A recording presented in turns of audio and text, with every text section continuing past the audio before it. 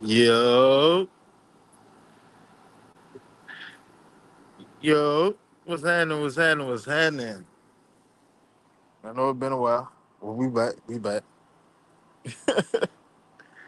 My bad, y'all, man. I had a whole lot of things going on. I was sucking and jabbing out of this motherfucker, but I everything's straight. But we back. We good. I just live and better than ever. But what's going on with everybody, man? What's going on? Driller, what's happening, babe? What's happening with you, man? How you feeling? Yeah, though, babe. We back. I had to take a little bit of time out to get everything in order, but we got some things lined up for the eye test. You know what I'm saying? It's all about growth. Always about progressing, get to the next step. You know what I'm saying? Hey, bro, that's why I dropped the link. Hey, one thing for sure, two things for certain. Anytime you see the eye test come up, the very first thing you will see is the link. The door open for any and everybody. Come on in.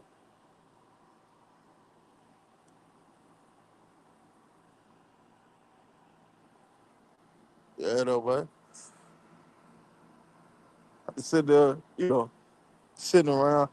Uh, Watching what's going on, with the Falcons. Hell, had a whole debate earlier um, on Blackbird show with Will. Great debate. You know what I'm saying? I enjoyed it. I thoroughly enjoyed it. You know what I'm saying? They voted against you, boy. But, yeah, I ain't going to say it's skewed. I ain't going to say it's rigged. I ain't going to say the script is out. But, I'm fucking with you, man. Will did his thing. I did my thing. And that's all it's all about. See, like with content creators got to a point where it's either my way or the highway, and I'm beefing with this person, that person beefing with that person. Man, hell with all that shit, man. Life's too short to be sitting there beefing with people. If y'all ain't beefing over some real legit shit, man, that shit life's way too short for me to even waste my time entertaining it, let alone participating in it. You feel me? But hey though, man, you there, so you know. News. Well, we already talked about the Drake London contract extension on the Sunday night show that I did.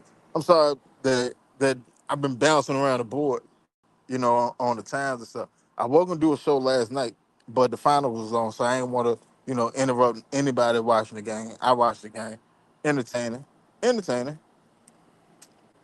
Uh, hold on, Nick, you here? Yes, sir. I'm in here. What's that? What's that about? What's happening? Shit, I can't call it. What's good with Man, at work. I'm trying to get in, get it out the mud, man. That's it. Shit, man, that's all you can do. Sir. One thing for sure, two things for certain. Ain't nobody else gonna get out of the mud for you. That's right. I wish. Shit, a lot of us do. But they ain't gonna fly. Well, yeah, though, man. Well, before we even get into the Falcon talk, man, how you felt? You watched the game last night? Yeah, I did. I watched a little bit. I ain't gonna lie. I ain't gonna lie, Winston. I had to catch the highlights because I was at work. But you know what I'm saying? When I was at work, you know how you get the updates of the score every once in a while. So about third quarter, I'm looking. It's like 72-40. So I'm like, oh, all right, the Spurs bounce back. It's about to be 2-2.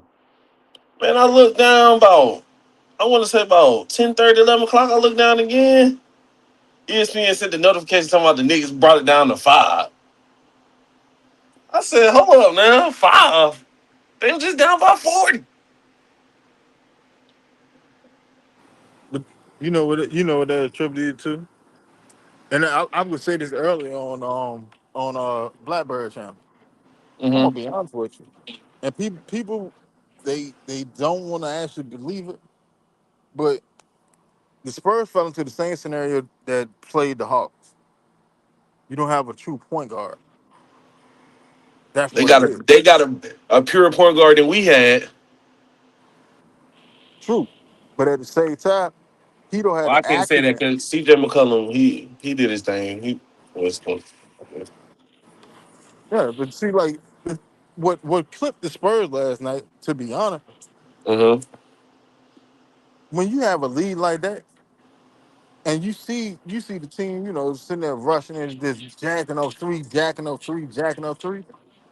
Your job as a point guard is slow everybody down. So they tell me, hey, bro, look, we ain't behind. We don't need to rush anything. Yeah, I didn't get that. Winston. Like I didn't get why they came down the court in the third quarter and attempted 8 threes in a row. That's the thing about not having a point guard. A true point guard, like De'Aaron Fox, don't get me wrong, he's a point guard, but he's a score first point guard. You know what I'm saying? He's not really big on facilitating. His mindset is I'm coming downhill. I'm gonna blow past you and I'm gonna go get a bucket. Right? That doesn't work. That doesn't work for a championship team. It's the same thing that James Harden, I mean not James Harden, Russell Westbrook ran into. Like, yeah, you can put up stat. It looks good, but you can't win like that because if you only know one speed, you can't dictate the game because the game itself has ebbs and flows to it. You can't dictate it. You just getting in where you fit in. Yeah, A it ain't true like point guard, football where it's kind of where you can kind of script what's gonna happen. nah, like all right, in a scenario like that, that's compared to football. In a scenario like that with a football team, what you gonna do? You gonna run the ball. Yeah. You gonna run the ball. You gonna kill the clock. And You know how these coaches are today, Winston. They block. They most of them, a lot of them rely on analytics. So some of them might pass a D day. yeah, and that's crazy work. But for one, like if you know, all right, we came down here, we shot a three. All right, cool. Shit ain't hit. They done went back on the court, scored. All right, we go back down and shoot another three early in the shot clock. I'm talking about like with 18 seconds left in the shot clock. Y'all jacked another three, ain't hit. They go back down the court, score again. All right, let's see if we can fill this out. You go back down the court, do it again. They score again on your ass. You go back down the court to score. Hey, as a point guard, hey, hold on. Hey, look, we about to run an actual play. When we come down the court this time, we're gonna run an actual play. Yeah, I see what you mean. That's what the point guard mentality has But to maybe kick that in. come back. Maybe that goes to experience too, though. De'Aaron Fox been in the league way too long for us Yeah, to but sit there. And, he never been in the finals though, has he? no, but at the same time, it doesn't matter. You know how to play basketball. The game of That's true. basketball is a game of basketball. But we gotta also think about it. I think De'Aaron Fox is like the oldest on that team, and he only 28, 29 at the oldest. And that's why I say it's on him. Yeah, you have a younger talent, more talented player that's the leader of the team. Yeah, but as a point guard, you automatically have to be a leader of the team. There's no Yeah, getting around it. That's like sitting there saying, "Well, I got a quarterback, but the quarterback is not a leader of my team." Now, how that sound? That don't even make that sense. sounds crazy, but I've been in situations where that's the case though. Yeah. But that will clip them. But Because man, you're not gonna hear teams come out and say, "Well, he the quarterback, but he not our captain."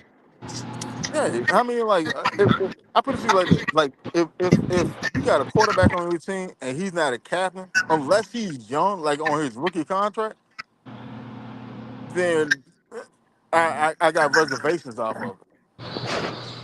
Like, I'm So sorry. you saying every quarterback, like this is a legit question. You said so do you believe every quarterback should have a C on their chest? I think every quarterback that's an actual franchise quarterback, he better have a C on his chest. He better. Like, I'm sorry. Like, I don't see how you can be a franchise quarterback and you don't have a C on your chest. Because what you're signaling to me is that when the rubber meets the road, and mind you, the captaincy is voted on by the players. When the rubber meets the road, they're now looking at you to lead them. You're just another player on the team. Yeah, like no, I ain't gonna lie to you. You can't be my franchise quarterback and not have a ceiling check. And like that was the issue that we done ran into what for the past what 9 seasons. I just feel like that most quarterbacks automatically get to see because they're a quarterback. Right. I mean, like if I done spent big money on you, you better have a ceiling check. If you're supposed to be that guy, you better have a ceiling check. But I do think also that a seat on your chest has to be earned. I'm not just gonna give you a seat just because you play this position. Like, nah, that's a dub. You have to earn it. You have to get the respect of the locker room, and the locker room has to vouch for you to have a seat. Me personally, I think the locker room should be the one that vote on that. Yeah, most of the time that's what it is. Majority of the time, it's the locker room that vote for their captain.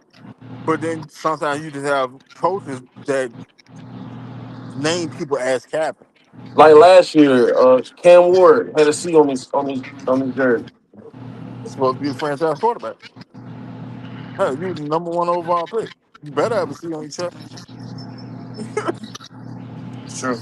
I mean, but like you said, you got to make them earn it. You can't just go throwing out seeds. Yeah, They put the seed on Anthony Richardson's chest, and look what happened. no, like, yeah, you can't. Like to me, respect, loyalty, like that shit is everything, everything to me. So for you to have a seal on your chest, I have to respect you. For if I got a vote on it, I have to respect you enough to give you a vote for it. And no, he's an actual leader. They listen to him. They follow his where he goes, what he got going Yeah. on the field and off the field. All right. So here's another question, Winston. So if MP9 loses a starting job, do you take the C from him and give it to him? I mean, if Tua wins out the competition, then yeah, and I don't have an issue with it because you earn that. Like if they just sitting there making a decision off of OTA and they just go ahead and slap a C on Tua chest, I'm not gonna respect that. But if you go beat Michael Penix, if Michael Penix is fully healthy as is expected, the training camp, and then you beat him out in a competition, yeah, you deserve that seat. What's going on, Antonio? What's good? What's good?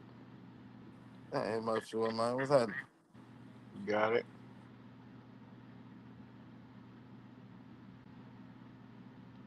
Yep, you got it. You got it. I see our team made a trade, man. We getting some depth. This a That's because we need it. Storm Norton has like I was about to Storm say Norton in the same position. I'd never seen the Falcons make this many moves in the offseason before. It's kind of different. Nah, I mean it's necessary. Storm Norton ass is on the pup list. Yeah, he out. He out for the season. They need to get rid of him. Yeah, need to get rid of him and your boy what's What's his name? you talking about the one from the Seahawks? Nah, I'm talking about your boy Troy Anderson. They both need to go. Put Oh their ass on yeah, the trade block. I don't know what they see in that man, bro. I ain't lying. Troy got some naked Athletic pictures. capability. Troy got some naked Special pictures. teams, Troy got naked pictures of Arthur Blank, bro. I'm telling you. he gotta have some. He gotta have some, bro. I'm telling you. No, I Hey, mean yo, like, He got yeah. blackmail on somebody up there in that building. well, I mean you got to look at it, right? Here you The go, la- Winston. You about to give him an excuse. no, because I'm gonna be honest with you. I'm not really a Troy Anderson fan because he can't stay on the field. Yeah, because the best I'm gonna be availability is honest with you. best availability. Like he can't stay on the field. The more majority of the time that you see him on the field, he's fucking up a play. Like I'm not really that much of a Troy Anderson fan. Now I won't negate this though. The last time you saw him on the field, he was defensive player of the week for the NFC. That's not hyperbole. That's just what happened. We played the Saints. The last time you saw him on the field, he had what 16 tackles, a pick six. Like he showed his potential, but at the same time too, I can't trust your potential because your ass is never on the field. Like Braylon Trice is trending towards that area. In all actuality, I ain't gonna hold you because I have here we go. We going into year three, and you still ain't got on the field yet. Like you played in the preseason last year. That was the first time you was on the field in the Falcon uniform against some competition since you got drafted. That's an issue. Yeah, I feel like Trice in the same boat too, even though his situation a little different. But I feel like he on borrowed time too. Yeah, like Storm Norton, he's about to get cut. Like that's just what it is. Storm Norton about to get cut because you took and tore up your knee last year. Here we go. We haven't even got to mandatory mini camp, and they done already shut you down for the year. And you was a backup. You wasn't a starter. You was a backup from Jump Street. I was about to say it's not like he was a starter. You came in Yeah, here to be a backup. yeah. Like to be honest, Storm Norton would have needed to play last year to come into this year with an opportunity to start, but you didn't play last year, and now you're just like, what are you doing? What you got going on? You don't have nothing going on. You're not doing anything to help the Falcons. But what you finding out with this regime, they don't play that shit. They not playing it. As soon as somebody go on the public, you within 4 hours they done got your replacement in the building. Then when the last time as a Falcon fan, when the last time as a Falcon fan you can sit there and say, I've seen this much efficiency with the front office. I didn't even see this much during the Super Bowl run, for real. Well, Because maybe. not really, because I mean, like, hell, for the most part, that Super Bowl team was already built. We end up smacking in the draft because we drafted Vic Beasley in 2015. Then in 2016, you got to think about it. You drafted Keanu Neal, you drafted Grady Jarrett, you got Debo, you got have, Brian, no, not yeah, Brian Poole. Brian Poole was an undrafted free agent. Um, you got what's dude name? Um, Jalen Collins.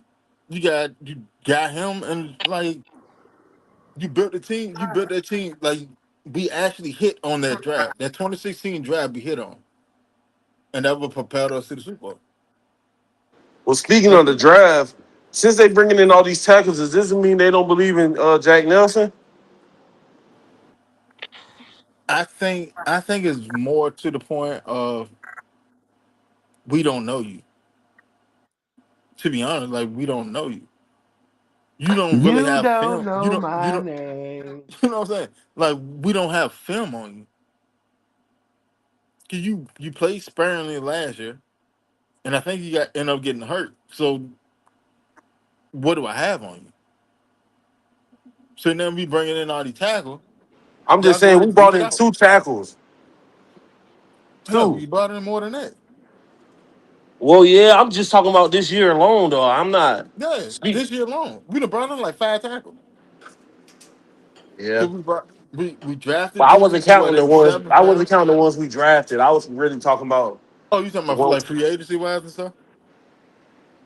Yeah, free agency and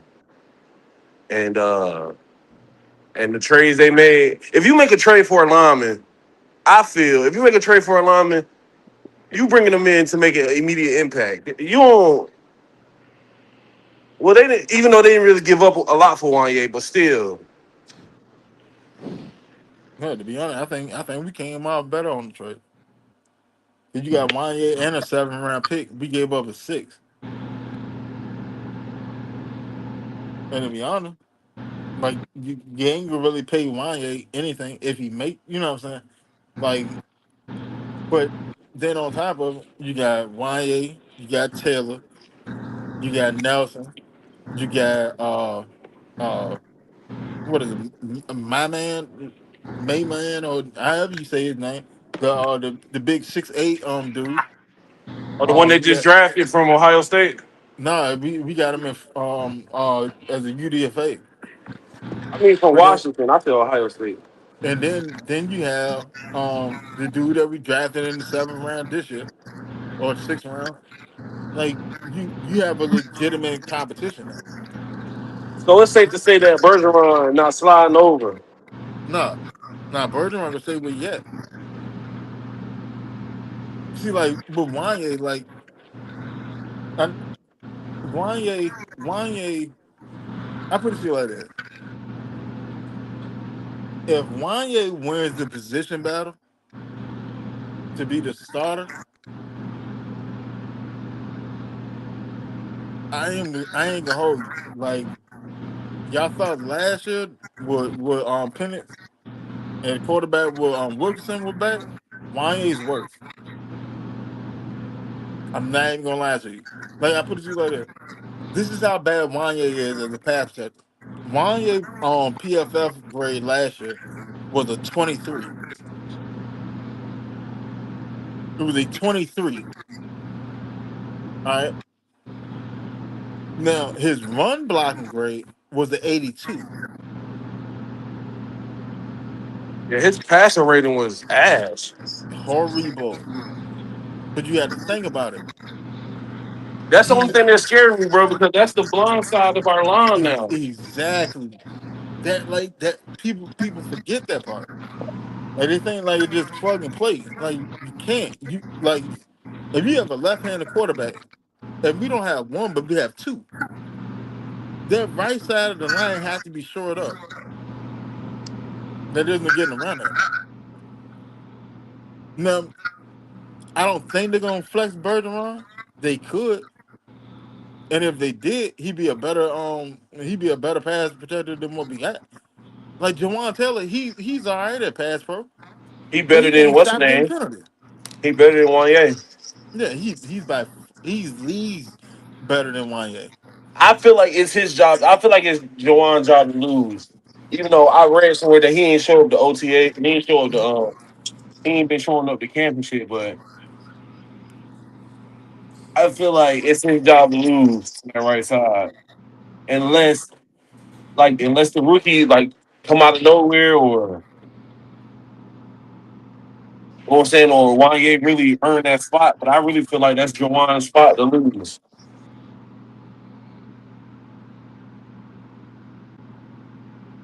I think like well, Wanye and Taylor they had to move over. You know what I'm saying?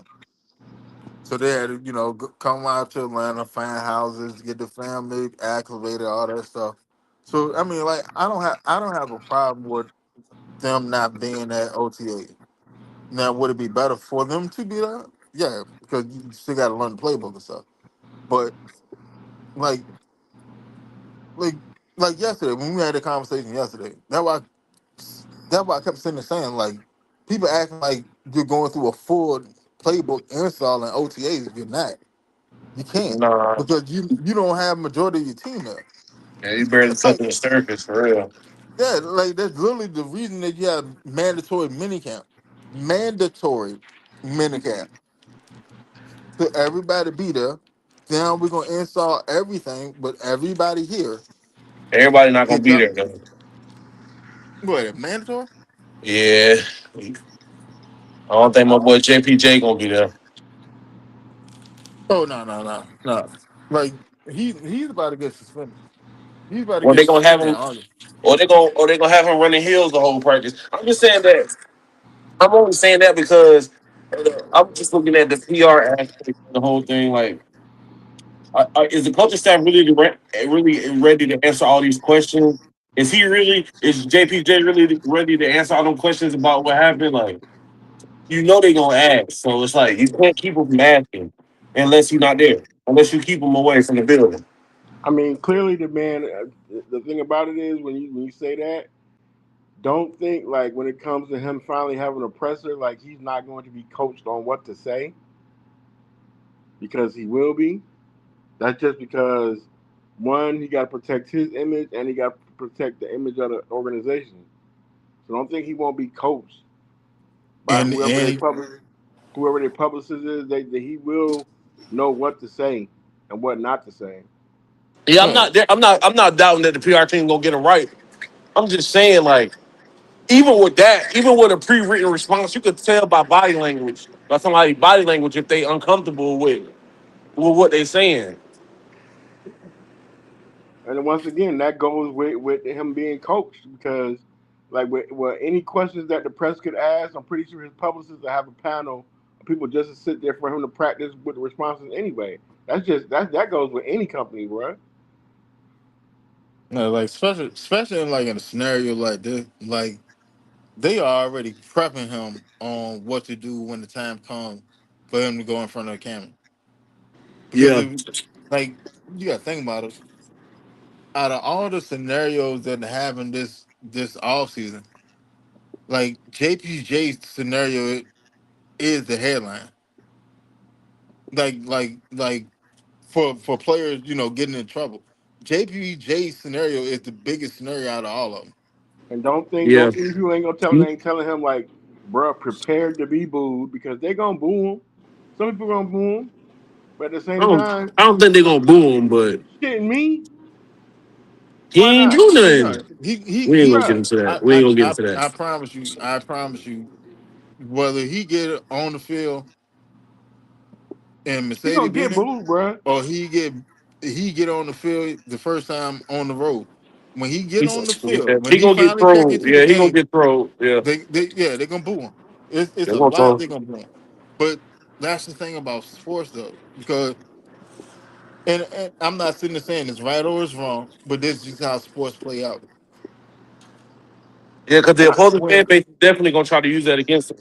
Yeah, and I'm but I'm, like I'm gonna say something to you. when I you said something else, and go ahead. especially to you, Winston, because I know you know the law. I'm not trying to change the subject or nothing like that, but I made a post on my page today, right? Uh, And you know who had to come on my page and say something. You know who it is. yeah. R&R. You know who it is. Uh, But you rest cannot and sit here. rest and relaxation. You cannot sit here and tell me that I'm not saying what Carmelo did was right, bruh, or his sentence was unjust. You know what I'm saying? Because at the end of the day, he committed a crime. You know what I'm saying? Yeah. But at the same time, the Man, judge, if he the was a white judge. skinned dude, if he was Now white, it wouldn't have No, went hold down like on, that. hold on. hold on. Nate. Let him cook. You can get it after them, and then I'll go But after what you. I'm what I'm gonna say is this: like the boy is like he has the grounds to go get him an appeal. The thing about it is you cannot have a judge, a prosecutor, and the victim's parents, and they're all close, tight ass friends, and think that man don't have an appeal. Because one, if that was the case, the judge and the prosecutor should have recused themselves because it's a conflict of interest. I was just about to say that. It's a conflict of interest.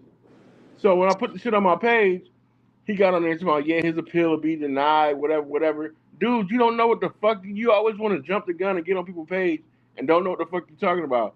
So when I tag my cousin is a defense lawyer. And me and him already talked about this morning. He said, yeah, he said, please believe that he's going to get an appeal just based off the information that came out yesterday. The information that came out yesterday, they have pictures and videos where these people on vacation together, drink God together, Almighty.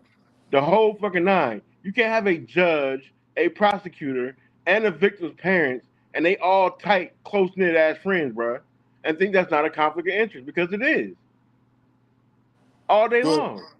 go ahead, Nick. I didn't know that they was sitting at the same dinner table and shit. Hell yeah, That's wild. hell yeah. The pictures and the video done came out where it's the judge, it's the prosecutor, his dad. They all, dude. I'm talking about these people go fishing, camping, they go out to eat, they go on vacation, all this shit together. Now That's a conflict of interest all day long. Yeah, that situation, that whole situation is just sad as hell, man. That's I a say conflict of that. interest all day long. The judge and the prosecutor should have run a Speaking of proceeding denied, did y'all see that accused themselves. Henry Ruggs III got denied for parole today too? Yeah, yeah. Yeah, But then you man. go back and you get on my post after I tag a lawyer to basically school you on the law. As soon as I did it, he erased his comments. He erased it. You should have never said shit, bro. If you're gonna say something, stand on what your dumb ass said. That's Or at why you least take think about the shit screenshots, before you man. say it. That's why you take screenshots. Yep.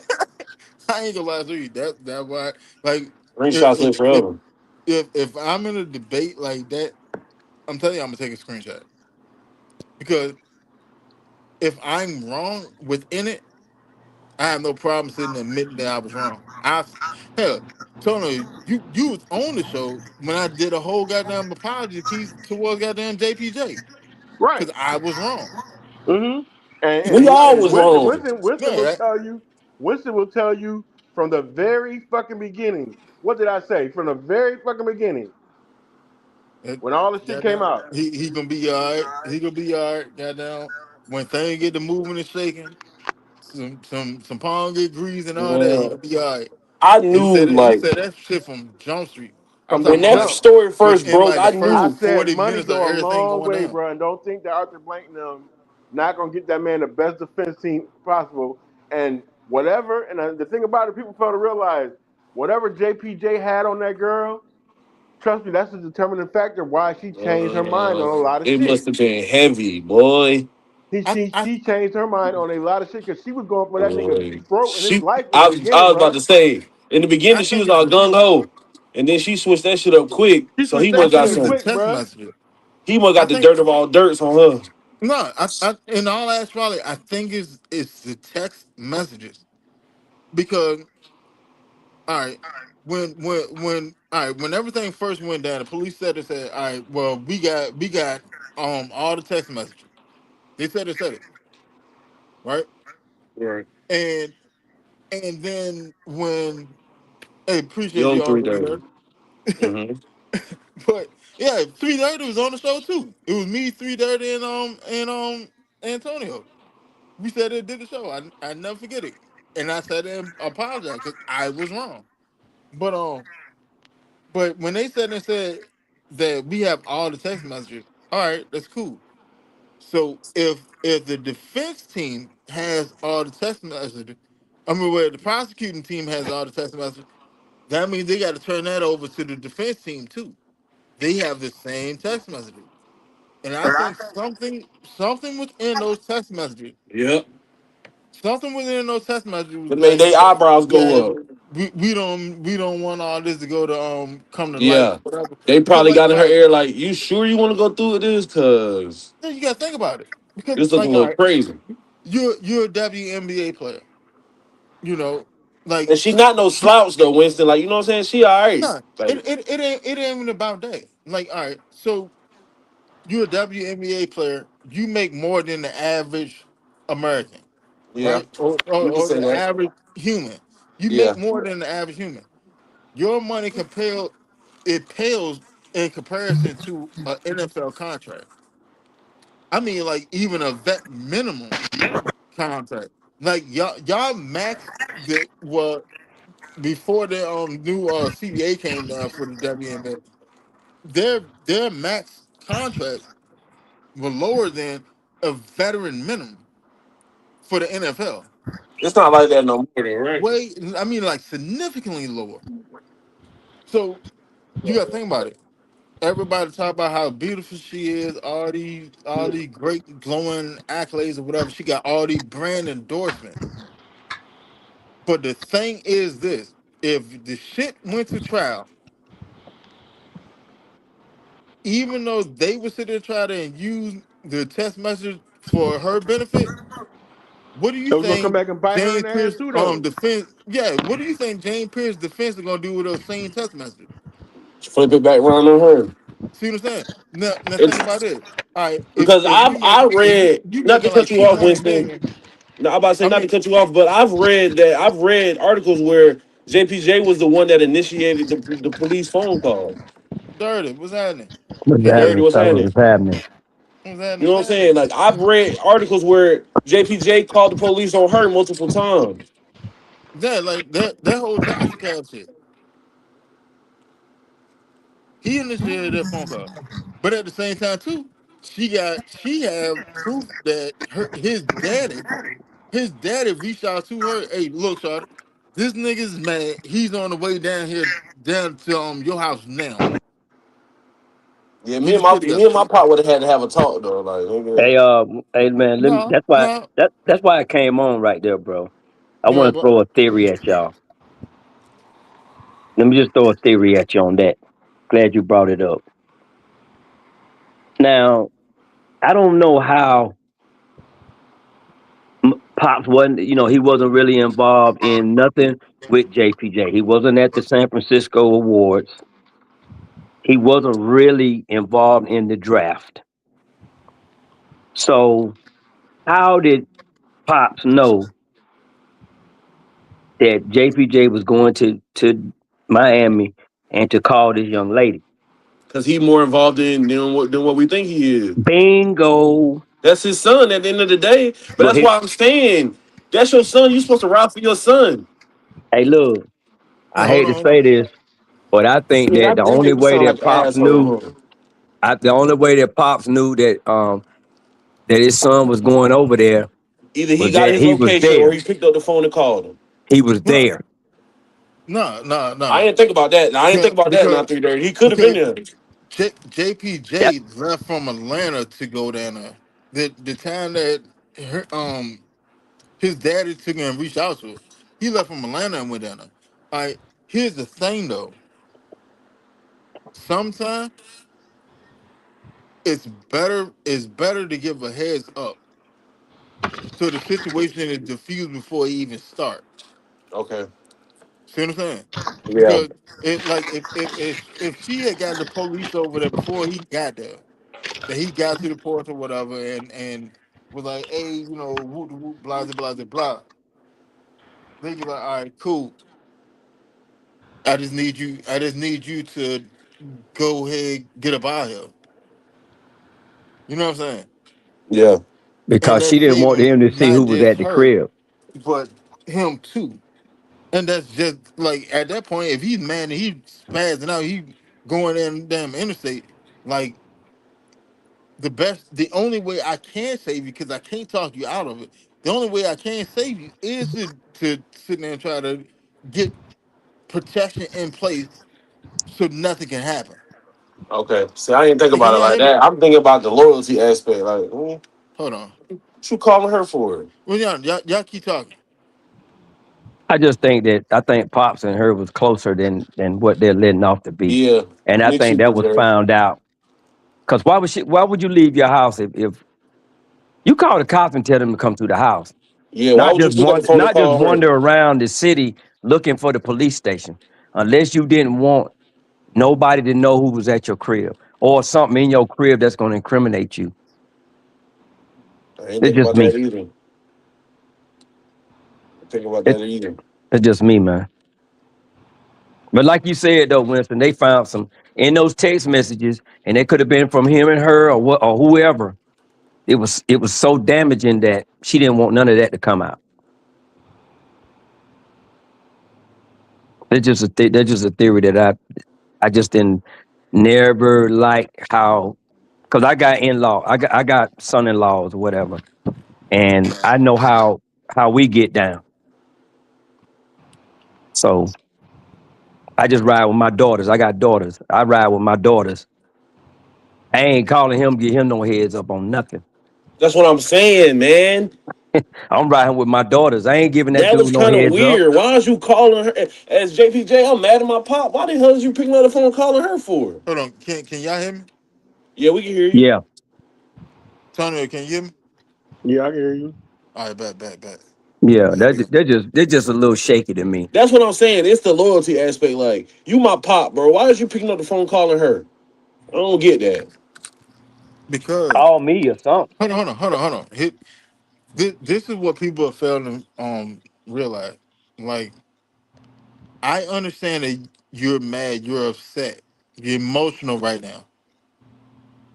But at the end of the day, all of that work that you just put in to get your ass in the league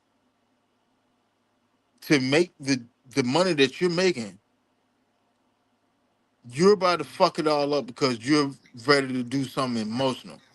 You're ready to move off of impulse instead of thinking logically.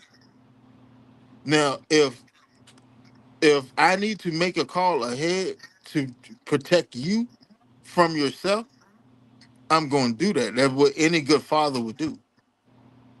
It's not sitting there siding with her. I'm protecting you from yourself. That's what the scenario is. Yeah, I hope that's the case. So you saying that he couldn't reach JPJ, so he picked up the phone and called her? yeah. That's just a little. That like That's a little that's what off to I'm me. getting from it. In all actuality, that's what I'm getting from it. I couldn't get through to him to stop him. I as in like I tried to talk to him and stop him from going, and that didn't work. He still hopped in the car to come down that motherfucker. So the best thing I can do is I put it to you like this. What would the headline what is the better headline? Uh JPJ have a incident, a minor incident with the police, um, where they just removed him from you know a home, or would the better headline be JPJ blows up at said at a domus of resident and da da da da end up having he end up getting locked up.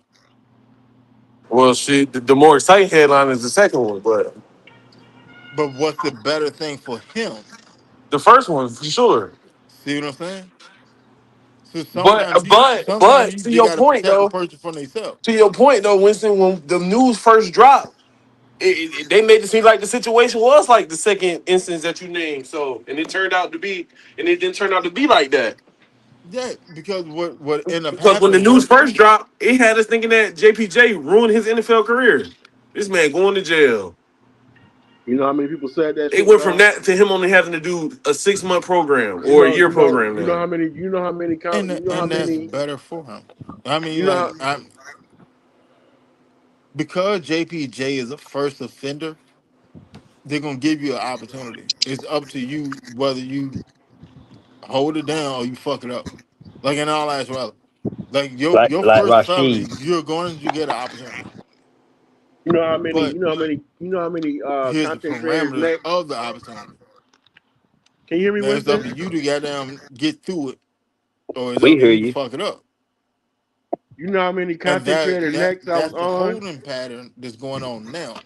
But when Hey it comes to the Winston. NFL, the Winston, can you NFL hear itself, when it gets to Antonio? this point, Nah, I can't hear Antonio at all. I can only hear you and Winston. hell, I can't Okay. hear 3:30. Y'all go ahead, y'all chop it up. Yeah, I'm gonna hop out let and come back in. go ahead, Antonio. You Was know how that you, many Antonio? content creators No, creator next I that was was on, bro? Winston talking. I can't hear Tonio. Okay, I can with only I can only hear you 3:30. And oh, I can hear I'm Winston. Antonio, you might need to go out and come back in too. Because I want to hear what you're gonna say about the content creators.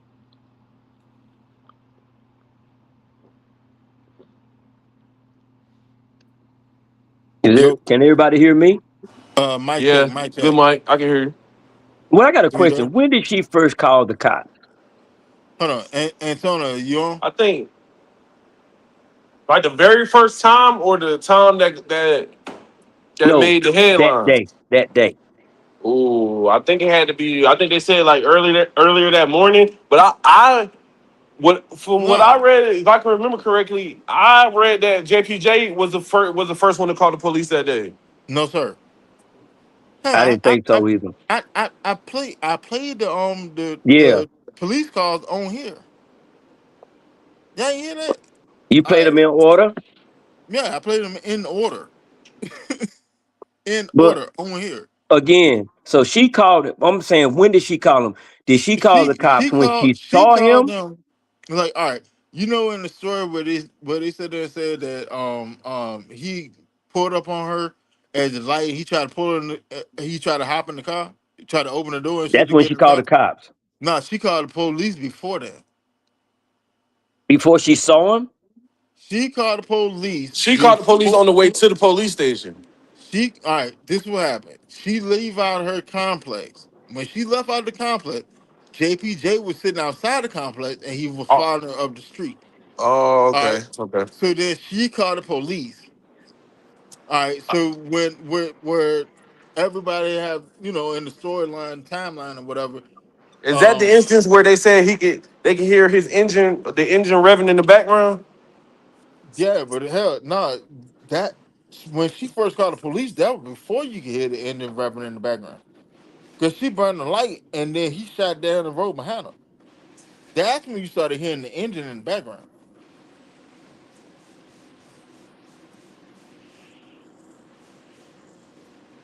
And that's when she called the cops. No, she had called the cops when she first came out the neighborhood and saw him. She saw That's him when she sitting in called the the cops. neighborhood and she called the cops.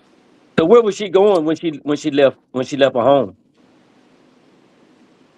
Where Well, was she going? her destination wasn't decided until she saw him, and then from there she went straight towards the police station.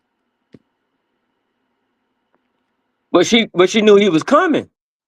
No, she didn't know he She was was coming. warned by the pops.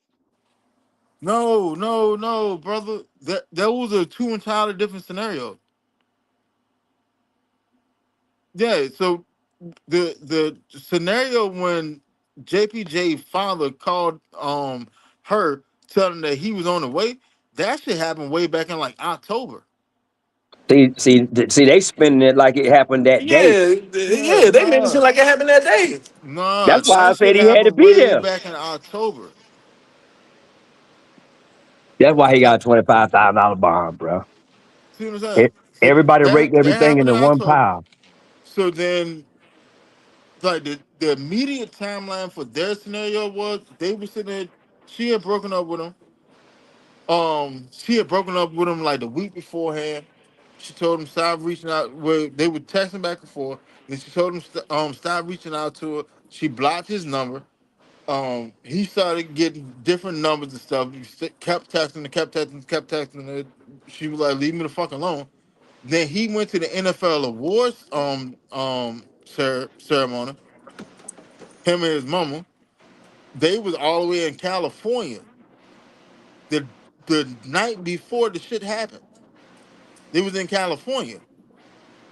After This his is when mom was she over was there playing talking for the about I'm so Sparks, proud of right? the man that you becoming, this and the third, blah blah blah blah. Then after that, somewhere between that and the next morning, this nigga that hopped a flight, flew all the way across the country, get out there, rented a car, the Lamborghini Urus, rent the car, go sit outside her shit, and when she pulled out the lead, that's when he started following. He ain't even renting no incognito shit. He rented a yours. Wow. You know what I'm Yeah, saying? He wasn't even trying to be undercover with it. Antonio, try it again. I just drive the link again.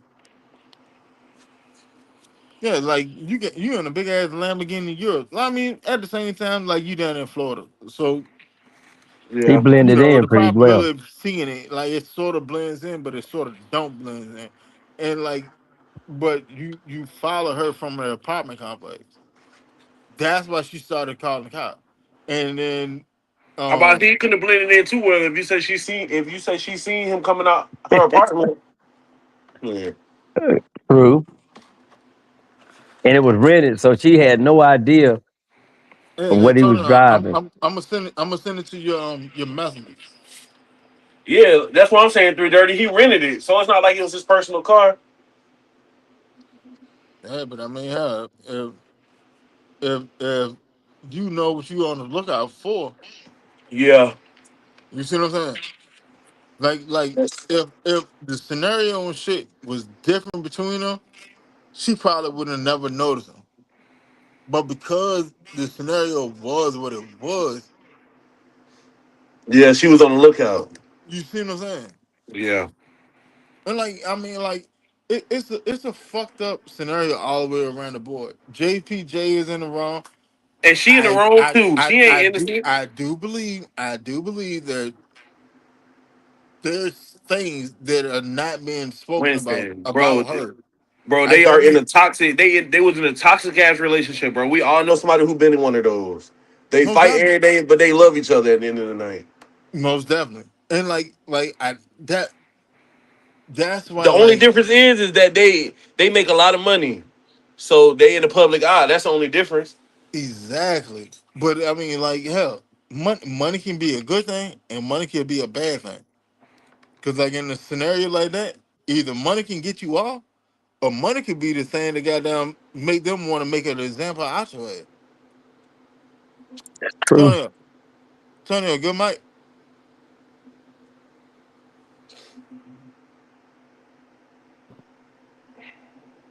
Yo, Can you hear me?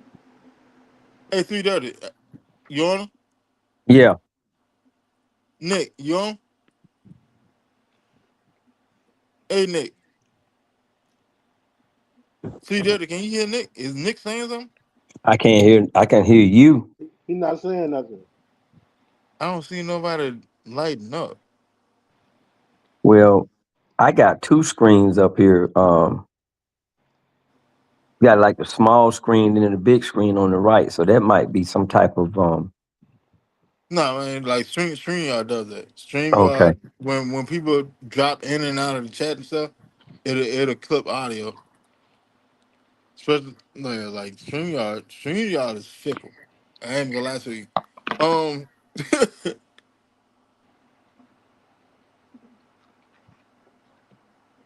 Well, yeah, man, they was oh, acting like oh, they. all right. Hey Nick, what?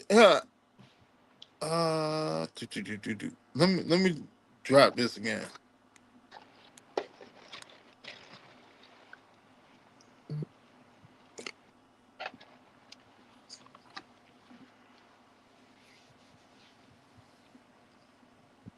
Nick, you got it. There we go. There we go. Yeah, I'm back. My bad, y'all. I Yo, hit the damn exit button by accident. yeah, boy, you got Can you decided, hear did you? me? But anyway, on some lighter news, I was watching this interview. Y'all probably seen the same thing. This Kirby Smart interview, right?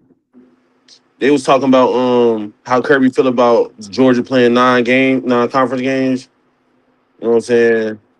But I What is brought it? hey, he brought Jalen Walker up, bro, in the interview.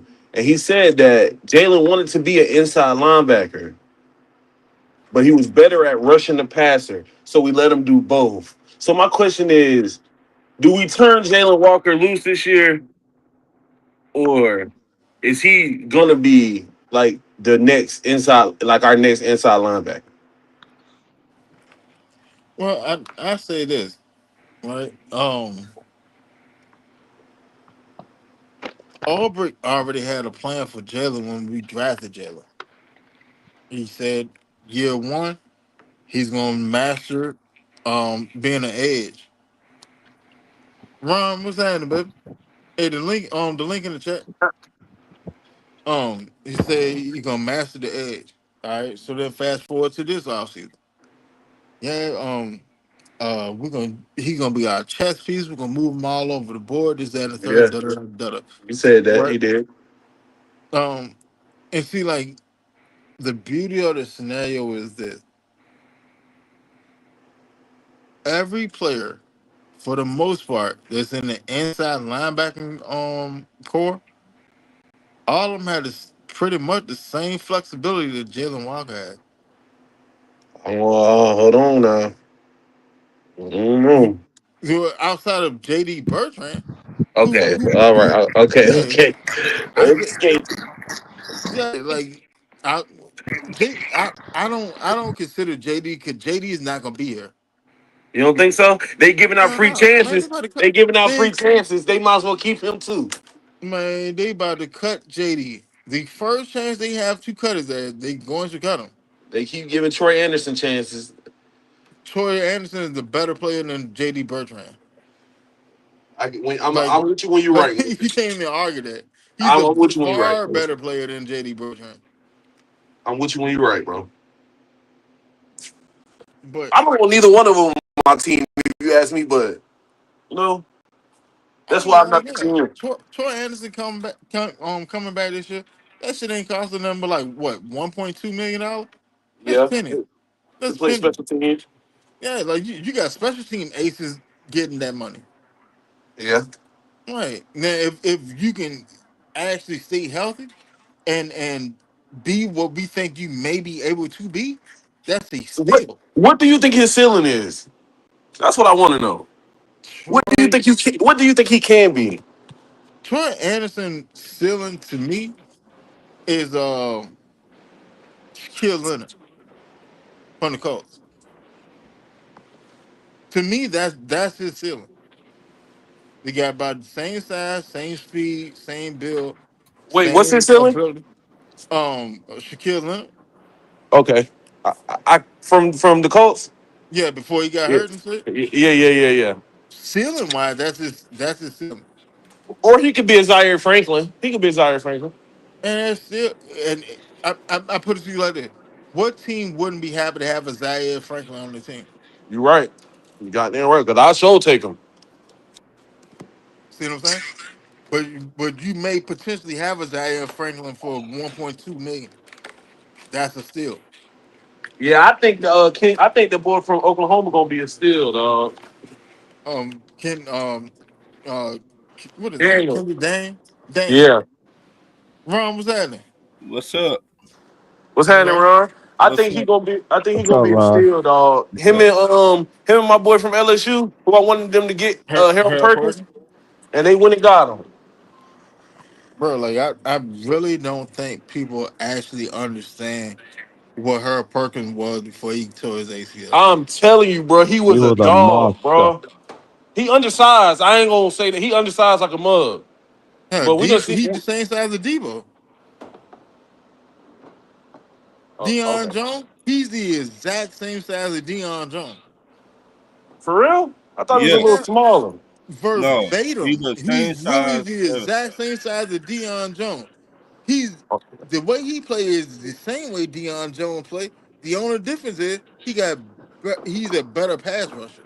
Yeah, way better pass rusher, So if and he not Harold bad in Perkins get coverage either. He not bad in coverage for what I Dion won't seen. bad in coverage. That's what I'm saying. He played exactly like Dion, but at the Dion same was better in time, coverage than he was at rushing the passer, for sure, though. but with a better pass rushing pedigree. Yeah, for sure. That's the potential.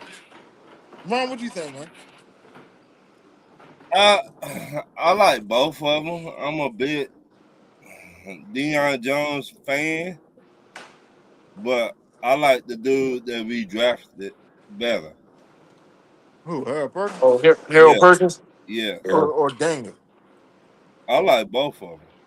I like Harold Perkins because I think his motor. I think he got a little I better motor than Daniels, but Daniels is gonna be a problem, bro. I think our linebacker.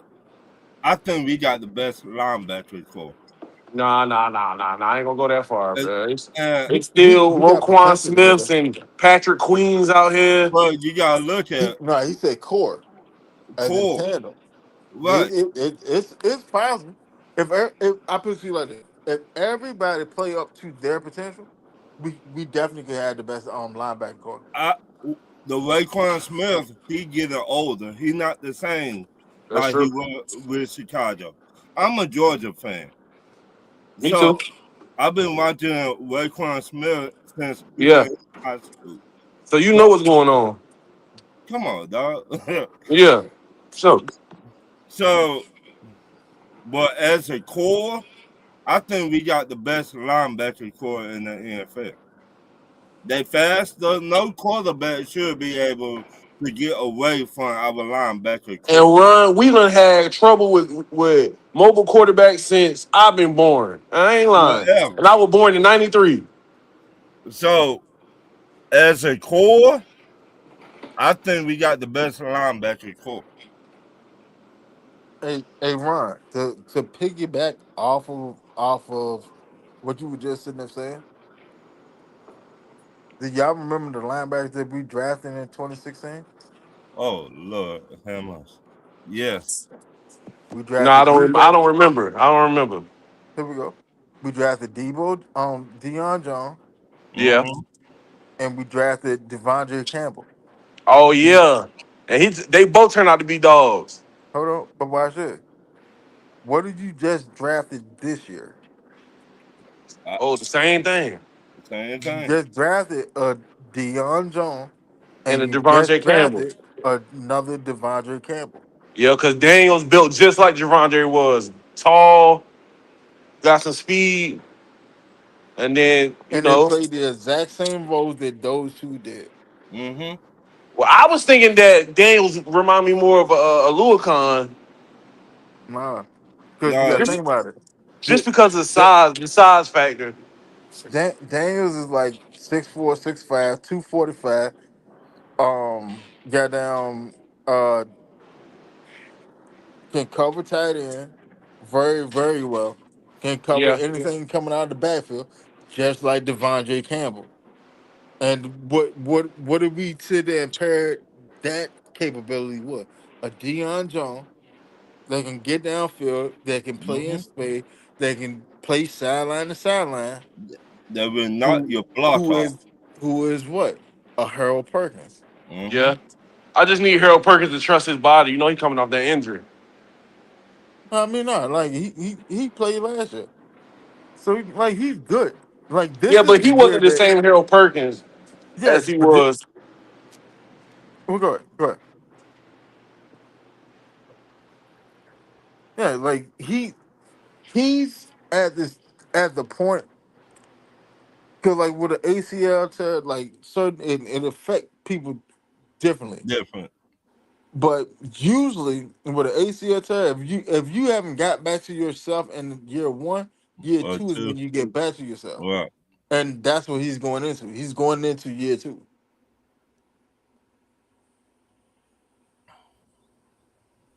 So I mean, What's up? What's up? what's up, Sil? It's On my this birthday yeah, weekend, linebacker, so yeah. drop out and come back in. I can't hear you. our linebacker core, Huh, I don't think all they okay. dual threat quarterbacks know what finna come at them this year. I don't think they know what the Falcons got. I I don't. think that they finna have a bad day when they play our linebacker. I I don't. really think that. Yeah, I think the fans don't know what the Falcons got because every time you hear them talking about it, they always talking about Perkins and they talking about Daniels. Y'all forgot that we picked up Chris Harris in the Mm-hmm. CH. Mm-hmm. And he another one. Y'all forgot he was the actual anchor to the Texan defense Yeah. before he got hurt. Yeah. He was that boy over there. He was. He, like when I put it to you like that, when the Texans as a team got their shit back together,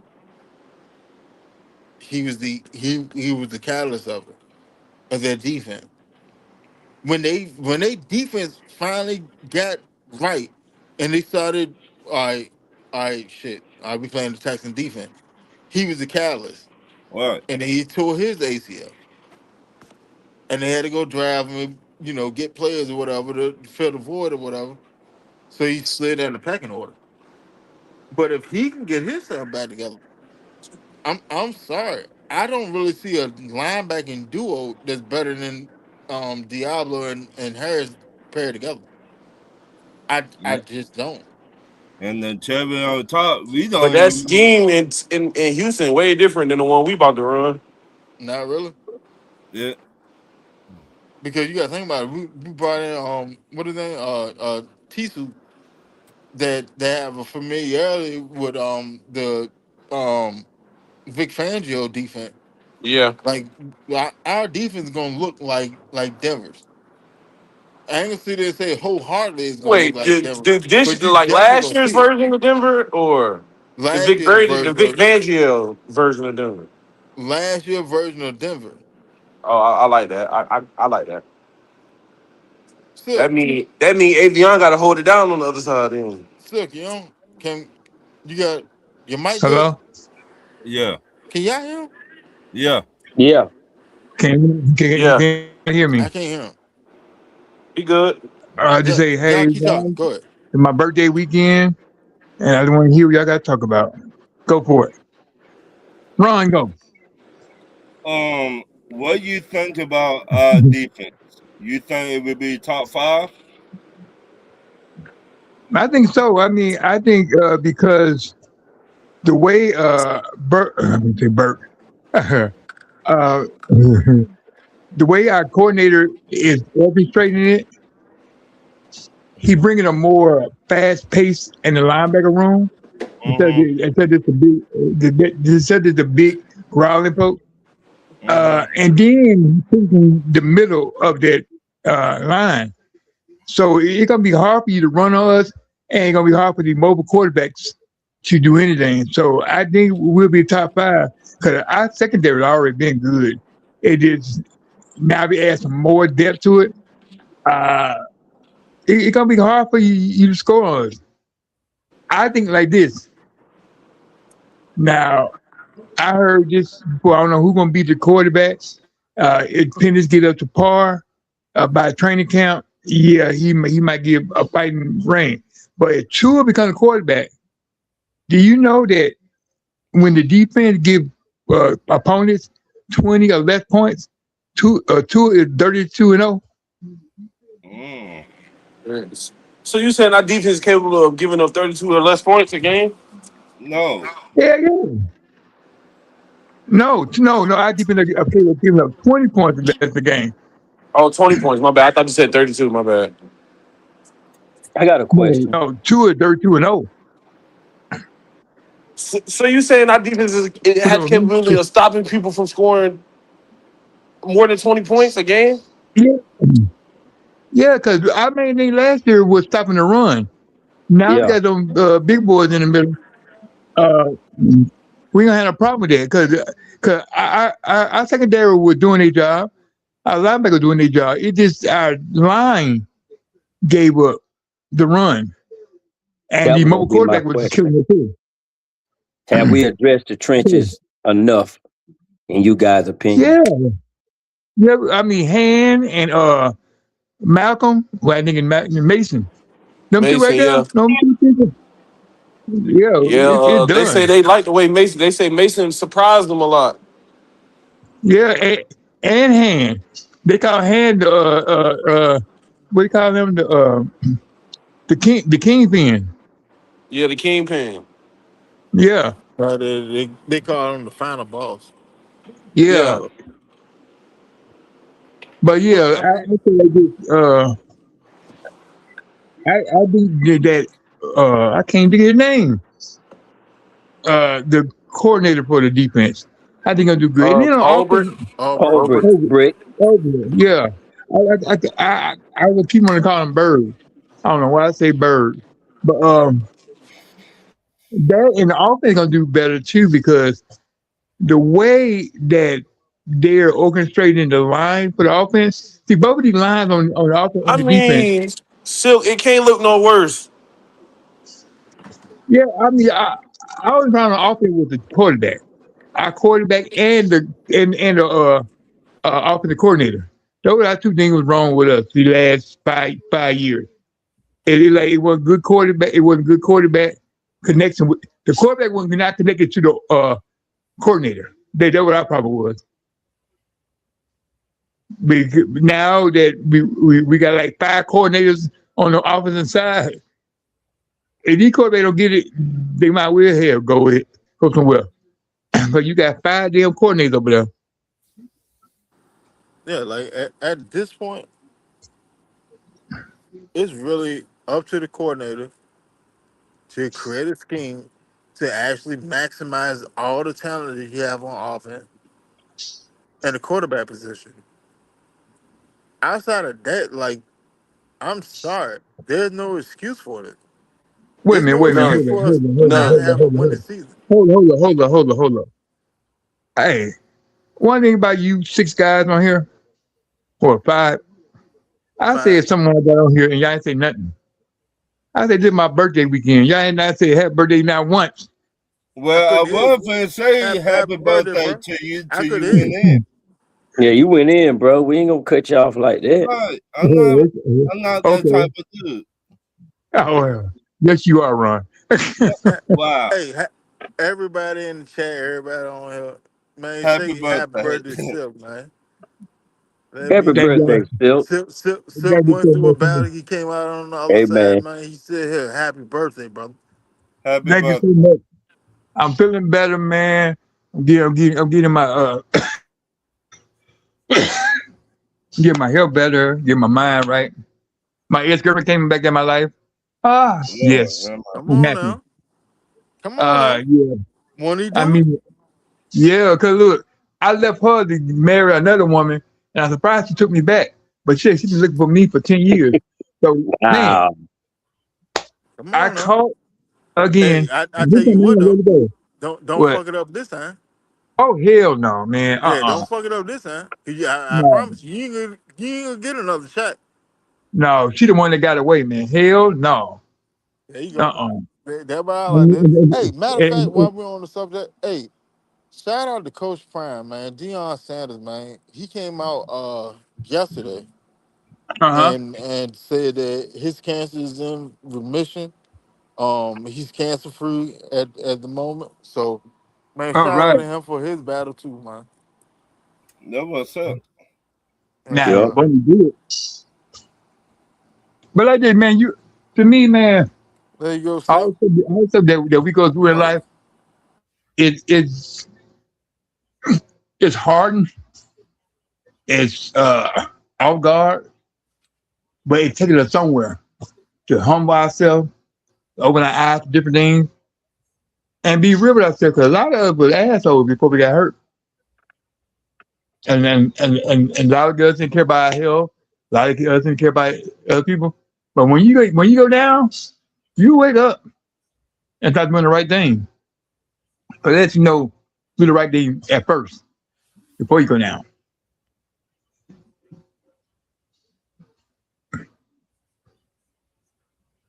Yeah, we got free will, man. That's where we mess up at. We don't use that free will well. Yeah. You know, we think we can get away Am with I reading that comment right? Or am I tripping?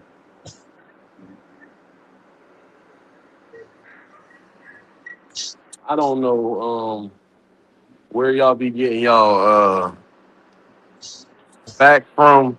that's How an, can you even say something like that? that's, that's an opinion. Yeah, but it's like, how can you say Coach Morris was the reason the defense did good when we don't even know if he was really calling, if he really was calling the plays on defense or not? First of all, you a Oh, head coach. Well, if you a head coach and you knew damn well that your offense, your defense, uh, could stop the run, you made a mistake right then. Yeah, Yeah. you call the yeah. plays, and you know you ain't got no good run defense. How are you a good coordinator? I Defensive coach. mean, Right, right. yeah. You know what I'm saying? So but Well, I that, guess we're gonna find out when I guess we're gonna find out him going to hold San on. Francisco. Because what a lot of people fail to figure out, we were small across the defensive line. So when Diablo and his speed took and got hurt, it fucked everything. It fucked the entire scheme up. Yeah. That's why Troy And Anderson did so good though. si- because Troy Anderson is of the same build and As play Diablo. style as Yeah. Diablo, so he's able to function within it, right? But at the same time too, Troy Anderson was playing on the entirely different defensive scheme. Our scheme from last year, Albrecht's first year, was predicated on speed. right. You gotta think about it. Right. Like the bigger person on the line was what? you had LaCale London that was coming in or whatever, but as a starter was Rook was Onyemata the at biggest. like 308. No, That's I Rook, not think that's not big. That's a that 308 in all actuality is a penetrating defensive tackle. yeah, He's and not a and run Root stuffer. was out of place. Root was out of place. yeah. I, Rook was I more of the don't, defensive end yeah, for I don't sure. think Root was in the right place. Yeah, but yeah, think about it. Like now you have Zach Harrison. Hey, James, you here? Yeah, I'm here. All The right. quiet storm. There you go. Boom, boom, doo, doo, doo, doo, doo, Tonight, doo. me and play Luther Vandross. But It's you his gotta think first about it. name. Zach Harrison coming back, and y'all remember like Zach Harrison put on like shit down there like 20 pounds of muscle last season. Yeah, mm-hmm. you That's sure why he was did. ripping shit up the way he was. All right, Doyless is healthy, coming back. He done probably put on some weight. The daughter was Um, having college had it last year. like the thing that irked me, like don't get me wrong, But before you I say that, Winston, Nate, I saw the, you know how they do the interviews of the coaches, and Nate said that the way that the NFL is moving these days, there's not too many offense, there's not too many defensive linemen that's going to be over 330, 340. They too yes, slow. exactly, which I don't have a problem with because when it boils down to it, I put it to you like that, right?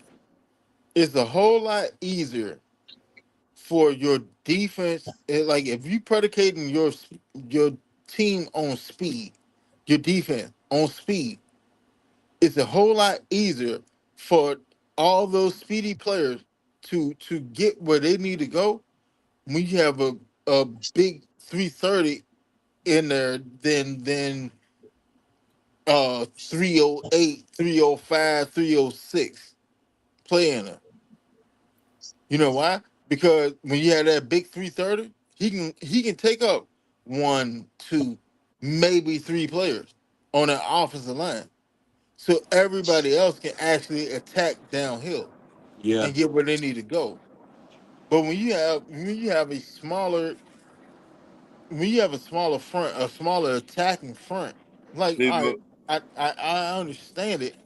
I understand the premise, but because the way that it's predicated, if if there's a chink in the armor, like Diablo getting hurt, it's going to fuck your entire defense, Well, that wasn't and no there's no chink. That way was for a you to big ass recover. gash.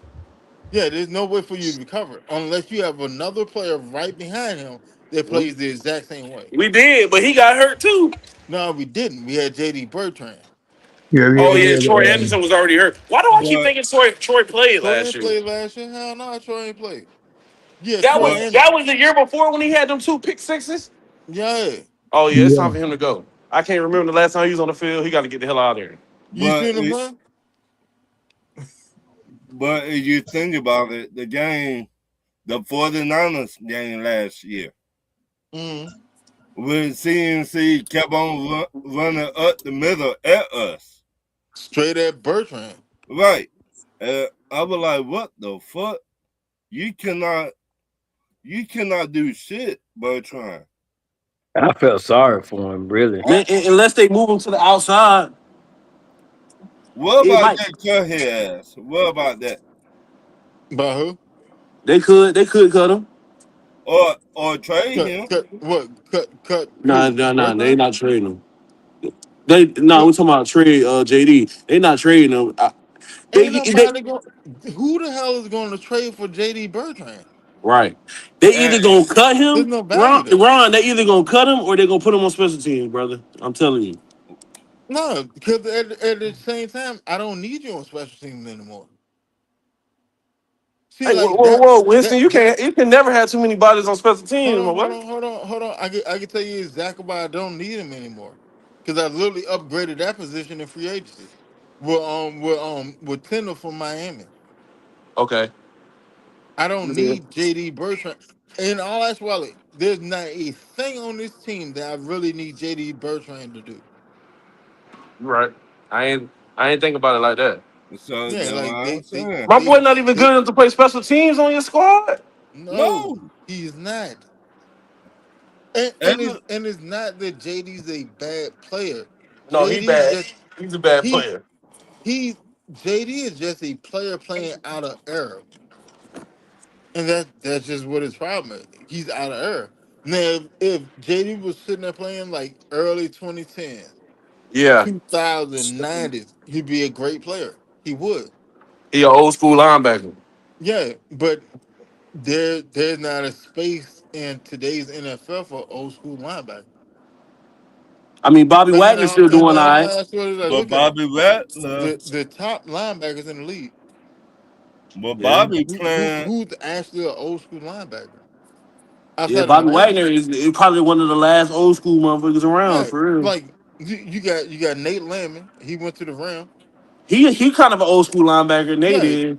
but like I Yeah, mean, like outside of that, who's really an old school linebacker? well, Yeah. well, Von You Miller, don't you but like he in not all playing He's right not. actuality, He's now. not a Von Miller. Has never been a linebacker to me, bro. He's always been an edge. I don't know he's why been an people classify edge. him as. I don't know why Well, people classify him as a linebacker. He's never. I've never because seen he can Von play Miller. both. I've never seen Von Miller line up as a linebacker ever in my life. He do. This is what it is. It goes to the scheme because in a 4-3, he's the outside linebacker.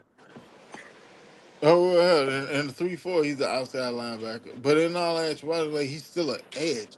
An Right. outside linebacker on any team is still an edge. That is what it is. He's the I edge. should have corrected myself. I should have said I've never seen him standing up. Like, No, he Well, did. I've seen him stand up plenty of times, but Me he's too. always going forward. He's not Right. going backward. He's an He edge player, he and is. like literally, edge is just whatever player you put on at on the outside of the defensive line. He's your edge. On technicality, when the game evolves, they add certain criteria to certain positions. As Yeah. far as the outside linebacker play, edge is a part of it now because that's what they want you to do now. A complete outside linebacker really can do both. They can be in coverage and rush the edge, but also within hands, just certain categories that Von Miller fell on. He's still an edge, but his position is outside linebacker. But see, like another thing with that too, though, you have to pay attention to what, like, if you're an NFL player, you have to be pay attention to what your team is labeling you as. You do. Because if they label you as an outside linebacker, when it's time for contract negotiation, they're gonna that's try what to they gonna pay pay you you in. as a linebacker instead of paying you as an edge. And those edges and defensive end, that's where you see those 80 million, 100 million, 140, Yeah. 120. Like, that's the realm that where that money's at. You just they can sit there and classify you as a linebacker. Yeah, you may cap out at like 100. I mean, I'm just being honest. They they I, they th- gonna cap you like like Yeah, because a that. pass rush is gonna cost you more than a linebacker. I Damn think right. his I think his Buffalo Bills contract was right at 100. I mean, it'd be between 100 and 120 when he signed with Hmm. the with the I about to Buffalo say Bills. the Commanders ain't give him that much. Yeah, Hell he no. But he older, was old as shit He when he got older. to the commander. He was old yeah, when he went to the Bills. No, but he was not that But old. you're not too far removed from a Super Bowl runner. Right. When Oh, he that's went true. to the Bills, basically See what I'm saying? they Like got That was you him. know last they year, right? Are we talking about last year, right? He was just on the No, Bills. no, no. I mean, he no. was on. I mean, the year before last, he was on the Commanders last year. I think he was on the commander. Yeah, but he Commander definitely was last on the year. commander last year. And he ended He up getting hurt. got Like yeah. he's done for. Like Yeah, he if done, he signed with a team, it's gonna be like a 1 year contract. He's done for. But I mean, like, and he's gonna be a contender, somebody who he know who ready to win right now. I, He ain't just gonna. I put it to you like that. Like T.J. Watt, they Yeah, list T.J. Watt as outside linebacker, but then they list him as an edge too, and that's why he was able to sit there and reset the market. All right, but then you have shit, Micah, Micah Parsley. hell, yeah, you got Atlanta, Floyd that yeah. came here to Atlanta, and his contract was what, like $5 million? Hmm. If that. Yeah, if that. I want to say it was 3.5. That number But just jumped Leonard slightly, Floyd was but already like 35, 34, 35 when he came here. So doesn't matter because when we brought him here, we listed him as an outside linebacker, yeah. not paying you edge linebacker money. Because that, I mean, like, yeah, you can rush the quarterback. Yeah, that's cool, but you're not that proficient at it. Leonard Floyd is the type of player like you need an Aaron Donald. Like if we had a Leonard Floyd to pair with Prime Grady, that shit would go crazy. He That didn't would even go get a chance crazy. to really show what he could do because JPJ started balling out, Exactly. And I mean, like, which is a great problem to have. I'm not complaining. feel like that Mm-hmm. that that that's gonna happen again this year. But that's a Mm-hmm. good issue to have. Yeah, that's a great issue to have. So Like, who knows? Later on down the line, we could use him as trade bait. People are always looking for a pass rusher. you gotta think Who? about it. We Who? got and Who? and and Hold and on, Winston. Hold on, Winston. Hold on. good. Who? Who would? Who? Use who as trade bait? Leonard Floyd. I don't Now he know. Ain't gone. on this. He He gone. gone. He That he was he, he left. skedaddle. He left in the offseason. Boy, that Oh, boy done took. I thought we signed him for 2 years. My bad. Yeah, we Uh, did sign him for 2 years. He played this 2 years. For real? Yeah. Oh shit. All right. Well, never mind. Oh no, you good. Like, but then like I put it to you like that. Like if Leonard Floyd never had an Aaron Donald, Leonard Floyd would probably be like AK.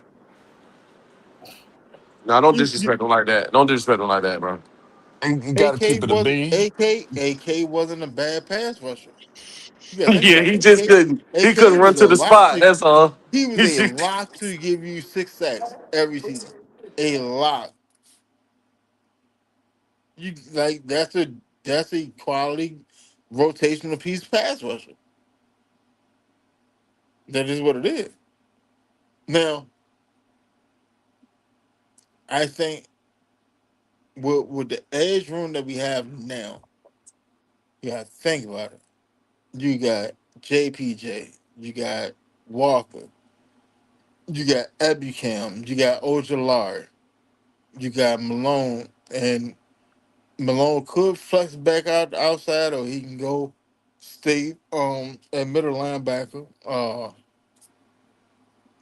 Man, we got so many damn edge rushers. Not even funny. Like right now, edge rusher is the deepest position on our team by far. It's either edge rusher or corner,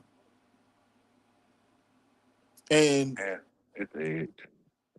yeah, it's either edge or corner. Because It's I'm edge. we got a right corner. We got like 9, 10 corner. Mm-hmm. I ain't gonna lie to you. We literally got like 9, 10 corner. And hell, we may have more. Let's see. We got AJ Avion, Hughes, Bowman, AJ Avion, Hughes Bowman, um,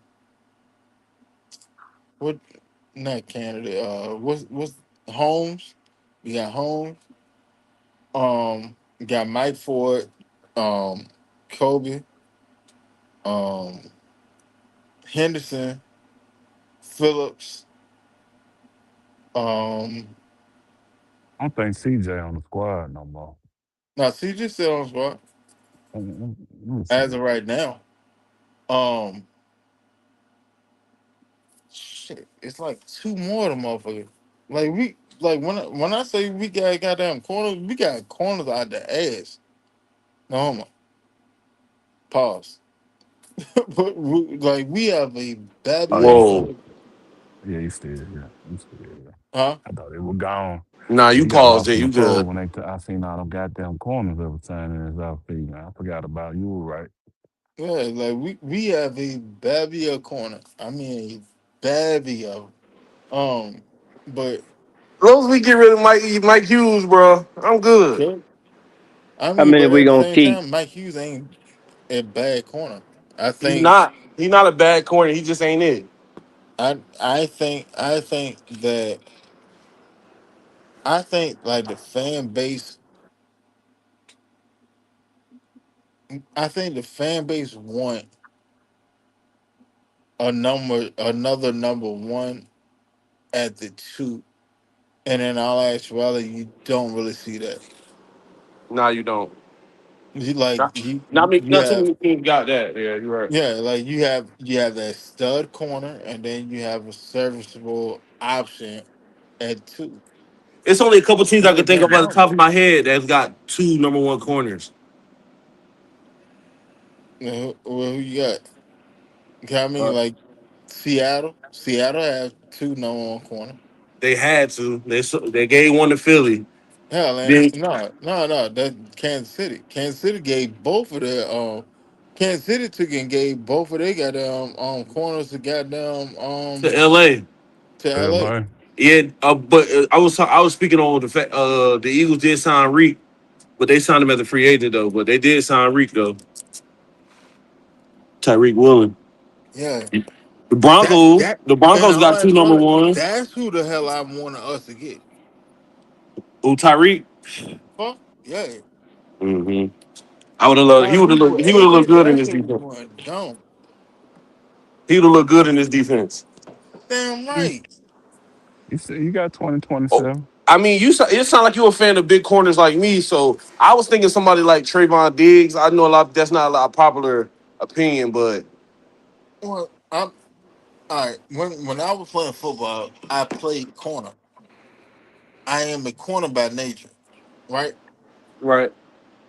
Tyree Woolen would have fit in this system because for one, he's big as shit. The motherfucker like 6'4", 6'5". Yeah, he like 6'5".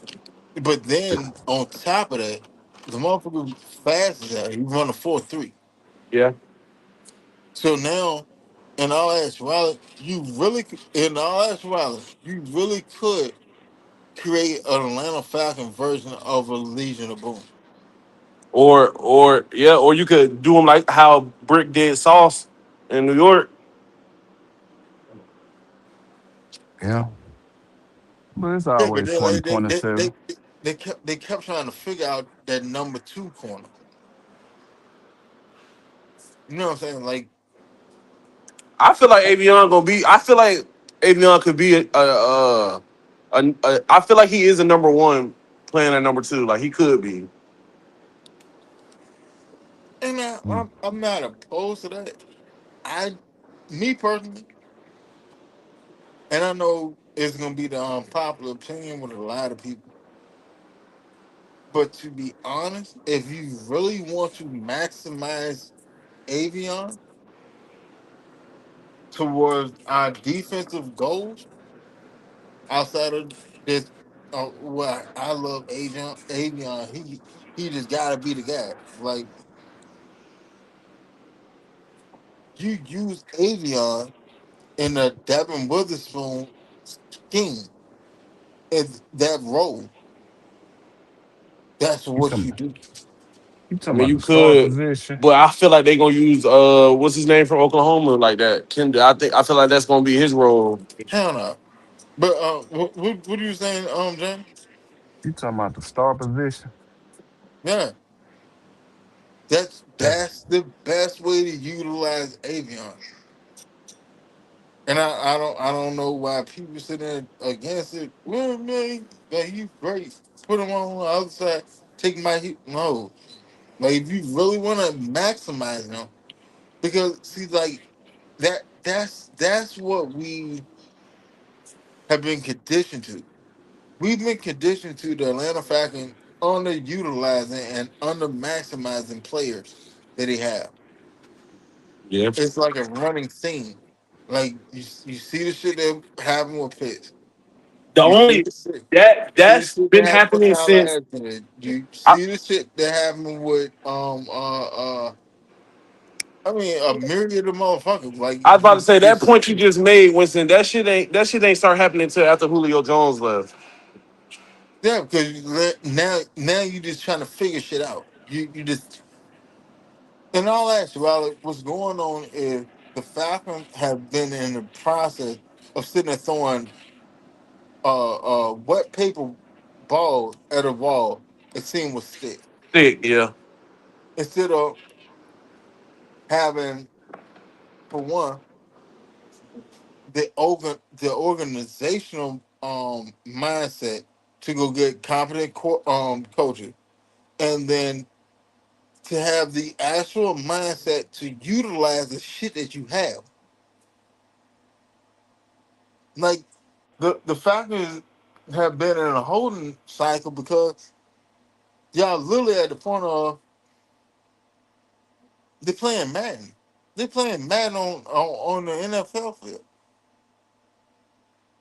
Oh, but this one is rated higher than that motherfucker. Then, so I'm just gonna go with them. Like that's crazy. I'm sorry.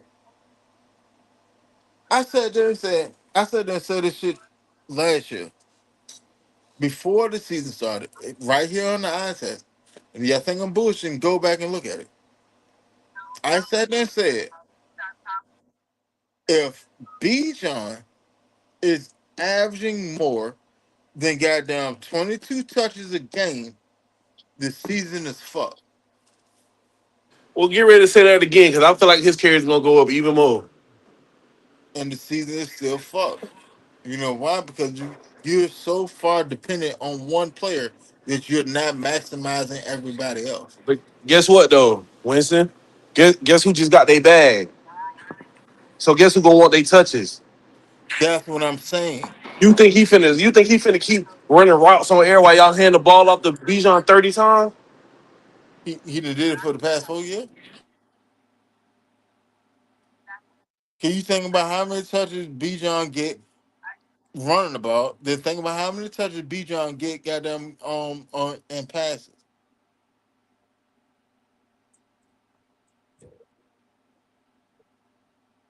And then Drake get whatever else is left.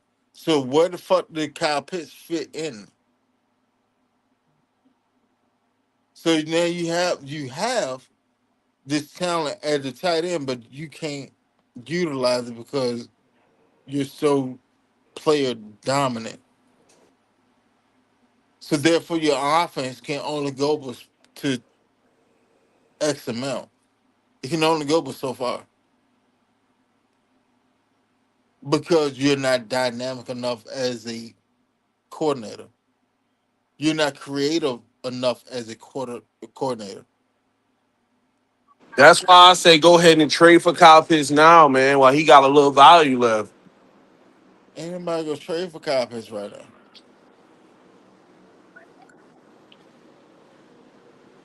Because you got to think about the statement that the Falcons are putting out to the league. Well, he's here and yeah, he was all pro, but yeah, I'm gonna play his ass on his franchise tag and see what happens. So everybody else sitting there scrambling around, all the talking head sitting there scrambling around like, all right, so the fuck is going on with Kyle Pitts? Why they ain't pay that man? But they paid the This is the same player person that that they think the drafted organization. the year after. The fuck is going on with Kyle Pitts? You know how This is you the same like, player that just said his organization trusts him because they gave him the tag, bro. yeah, but at the same time, you have to look at it. He's sitting there saying that because he's trying to get his value back up. Like people are reading. they've seen the surface level and not actually sitting there seeing what he's saying. Oh yeah. Well, all right. I've been in the league for 6 years. I never got an extension. So how do I combat that? Oh yeah, you know what? Well, we just got a new regime in here, and but they think enough of me to give me a franchise tag because they trust me to do what I'm supposed to do. So it's a blessing. I gotta get my stock and my value back up because before this shit ended up happening, it was shit, man. Them niggas don't give a fuck about him. Like, and hell, he was their first pick from the last regime. Why is it? What is it about him that they're not paying him?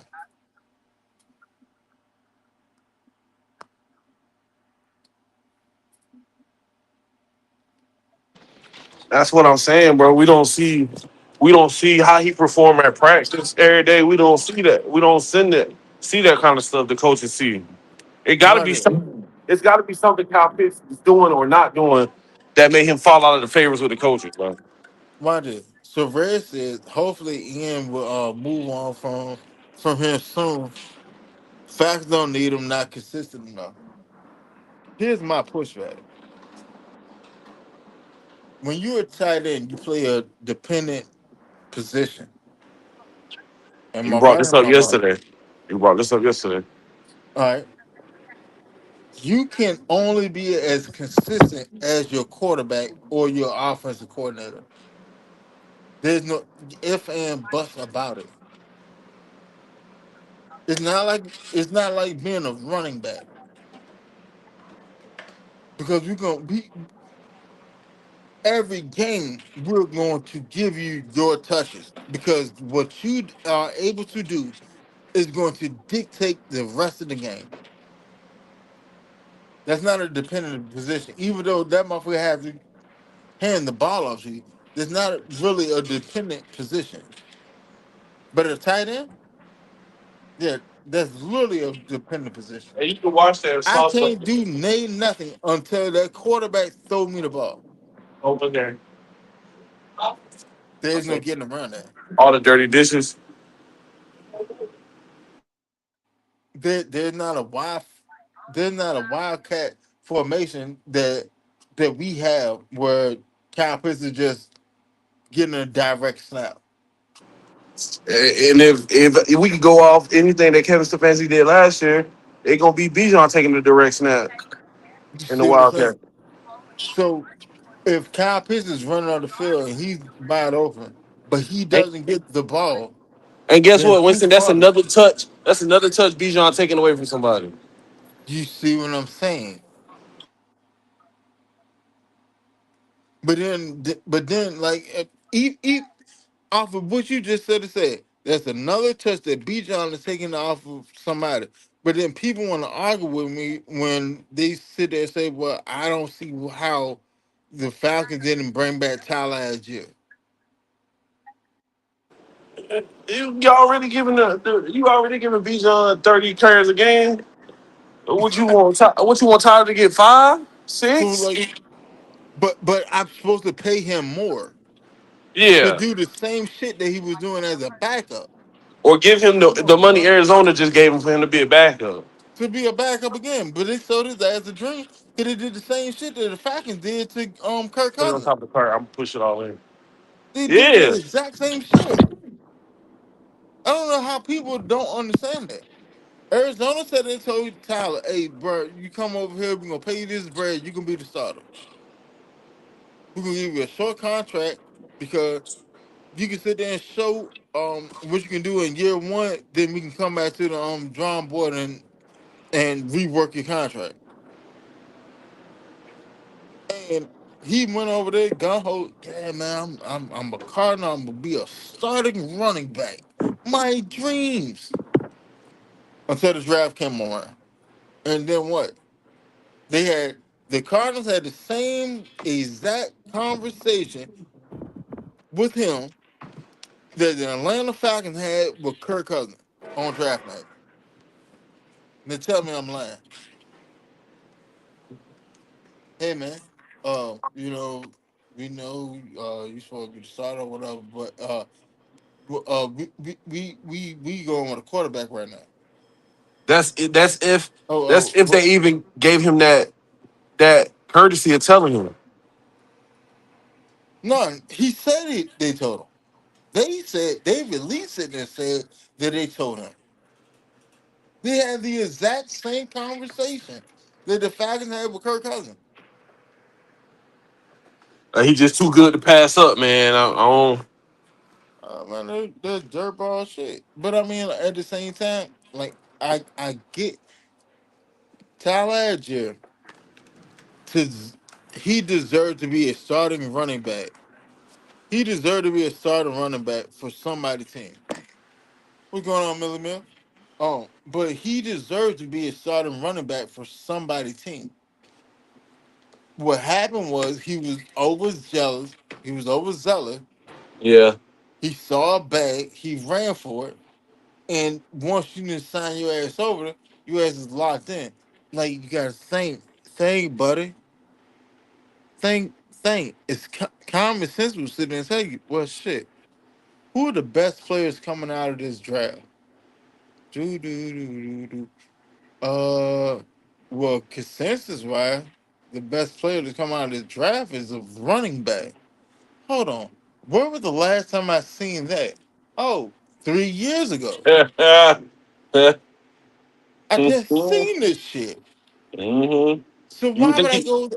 So where y'all drafting at? Oh, and number three. Hell, right? they drafted running back at 8. They thought maybe he thought that they was gonna take that the Titans was gonna take what's the name um Carnell Tate and then Don't matter.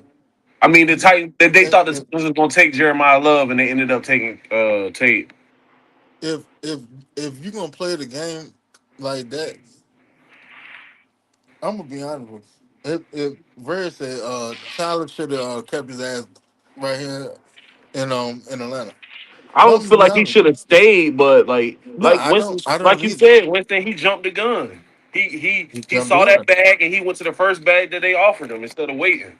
He saw the opportunity to get starting running back carries. And And to be maybe he honest, will still and, and, get and those to be carries. honest, and to be honest, and like I'm not even gonna hold you. When before free agency even started, I said Tyler Algier is going to leave. He's going to the Arizona Cardinals. I said that for like 2 months before free agency started. But in all actuality, where the fuck he should have went, he should have carried the ass to fucking to the Commander. Yeah. That was the Or he could have went. safest He could have spot went for to the him to. Giants. Huh? Go ahead. He could have went. He could have went to the Giants. No, because he'd be in the same position. He's not gonna start over Scatterboo. And New York is literally behind Scatterboo. They're Yeah. not gonna allow they're They not gonna love him. allow him to start over him. Yeah, they love him out there. Yeah, like that's the dog. Like Yeah, Washington probably the only team that I can think of off the top of my head, besides like maybe the Chargers or something. huh. In all actuality, and and and and and I know a lot of people gonna end up hating what I'm fitting to say.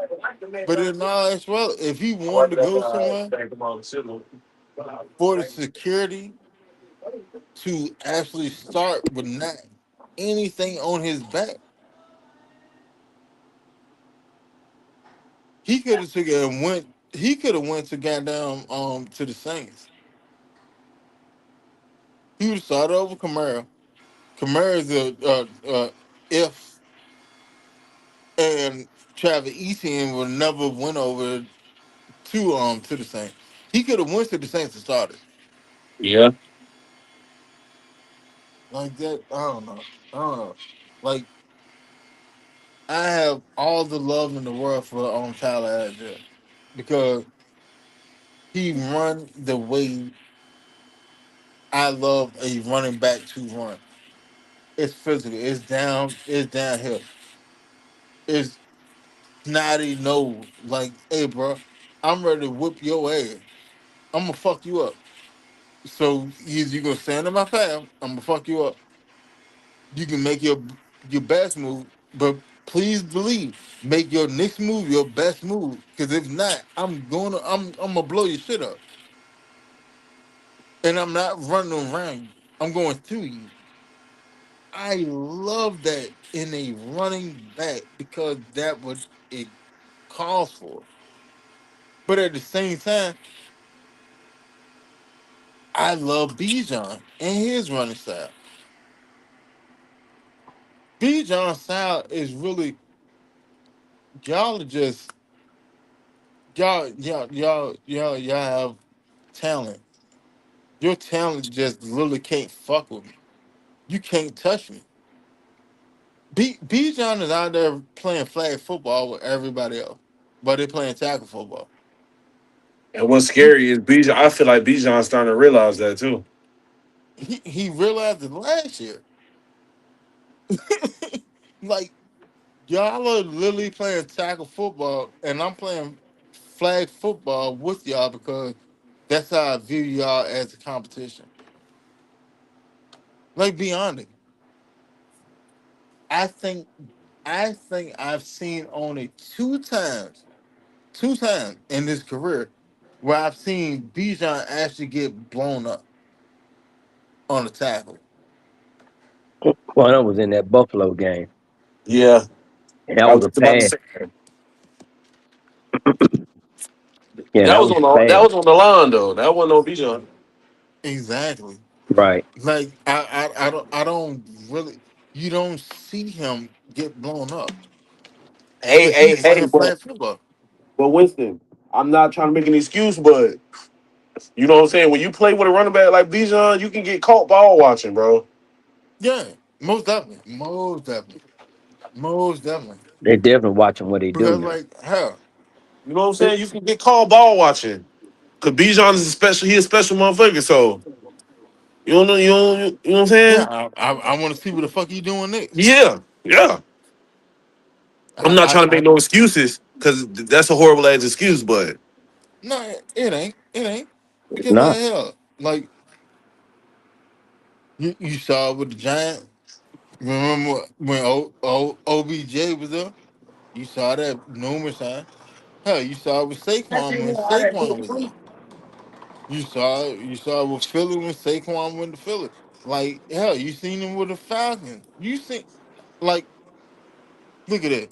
How many times you saw Julio Jones go to the field and he kept a drag or a pivot and then the blocking shut down because they literally looking back at him. And then you see him get up and he spiked the ball. You see him spike the ball, and then he'll sit there and flex real quick. But you see him with his head tucked, like God damn, is that motherfucker just he just caught that damn block. You see it all the time. That just happened with great talent. It is like I'm I'm not negating it, but if you want to get to where you want to go, that's a habit that needs to be broken.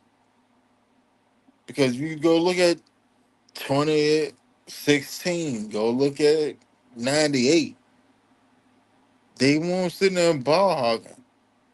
Sitting there goddamn, hey man, what the hell going on behind me? No, they just did their job. They just did their job. Man, that's all you can have. Just do your job. Do your job, and we can goddamn get from there.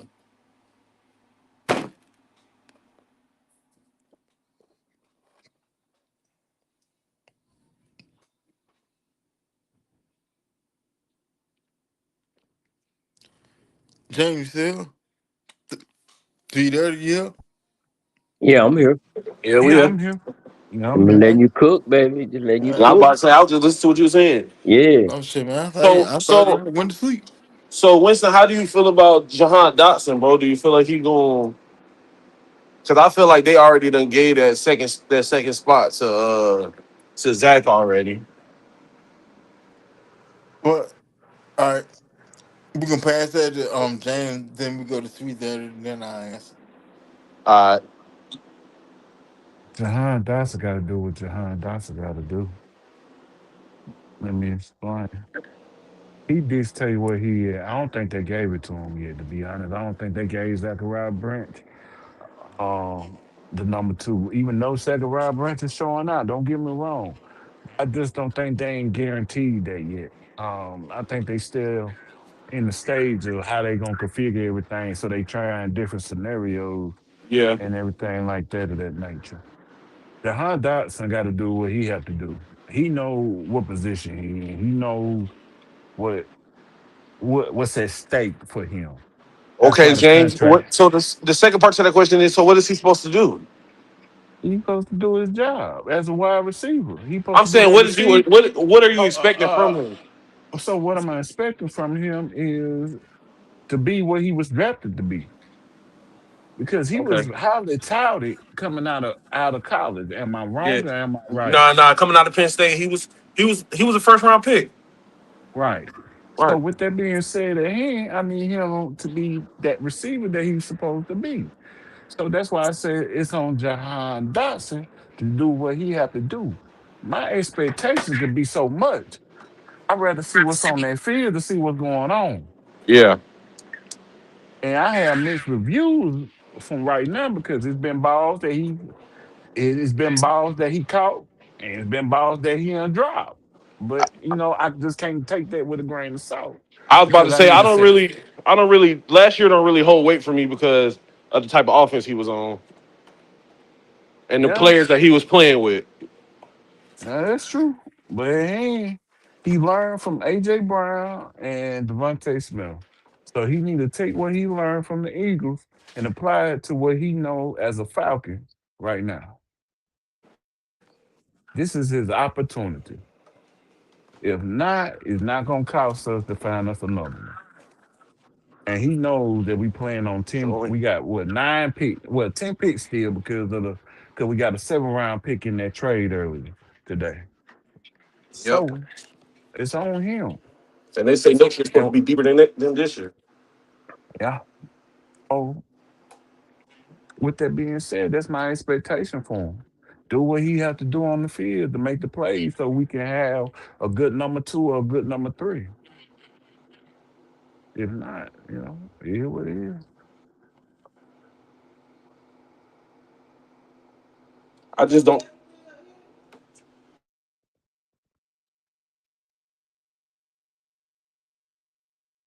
Did he go off? I just don't feel like you draft him with the in the third round and don't expect him to contribute right away. Oh, Zachariah? Yeah. Zachariah can contribute. It was the thing of within the situation is they needed a third receiver, to be honest with you. That's why they ain't really take that many receivers. They just took Jahan Dotson. Did they take one more Winston? They My took brain ain't fun. Adama Zacchaeus, Zacchaeus. Zacchaeus. Zacchaeus. Yeah. Yeah, I forgot about him. I'm They And high brought my on my Zacchaeus brain back. Zacchaeus, man. What happened? and my brain ain't functioning right now. So the thing is within the situation is, they build depth up in that receiver room and everything. So it's a battle. So you got to do what you got to do out on that field to get your playing spot on the field. If he ain't a starter, then he'll play. But I think he gonna be a starter. It's just really what they gonna put him in is at the number two or the number three. Is that rotation out with him is that Branch or him and Sakina. I mean, either way, we way better off than we were last year as far as depth at that position. So in your opinion, Zacchaeus gonna be 3 and lower, right? Yeah. And actuality, if Jahan Hmm. Dotson do what he's supposed to do, The kid? and Zachariah Branch continue what he's supposed to do, yeah. The keys is a four. Because you got to understand, Zachariah A Branch has been doing four? good this Wow. year. He's a Nah, four. Winston. Nah, Who the fuck Winston. he gonna start over? Ooh. Nah, Who's he I'm, gonna Winston, start I- dog. over? I'm just keeping it being with you. He's not gonna start over Drake. He's not gonna start over Dodson. He's not gonna start over Can y'all Brent. hear me? He might So because of the experience, bro. That's so what I'm he's saying. a four. He might get a little bit more playing time than Zach at first because he's No a sir. veteran. No sir. He he No a sir. veteran. No sir. I'm sorry. No sir. I put it to you like this. All the highlights that you've been seeing from OTA, who's been involved in it? Zach. Okay. I think, but Okay. I thought it was just hype, man. I mean, he's doing well though, but I I think mean, the but key if he is gonna just be in the slot, then his height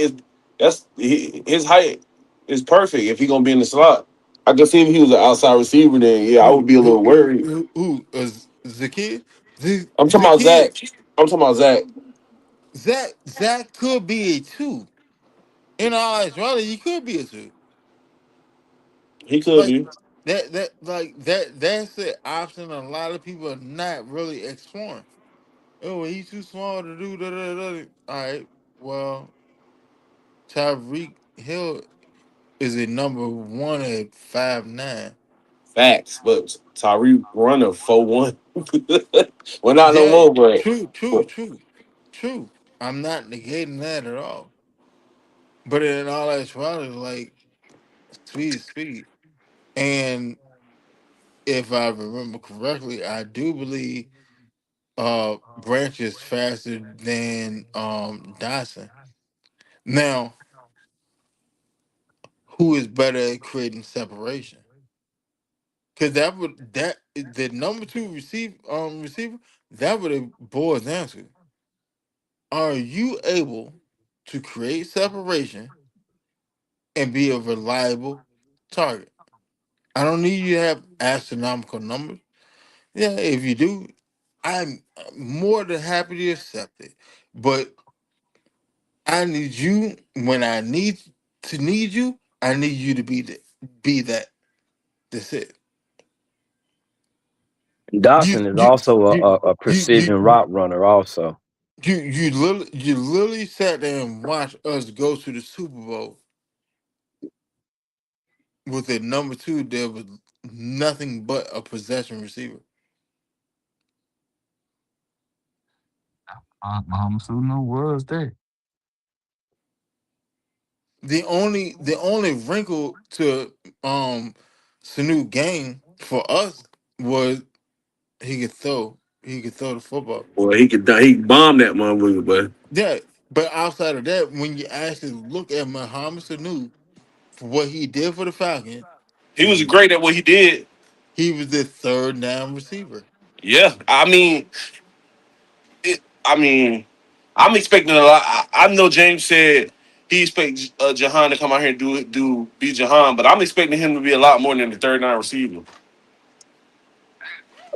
Yeah, but if I look at the situation, what is standing out with Zachariah Branch right now? I think it's Zach. I think it's gonna be Drake number one, Zach number two, and then whoever fall in where they fall in at number three. I Yeah, but mean, if Branch is number two, then Dawson is number three.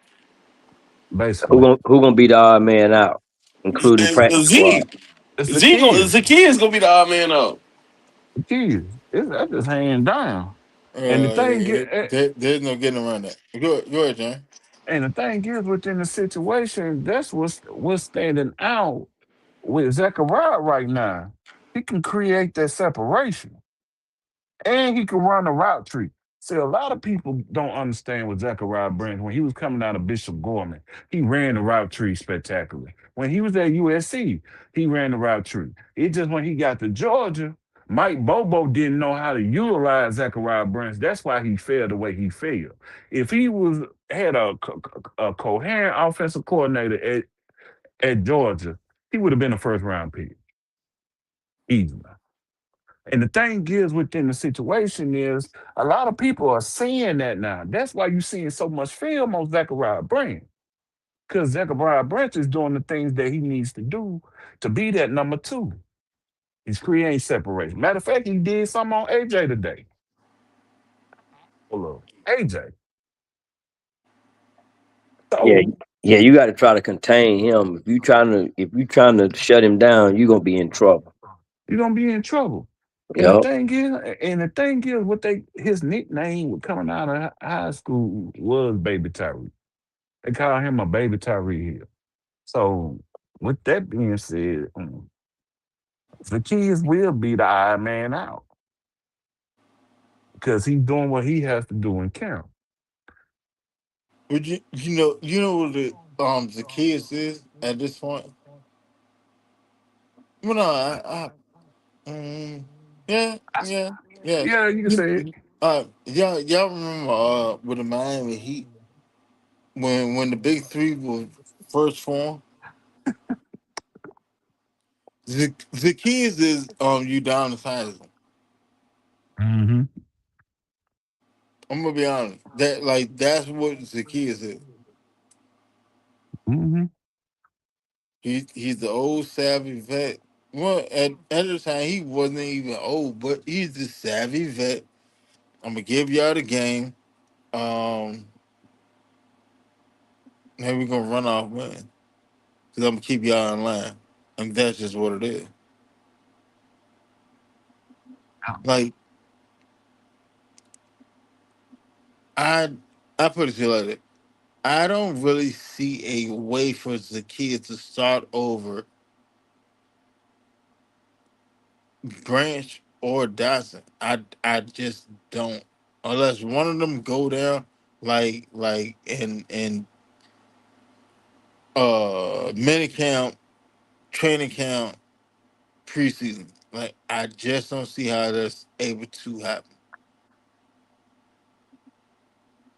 And you know what I think is good about that? What you just said. Zacchaeus, he's gonna play his role, whatever they give him. I think he's gonna get in and fit in. Yeah. And I mean like a lot of people undervalue Zacchaeus. You do have to understand Zacchaeus has the record for the most NCAA F reception coming out of Virginia. Like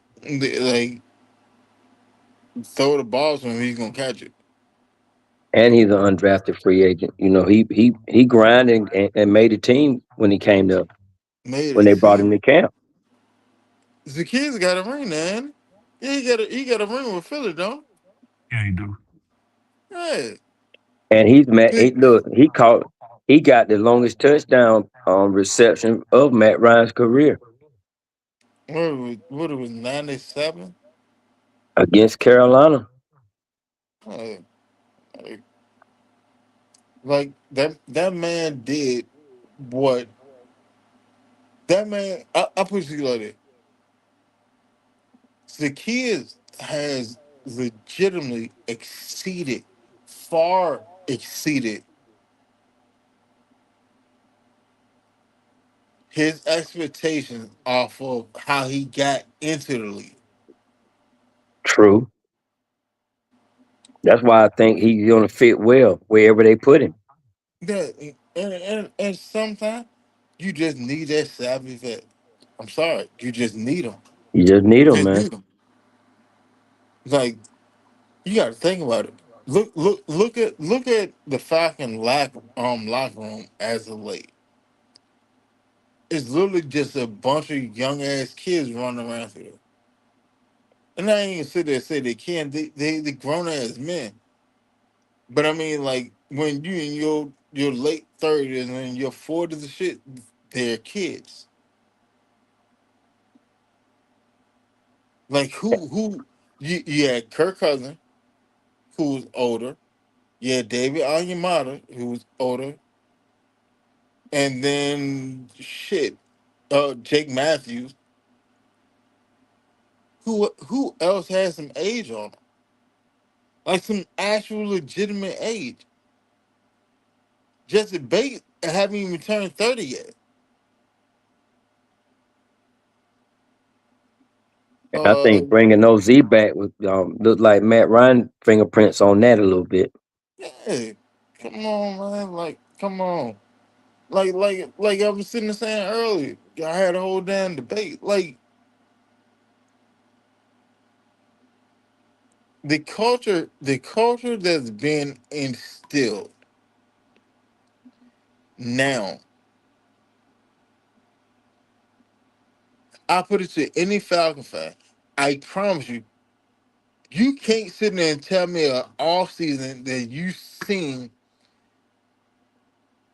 the movements that have been made and you've seen the immediate effect within the same goddamn off season the way that you've seen it now. You can't sit there and tell me that you sat there and seen OTA practices that are as orchestrated and as intense and detail oriented as what you've seen this offseason. You can't. You can't sit there and tell me a goddamn offseason where the last time we brought in as many free agents that we brought in this year was what 2020, where we set the league record for a 1 year deal because we actually just didn't have money.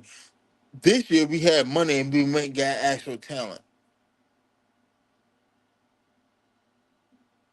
And there's a few questions being asked consistently now than in the past few years, man. We got like one or two questions. Of course, the quarterback competition. Um, that we talking about the the receiver room. And I got another question. How are y'all feeling about the special team situation I feel with the great players about it. we got? I feel great about it.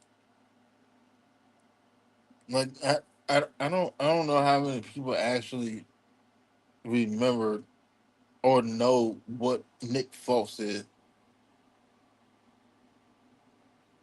Nick Foles had the number two accuracy rating for the past couple of years. And the only time he dipped was when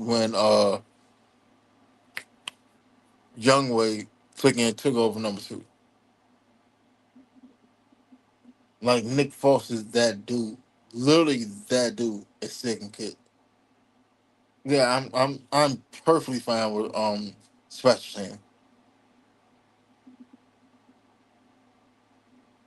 I can't even think of our punt because we got a new punter now.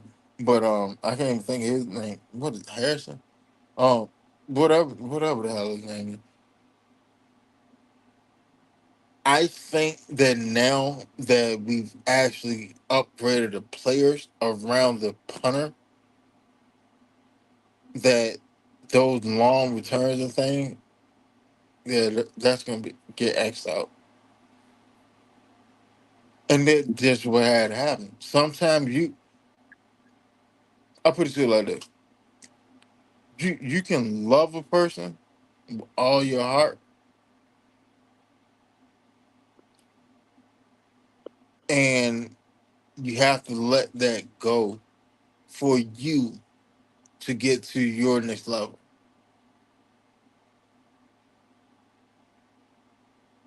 If that person's sitting there constantly sitting there dragging you back, dropping you off your focus, all this other stuff, like you have to let that go for you to get to your next level.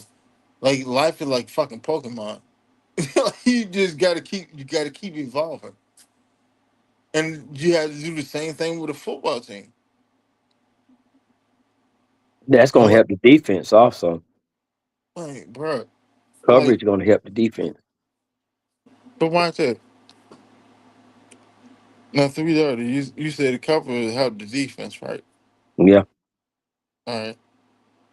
You remember Michael Penix's first day game? yeah. You remember how people was sitting there saying, well, he ain't the guy because he can't win. All right. Well then help help off of what you just said there and said, explain how the special team and the defense would have had Michael Penix on 3 win. You talking about our defense and special teams or the Special. other teams? No, our. Because if I remember correctly,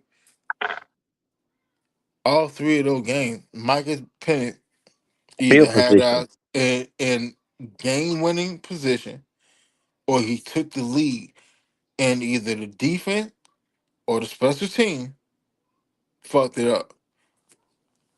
Right. That's true. That's why I said what I said, because if your coverage is good, well, on both sides, you got better return and you got better coverage. Your defense gonna get help from the coverage, and they can use their strengths against the other team's offense, and then we'll flip the field. Cause I think the starting field position for Penix was never good because of the special teams. So those drives were potentially going to be long anyway. And he managed to do those drives, like you said, at the end of the games, and then our defense gave up. They get because a lot of those games, like Seattle, we played them tough. We give up a six. We give up a house call right after halftime. That took the air out of the stadium. I mean, right after halftime. Yep.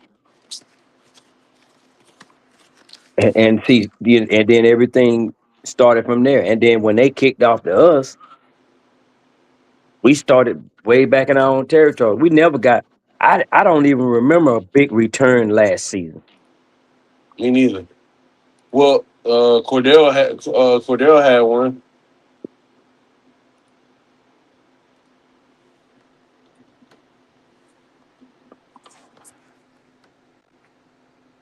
My last season now, he did okay, but Kadar had what? Yeah. As far as the special teams, though, I feel like sometimes no news is good news. So the fact Kadar that I got haven't heard benched anything for about the special majority of the teams season. could be a good thing. well, we had some in our drafts and our we picked up some players. They were also known for their special teams play also. So I think they bear that in mind. Even in nose tackle we drafted. He had a few blocks, but field goals. I'm not sure if they were field goals or punts, but I know he had about five of them. Thompson. I mean, But no, anything is better than what we had last year. Thompson So having an issue right now. Say again? I I don't. said any Tom, form of special teams is better than what we had last year. Oh yeah. Thompson having an issue right now, and I don't know what the hell it is. But he can't get on the field. Wow. I don't know if he have an injury or he's waiting to for whatever, for mandatory mini camp or training camp or whatever. But nobody's seen him on the field yet. But you know what I'm thinking? And it's because of the return rule from kickoffs. For the kickoff, I will put my number three running back there. Because I what would. you're doing, you're literally running a running play because how close he is to his blockers when he catches the ball. Yeah, That's but what I would do.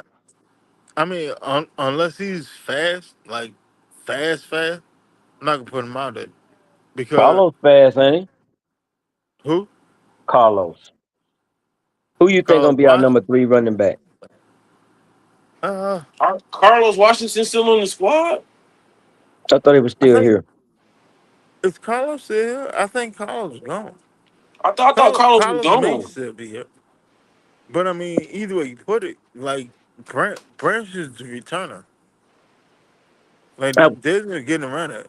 Branch is the I'm not returner. gonna lie, Winston. If he becomes number two receiver, I I'm don't want talking to see him about. back there I'm talking returning about kicks. punt return and kickoff return. He's going to be the returner. If he getting major snaps at Rejecting receiver, I don't Devin feel Topper. comfortable. I don't feel comfortable with him. Hell, he just had audition with the Jets. What, yesterday?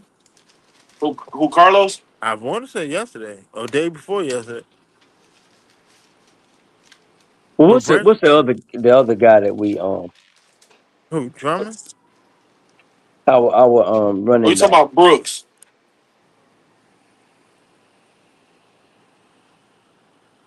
Carter, Carter? That's his name. Carter? That's who I'm thinking about. That's who I'm thinking and about. and Carter had good speed. Don't get me wrong, Carter has good speed. I don't think kickoff return would be suited for him because uh, I think he may burn out towards the end and get caught.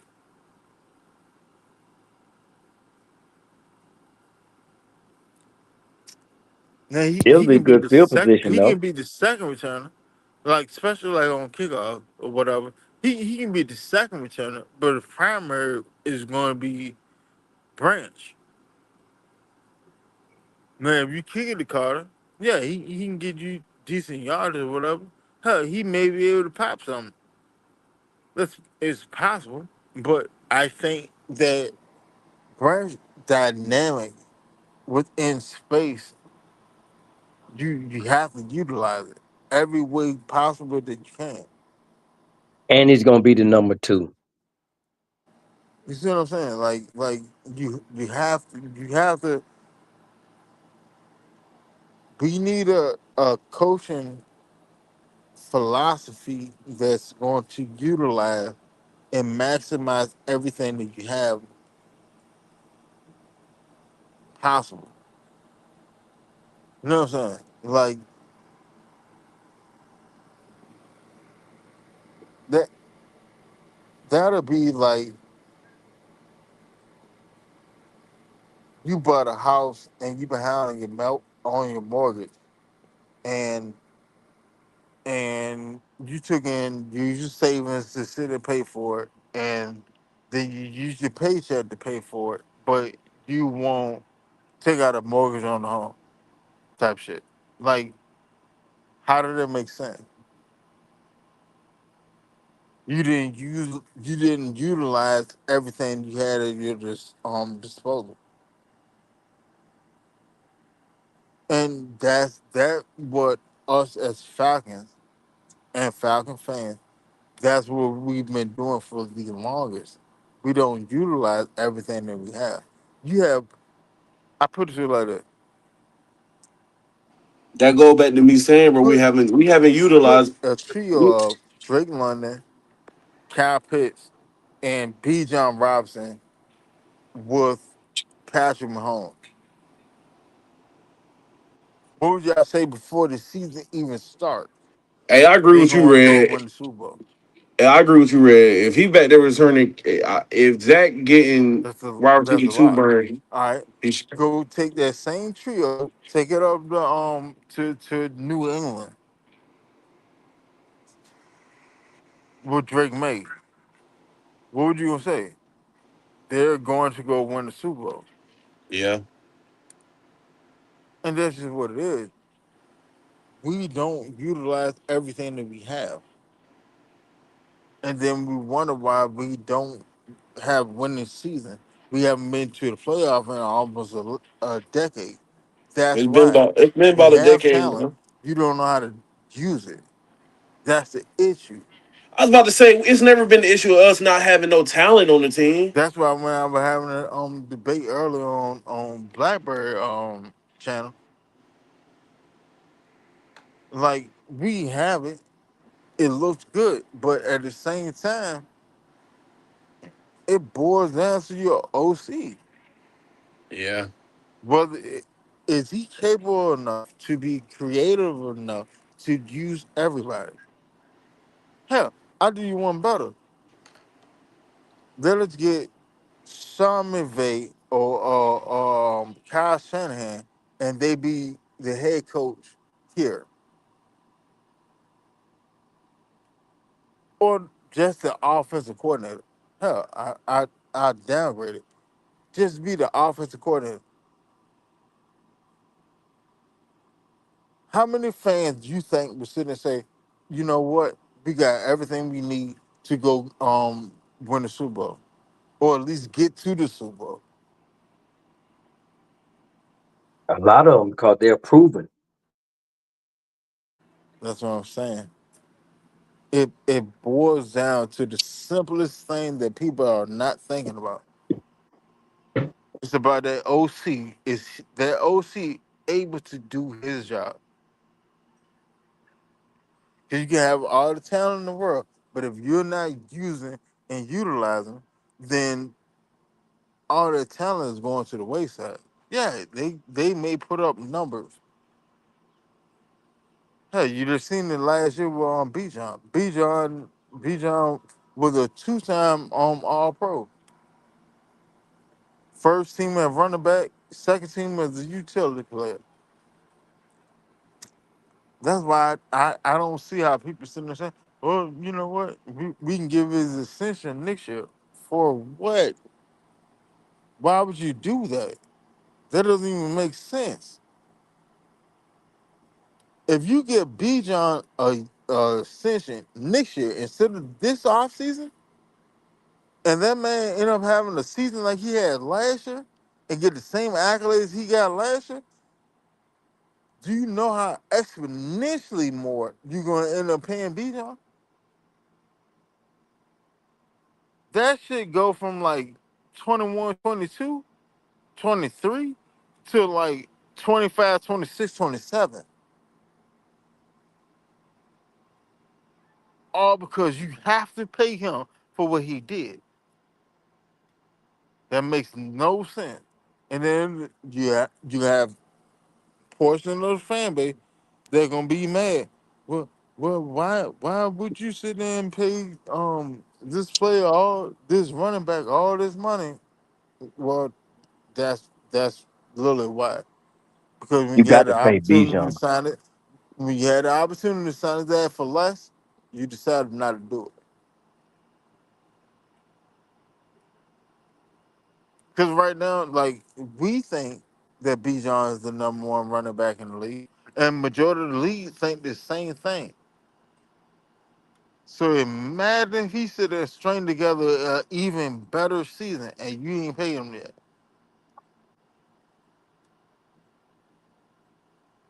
And then think about it. At that point, he done ended his rookie contract. So technically, he's a free agent.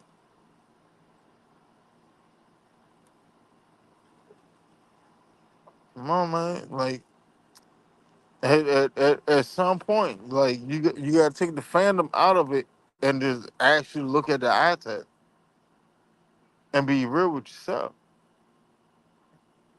You got to take the fandom out of it. It's better for us to pay Bijan this offseason than next offseason. They're not gonna play with Bijan, man. Like you said, everything you said is spot on. Don't mess around and try to slow walk him. And then he had that monster season. And you gave Dre $140. To me, his agent he licking his chops right now, setting his pitch up. I'm telling you. I agree with you, Winston. You better go ahead and get Bijan out the way now before he get too expensive. Yep. Because if you let him have another year like he did last year, Oh my God. price going up. I mean, And Bijan called it. Yeah, he did. Bijan told him, he said, I will not get caught this year. He said, I'm gonna work on my speed, my breakaway speed. I will not get caught. Yeah, if they let And then Bijan think have about it. another season like he did this That year, that man fuck, ended up turning around and turning in two of the longest runs of the entire season. yep. Yeah, I think he had the longest run of Yeah, the that 90 entire that season. 99 yard run. Like, What was it, 98 yards? It was one of them. about 98. But you know what makes it so bad? When Bijan cut from that one guy, I already knew he was gone. Yeah, me too. oh yeah, yeah, yeah, you can see it. I, I You can said, see uh it. oh, he is gone. And there was, you know, Yeah. and that's a good thing about Bijan. You always got hope that he's gonna find that hole. That's Yeah. another reason why I don't see no hope for Kyle Pitts getting no money because you got to pay Bijan. In my eyes, Bijan is more of a priority than See, Kyle like Pitts is. Red said, the Falcons gonna have to get Bijan 100 million guaranteed, but we can afford it next offseason. See, Red, here's the scenario. 100 million All right. guaranteed. Thanks. So next offseason, the Atlanta Falcons are supposed to have 157 million in cap space projected. All right. So then after Dre contract, it dropped down to 122. Okay. Now all that sounds good in premise, but you have to understand the reason why we at that cap point. Bergeron contract comes to an end. Bijan contract comes to an end. Kyle Pitts contract comes to an end. Diablo contract comes to an end. Jesse Bate contract comes to an end. Zach Harrison contract comes to an end. Um, I think Newsel contract may come to an end. Like, it's so many motherfuckers that we need to resign just to have a competent roster. But you have the money now to get B John contract in place. It makes absolutely, and I mean this, absolutely no sense to sign B John, re-sign B John next year. Yeah, no, because you ain't gonna have no money to do If nothing else. if Ian Cunningham sit there and do that, I promise you, it will be the worst move for the Atlanta Falcons possible The moves he because been this making so far, contract will Winston, I take don't see so him much doing out of nothing. everything that we could. I was about to say the moves he done made this like since he been the GM. I don't see him doing nothing Shit, dumb nigga, like I that. can't hear you. But go ahead. Keep talking. My bad. No, I was saying I don't see him doing nothing dumb like that.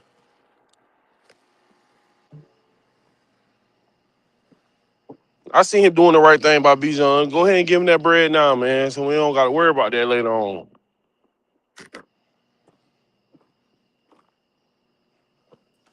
What if our number two running back has a great year, great season? And that's Uh, cool because guess he he gonna be looking signed for for another money. home like Tyler. You gotta think about it. Like that. That's the whole reason why we didn't sign Tyler again. Right? Look at what happened to David Montgomery.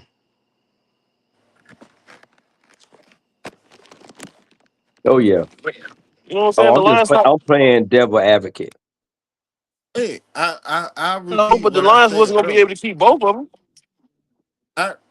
I repeat what I said earlier. You show me a a winning like top tier championship team that invests buku money to the running back room. They don't do it. You pay your star and you pay minimum money for your backup, and that's how you keep it moving.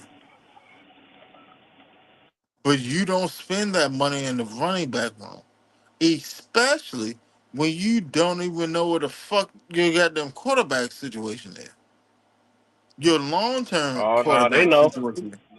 No, they They know. don't know because right now you're waiting on this competition between Tua and Penny on play out, and then you should have to wait for the entire season to play out before you know what your long term goal is at the quarterback position. That's why I had it. Like you can't. I just didn't. Hey, I three wasn't there, all I in can on hear the you. Drake signing Um, thing. three there, drop out and come back in. Oh, okay. What I'm saying is, so what if Tua come out here and ball out? Do he get the bag? He's gonna have to get the bag. Do he get it from us though? Is my question. I mean, if he ball out and we go to the playoffs and let's say we win a game or whatever, yeah, 9 times out of 10, 9 times out of 10, it's gonna come from us. And see that like that's where a lot of people got the game for the because they sitting there thinking, but two got money from Miami or whatever. No, bro. Two of Miami money runs out at the end of the season. So win, lose, or draw, whatever the fuck he do here, he's going to get a contract that's going to pay him more than what we pay him this year. There's no getting around that. Whether it's from us or somebody else. It doesn't matter. Right. Yeah, like that's what it is. So in all actuality, it behooves us for Pennis to step up and win the competition.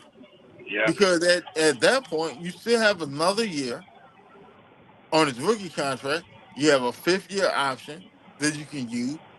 You know what I'm saying? Like you have flexibility on the quarterback scenario in the cap space. But Tua, let's say Tua wins out the competition and goes to the NFC Championship game. You're going to pay Tua big money. Okay, so think about it. After London contract, we had 122. And then Tua comes in, and let's say that we do shit. 2 years. Let's say we do like 2 years. Uh,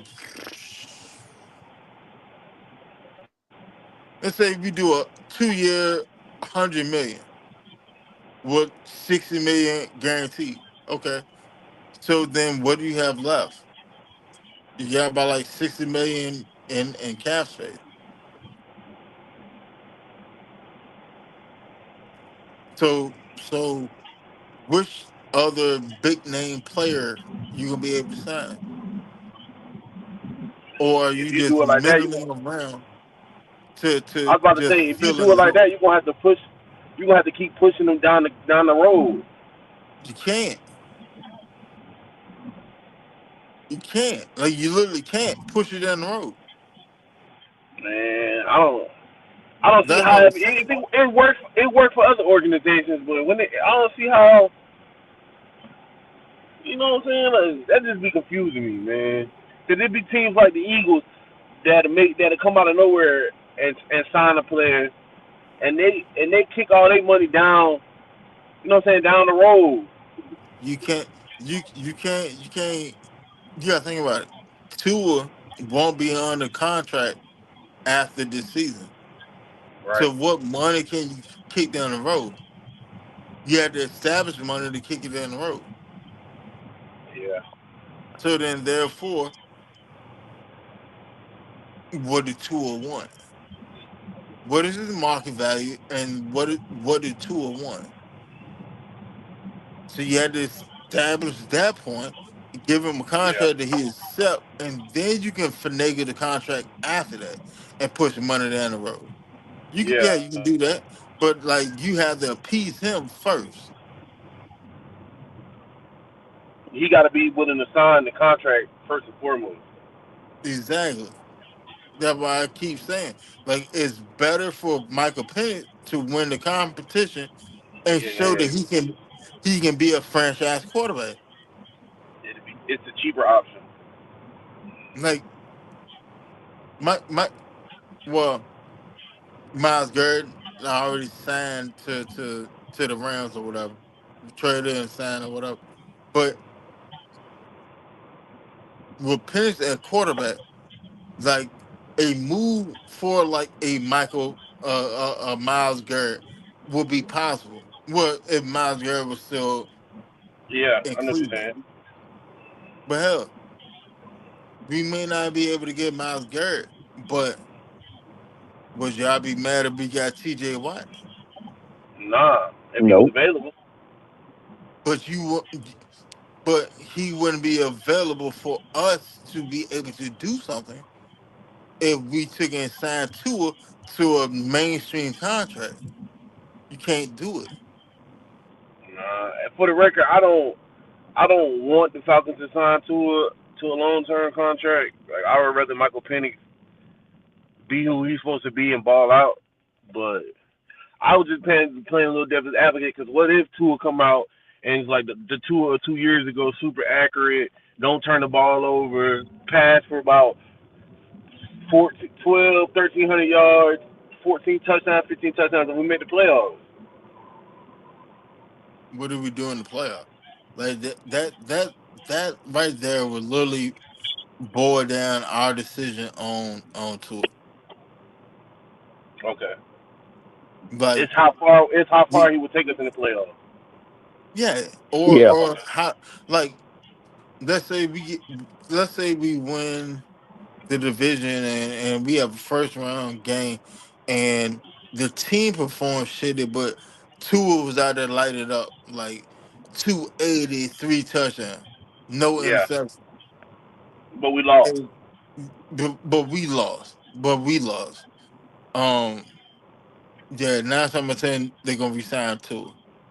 So now you have an actual quarterback contract under the salary cap. Okay, so if you was a GM Winston, what would you give him if that was the scenario? Shit.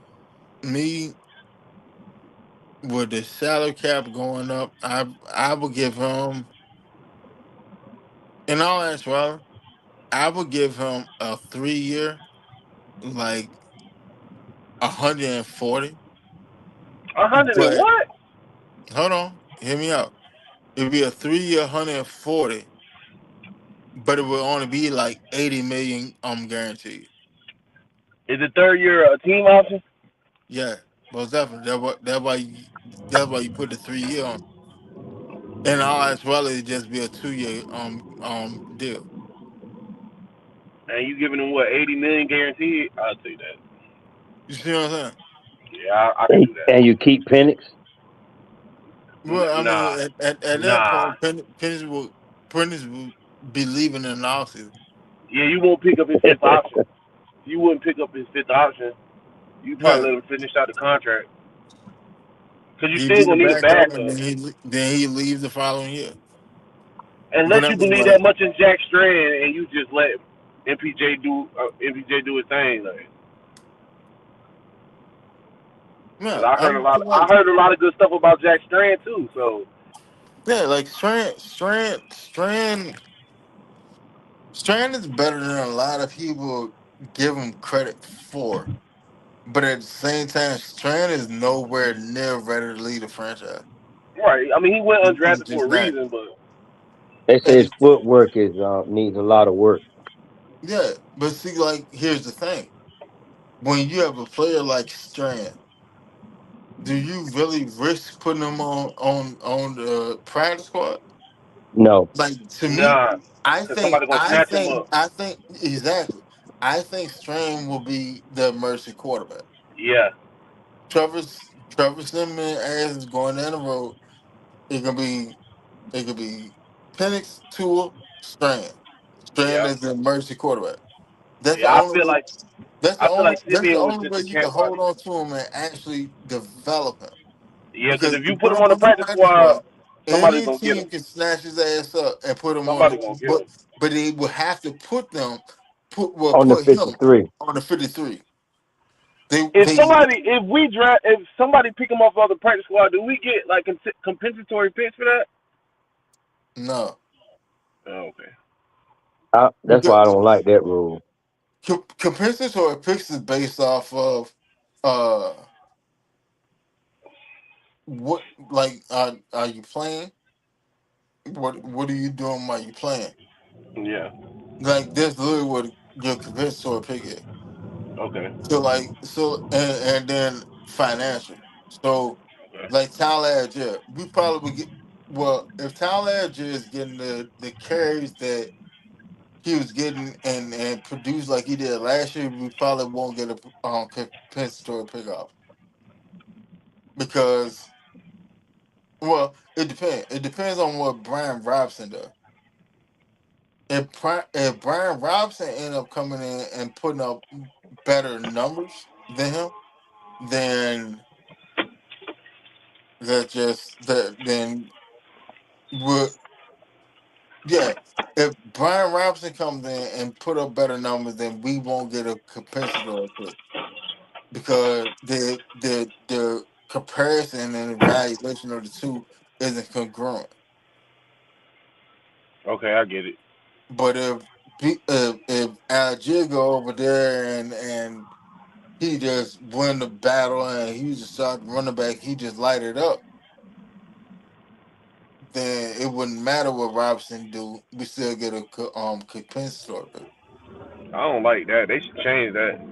I mean, no, no, I don't. It doesn't make sense for them to change it because in all actuality, a compensatory pick is basically this: you lost a player that was a starter or a valued player for your team, and you whatever happened, you wasn't able to either bring in an equivalent player to him or Mhm. a better player. So your team is suffering. So here's a compensatory pick. So you can try to figure it out. Here's more ammunition for you to try to figure it out. That's literally like Okay. hands down. That's literally what a compensatory pick is for. It's basically So it's a for no mulligan, team basically. for no team to end up getting a competitive edge. So it's basically a do over. Like you ain't get it right the first time, but we gonna give No, you we gonna give you this little pick right here to get it to try again. no, not really. It's more of like, hey, like you had a player, you had a good player or a great player here, and that player went on somewhere else, and you wasn't able to replace him. So Okay. here's a pick for you to be able to at least do something. Whether you draft somebody at this point, at this position, or you use it a package to move up to go get a player, then you know what I'm saying. But that's basically what it is. It's to even out so there's not a competitive edge for a team. So it helps you out when you lose a lot of free agents. Okay. We're a good free agent. Yeah, Yeah, yeah. Well, I mean that qualify. I mean that um really contributed, not qualified, but yeah, contributed yeah, yeah, to your yeah. team. But Exactly, you lost them exactly, off due to free agency, and you just exactly, couldn't hold them, or they got offered better deals or whatever. So Kaden exactly. Ellis, did we get a compensatory pick for him or Well, not? you won't find out till after the season. Okay. Okay. See what I'm saying? But that's why I was sitting there saying on the show, like, if you go look at it, if you go look at it, every move that Ian Cunningham made, we should be able to max out on compensatory picks Yeah. because all, like, look at the players that left: Caden Ellis, Tyler Adger. They all went. And here's another thing that's added into the mathematics of compensatory pick. That player leaves from your team and sign a bigger contract. That's Okay. added into it too, right? So you have Algier that left and he signed for what, like 6 mil a year? All right, Yes. cool. What free agent did we bring in that's making that money? Brian Robinson, right? No, he ain't getting no damn 6 mil a year. His contract may be 6 million total. Oh, Wow. okay, okay. You see That's what I'm saying? probably that's probably what I got it mixed up at. You're probably right. And then yeah, Caden Ellis left, and he got a bigger contract than he was getting here back with the Saints. All right, so Kirk Cousins leaves, and here's the beautiful part because Kirk Cousins leaves and he signed for a $10 million contract, Yeah, they are wild. right? But watch this though, because of the contract he signed, Mhm. and we owed him 10 mil. That's This crazy to think, bro. hold on, watch this. Because this is why I sit there and say like the Falcons made the ultimate hustle play. Okay. All right, so Kirk Cousins thought he was slick. I'm gonna sign for 1.3. He got over now, Winston. I ain't gonna lie. He got over. No, he didn't. No, he didn't. Cause why did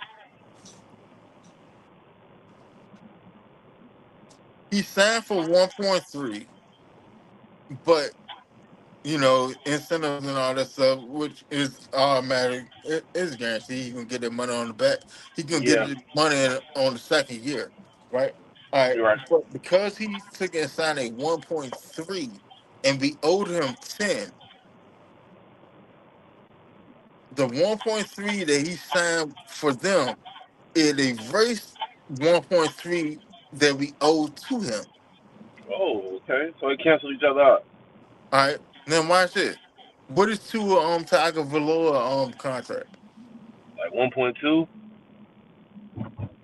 So didn't you just get two for free? basically. Oh Okay. yeah, yeah, that was a good deal. That's a great deal. You just got You a see what starting I'm saying? quarterback and gave up nothing. You didn't really lose anything.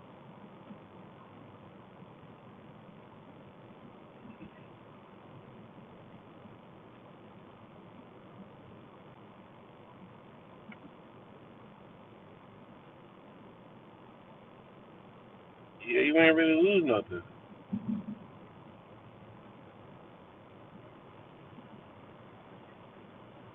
But Winston, I know we got a lot 1 year Yep. deals, but what would be your ideal scenario as far as contracts for your star players That's a to great be able question. to keep them, Ah, that's tough. That's tough. or is it one? I think I think Bijan. I think Bijan's going to command probably around like 22, 23 Mm, a year. mm. I'm not gonna lie to 25. you. I'm saying I'm not. 25. I don't think they're gonna jump that far. It's possible. I ain't gonna lie to you. It's very possible because I wouldn't be surprised if they give him 25. here's the thing. Like I say, it's possible because of this. It's gonna come down to the semantics. Yeah. You know what I'm saying? Like, Who get like paid first? Yes, no, no, exactly. not even that. Like, it comes down to how you utilize him.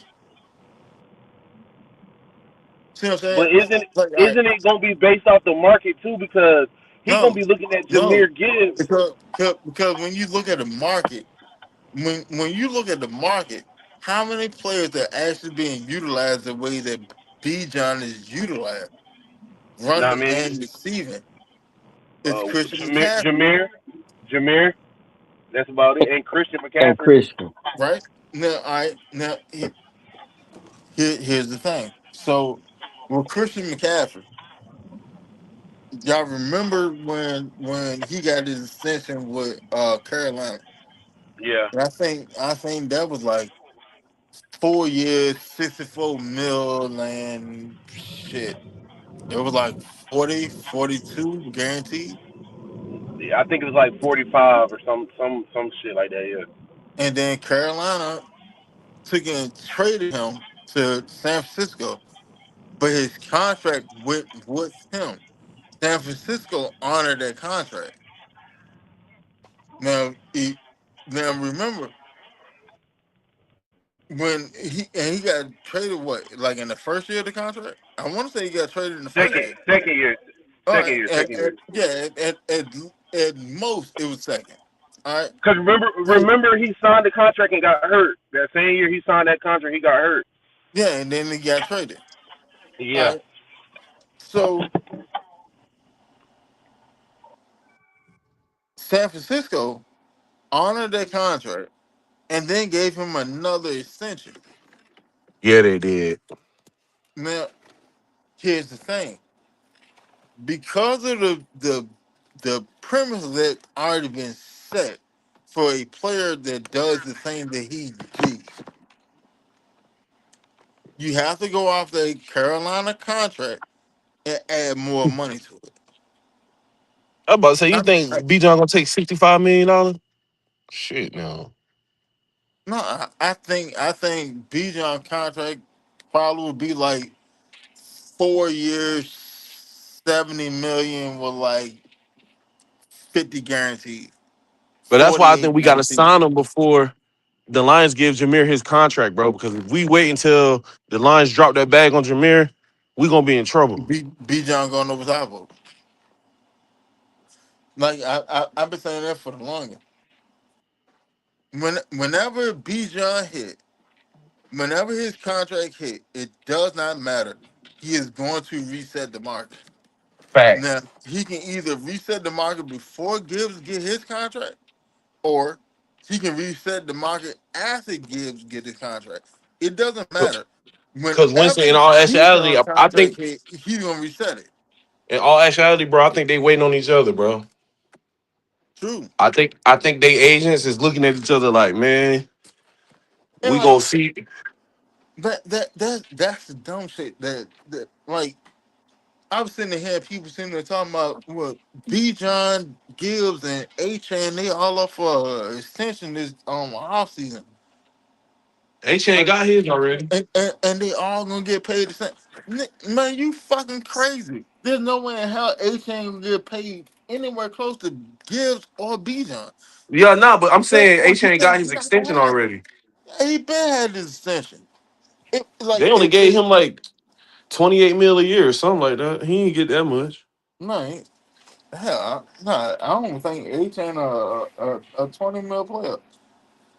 At best, I think he's like because I think his contract is like 42 million. Hold on, I can tell you right now.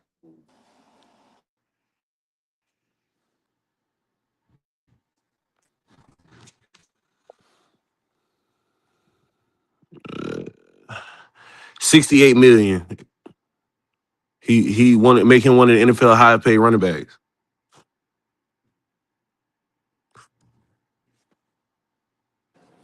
What's the guarantee money Yeah. on it? 4 years, 68 million. And don't say what a guarantee that. No, like that, like all that 4 years and 68 or whatever. Like that shit sounds good. And premises, it sounds good. I don't Yeah. give a damn about none of that. Like when I look at a contract, what's your guarantee money? That's it. That's all. That's all I care about. I don't give a damn Uh, about it uh like Drake London. Drake London it's had my contract bad. It's 141 million over 4 years, but his guaranteed money is $100 million. That means if he don't hit any of his escalator, he's basically getting paid 25 million a year. uh shit. H-Han only getting 27.3 guaranteed. Yo, Yeah, y'all hear he me? only getting 27. He only getting yeah, I can hear you, bro. All right. I about to say H-Han only getting 27.3 guaranteed You see what I'm saying? off of 68 mil. Yeah, like that's a dub. But at the same time, you have like you were the hot running back, well, one of the hot running back, but you what have you actually produced? Right. Because what did the Jets give Brees Hall? I don't even know, but I think I don't know. I think Brees' contract is close to a chain. I think. Because I they mean, saying Google saying that A Chain is one of the highest paid running backs in the NFL right now at this moment. yeah, it sounds good. And if he getting 64 mil, what y'all think Bijan gonna want? Like I said, 4 years, like 70. I told you that.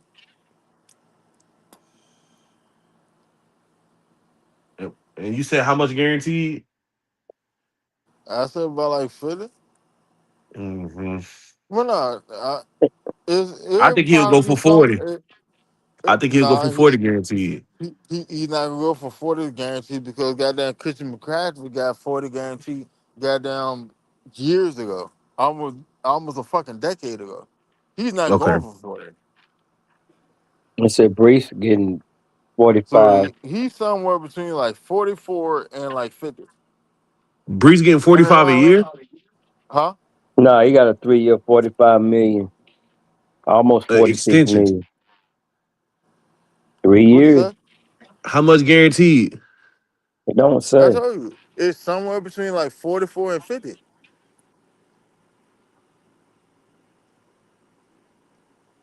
Like you have when you have a wide receiver with a running back that you line up as a legitimate wide receiver, and Yeah. he's busting number one corner's ass as the number one wide receiver, you have to pay for that. You do gotta pay for 20, that.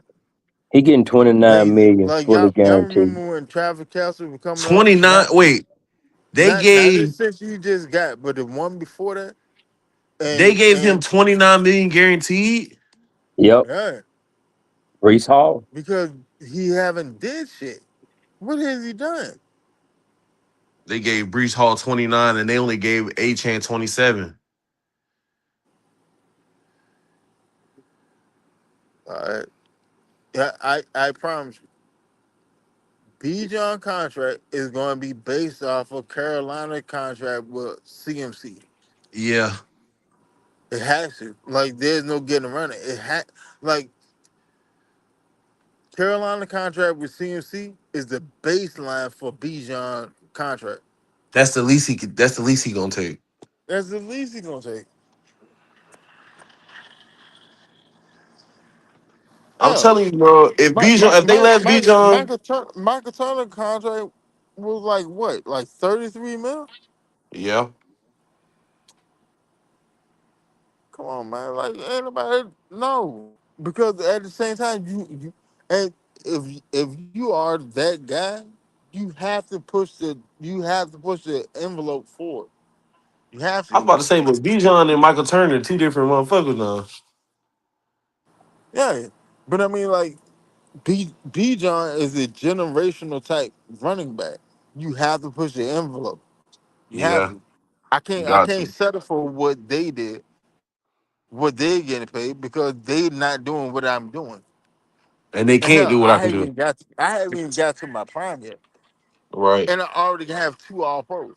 Hell, I got two all pros in one season. How many motherfuckers you know that did that? Not many. Yeah, think about it. He was first team all pro at running back, and he was second team all pro at utility. Like, come on, bro. Like that's different. Christian What's the McCaffrey, slogan? You get what you huh? pay for? You get what you pay for. Play with it if you want. Play stupid if you want. When you play dumb games, you get stupid You get dumb prizes. prizes. Facts. Come on now. You play stupid games, you get stupid prizes.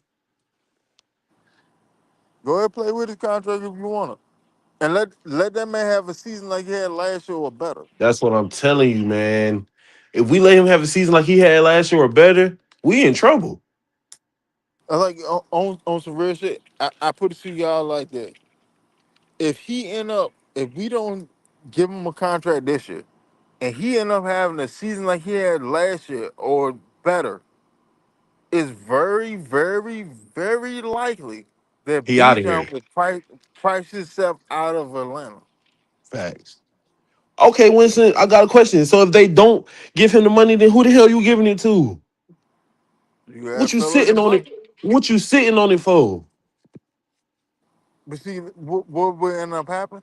You'll see outlandish, dumb contracts to people that don't look like you would see Diablo getting a crazy ass goddamn contract, or you Right. get Bergeron getting a crazy ass contract He do because too now. you have to spend the money. He do too Like, now.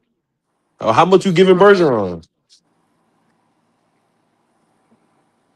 Cause once we get Bijan that 100 million guaranteed, you feel me? We not gonna have that much. We not gonna have that many M's left. I put it to you like that. Like with Bergeron, his contract coming in lower than Christian McCaffrey.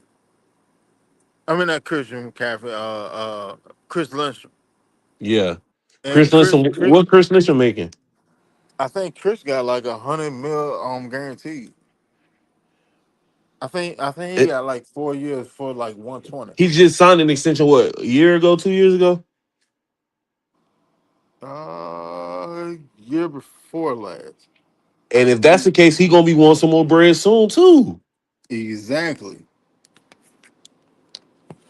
That's why I say, like, if you want to keep your talent, you don't sit there and wait on contract. You You don't can't. wait for the years to go by till the contract is over. You don't do that. That's just stupid.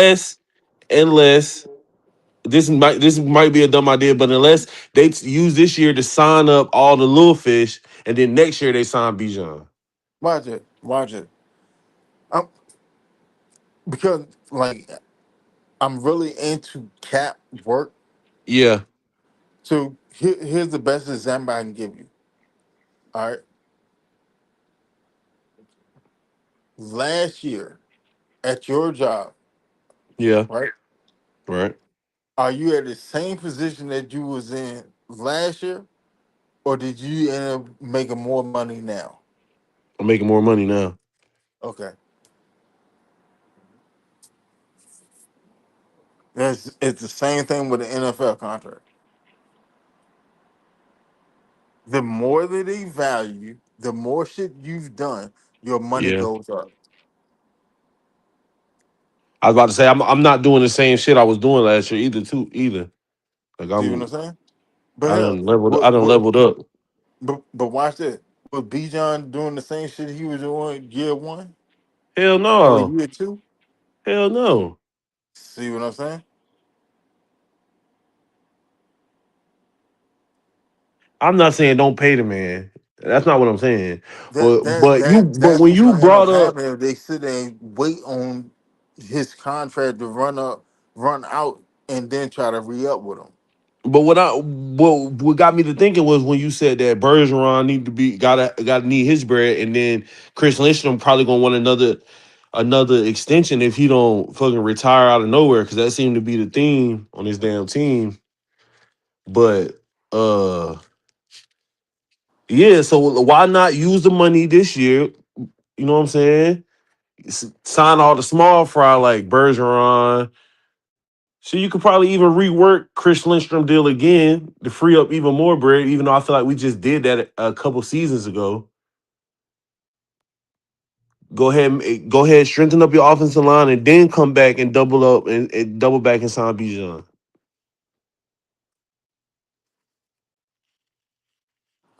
But see, here's another aspect that people are not grasping. Right? You have an entire new regime in Yeah, place, and you have to show that us as a franchise are willing to pay homegrown talent. okay. Because when you're a free agent, and you're looking for a spot to go, I well, how do they treat They players. their family? Yeah, How do they treat their family? yeah. Oh shit, man! Like like like Kansas City. Kansas City don't play they don't pay cornerback at They don't all. pay They too much don't to pay. anybody.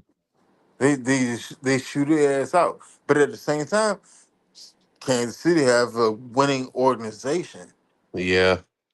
Like you go to Kansas City, hey, it's 9 times out of 10 your ass might fuck around and end up in the Super Bowl. You going to the playoffs for sure. Nine Yeah, times out of you see what 10. I'm saying? That's a different scenario. Mm-hmm. We haven't been through the playoffs in Mm. almost 10 years. So how do they treat their people? So does that? You Because I've know, heard of the instances. ones that was there that actually went through the struggle and shit while they were losing. How do they treat their people? What is my role within this team? But are we Can one I of them teams that's got to overpay players to get them to come here? we at that point? I'm gonna be Like you honest. know how some teams are so bad. Like it's like, bro, I need that bag to come here. Yeah, I mean, are we not at that point? Like, I'm what is asking. I don't what think we what are, but what do we have to boast about? Nothing. When the last time we had a winning season? When the last time we went to the playoffs? right. We have individual talent. Yeah, we have that. But in all actuality, as a team, what the fuck have y'all done in the last decade? It's been And now, longer than like, that. like I put it to you like this: if this was a business deal,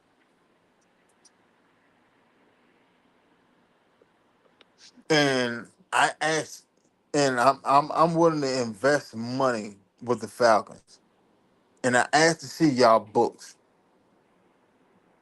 that shit is in the fucking red. Been in the red You for. haven't done shit. I don't want to invest in this because it's a bad investment.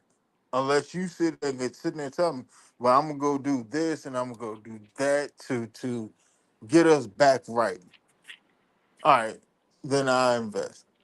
Some But if you people gonna like challenges though, Winston. Some people believe they can come in there and change some shit and this around. and yeah, yeah, yeah, yeah, yeah, sound good. How many Falcon players that came here and thought the exact same shit? A And lot how of did them. that work out? Probably every one of them that came through. How did it work out? Shit, still in the same spot we was 10 years ago. Because you said and said all then everyone that came through, right? They came here and then they went through. You're You see right. what They I'm came saying? through literally. Like we're literally getting into that territory of where we're gonna have to start overpaying Reaching. players. We got to start reaching, You're and gonna have to start reaching I don't want that to happen, bro. because We we you just have getting back to a the spot worst to where part our books is is good. players and teams around the league see that we have the talent to get the job done. Facts. They We talk to each just other. can't put it together. And yeah, hell, if I'm a linebacker, hell yeah, I wanted to join the Falcons, but who the fuck is the quarterback? Right. Who the offensive coordinator? Oh, Tommy Reese. What have Tommy Reese done in the league? Because Uh, if you think that a defensive player don't look at the offense like who they gonna be playing with He's a on offense as fucking fool. well, you a fool. He's a fool. You a I'm fucking sorry. fool. That's true. Like there's no getting around that. Like if I am going to go spend a year with you where there's a possibility that I can get a season career ending injury, you think I'm not sitting there looking at everything unless you're just paying me more than what's on the table? Come on, man. Like, be honest with yourself. I love the Falcons with everything I have. I love them, but Red, I see. I hear what you're saying. I don't know if we got them locked up. We got a lot of 1 year deals out here. Talking about we got the right guys locked up. Well, the way Winston explained it, everybody coming up on the end of their contract.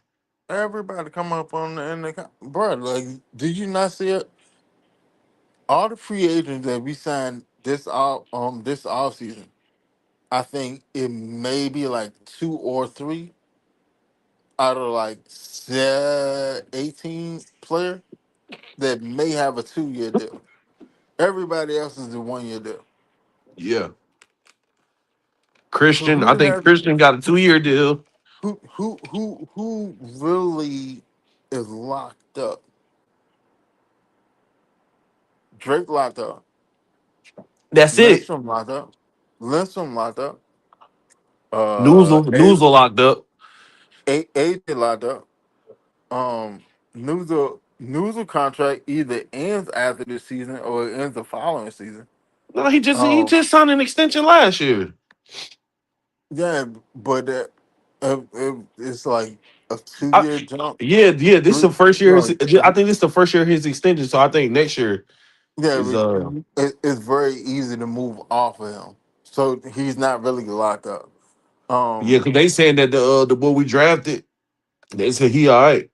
and then what you have? You have JPJ, Jalen Walker, Brandon Doyle. They all on the rookie contract. Avion Terrell. They Uh, well now we ain't gonna sit there and go to this draft class because they haven't been on the field yet and performed. okay, so Xavier Watts. So Um, who else is really locked up? You got that's a difference maker. That's a You difference have maker. you have Jake Matthews. Jake Matthews as an Man, well he got like two more. Well, his time up, bro. he's They better technically not. They better he, not he give Jake Matthews another contract. he's technically locked up to 29, but I don't see him playing out all the way to I don't know, 29. but them Matthews boys, they play for hella long. Yeah, and to be honest, Jake played great last year. I wouldn't I say know, great, bro. I I wouldn't know a say lot of great. hold on. I know a lot of people want to sit there and downplay him because they think he's old, but Jake, in all actuality, played a great job. He did a great job as a left tackle. Well, I think it's because He, he hell, ain't having much pressure Jake, because Penix left-handed, so he not the Jake, blind side tackle no more. Jake only gave up like what, one sack? Hell, Yeah. I do you one better. Here you go. I'm gonna tell you how great he played. Okay. All right, and y'all can go to Google, pull up Google, I'm and there. look at it. On Google, type in top 25 offensive line pass block win rate. See how many Falcons is on there. Probably just two. No, it's just one. Lindstrom not on there either. Nope. Top 25 pass. Pass block win rate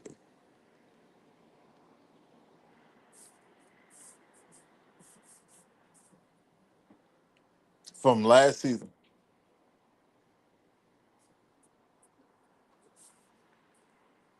It's on ESPN. Uh, let me see now. I'm on there. Jake Matthews posted a strong 93% pass block win rate. He number 18 on the list. Mm-hmm. And then do you see another Falcon offensive lineman on there? Nope. I know. I know. I thought that Lindstrom would be on here. Ain't gonna lie. Lindstrom was getting folded all last year. Like, hey, look, I love Lindstrom because he's a technician. He's just Yeah. too small. He's too Damn, small. Jake Matthews had a better win rating than Trent Williams last year. Yeah. But people sit and say, man, Jake had a terrible season. No, he didn't. No, he didn't. Like people just are on some Jake is just getting old. He need to go. He's sorry. Like Oh, stop it. Like Jake yeah, I Jake don't know about Jake has sorry, never but Jake has never fell off. has he There's left? never been Has he a probably drop. lost a step? Yeah, he 37, 36, 37. Hell He ain't no, gonna be he able to. ain't that. Jake ain't number like 34. If that. Okay, okay, okay, okay. Yeah, think about it. Jake was drafted like Jake was drafted with Devontae Freeman. Yeah. Yeah, you're They right. came out in the I same mean, but draft. as an offensive lineman, that's kind of up there though. 30, 34, 35. No, no, because what was that? The 2014 draft. So Jake is roughly 2014, it's 2026, 14 years, He got to and be at least 34 or 33. give or take. Yeah, what I say, he's like 34. Offensive lineman age well.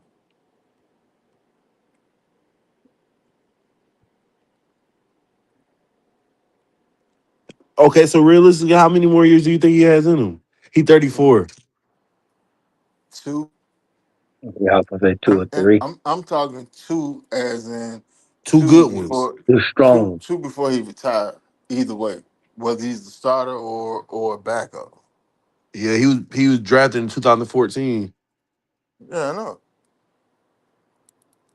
Yeah, I But think he he got came that out pedigree when though. he was 21, so he's about 34, 35. Yeah, Google say he 34. Yeah, I thought so. He 34, turning 35 in February. Their birthday Yeah, February 11th. I thought so. Yeah. Oh, but like I think Jake I think Jake issue with the fan base is that Jake has been a part of all the losing, and they seeing the turnover everywhere else. So they're tying him to the losing part instead of actually seeing what the hell he's doing. Man, he the one consistent thing we got on this damn team. Exactly. But then all that's well, what's going on is he's lumped in like last year. Last year when uh everybody was talking about we should fire Zach Robinson. And Raheem finally came out and made a statement, and he was like, "Nah, he's gonna be my OC. He's doing a great job. This, that, and the third." And I said, right then when he said it, I said, "Hey, you know what that mean? They done tied, they done tied Terry Fontenot as in with Raheem and Zach Robinson. And if Zach Robinson do not get the job right, they gonna fire all of them." And then thing started changing, started progressing. I thought that Raheem was gonna come back. Yeah, that when he won them five in a row at the end of the season, or what however many it was, I'm like, Yeah, I, it was I like thought three, for four. sure. But the Yeah, consulting I team was thought he there. was gonna come back. The But consulting team blocked that. the overall statement from that situation was that they tied Fontenot to Raheem and Zach, Well, and he at did one he go, did hire all him, y'all so go. he did hire him. Yeah, and that's just what happened. But But you right, because three the dirty. because If the that consulting fan, team wasn't there, they probably would have brought Raheem back again. Oh, Raheem would have talked his way hold on. back into to Oh, the three fold. that damn. My bad, 330. I can't even hear you. Y'all keep talking. Uh, yeah, but you right, three dirty. Like I didn't even think about that. If that consulting firm wasn't there, Raheem probably would have smiled his way into another 3 years. Oh man, boy, he would have went in there and said, "Look, man, we turned it around, man. You know, I won 4 games in a row. We won 4 games in a row."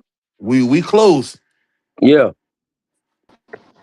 but them boys, the consulting firm were like, "We ain't falling for the okey doke Heck, on this one." heck no, you gotta go. Man, they got with them expeditiously. I Actually, didn't. was this. I didn't Yeah, really like the hire to begin with, but Me whatever. That's the past. yeah. neither. I knew he was gonna be an incompetent head coach though. 'Cause I'm gonna be honest with you. Like when the whole hiring process was going on, I'm not gonna lie to you. I wanted Bill Belichick. Me too. Like I would have took John when Harbaugh. when Harbaugh shoot. Hell, I would have took Vrabel. I definitely would have took Mike. See what I'm saying? Like What? at this point, you need somebody that been there, done that, shown that they are able to do it.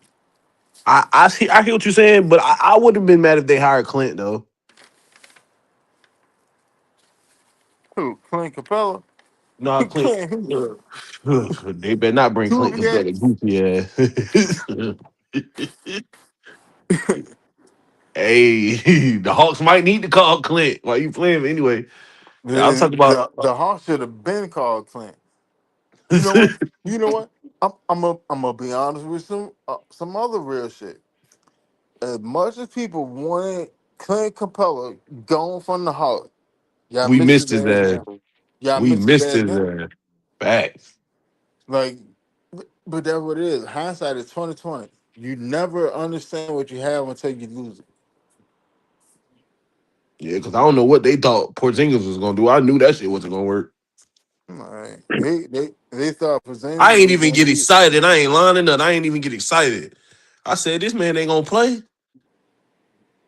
I He think he stayed played what? injured. I think he played 15 games for us. I'm gonna think that I don't think the motherfucker played that many games for y'all. I'm gonna say yeah because I'm a LeBron fan. I'm a Me Laker too. fan. I'm a Laker fan. You feel me? So, but I stay abreast with the Hawk scenarios because John, my co-host, John is the Hawks fan. Right. Oh You know yeah, what I'm saying? he in deep. Yeah, yeah. That motherfucker in there so goddamn deep. I put it to you like that. He's in mud, and if he step up out Exactly. it, his shoes gonna still be in the mud. Yeah. His feet will come out of it, but Out the his shoes shoes. stuck. Yeah, Yeah. his Yeah, shoes yeah, he stuck. in deep. Well, What do you call it? Wild in the mud. Yeah, that's Yeah. John. wild.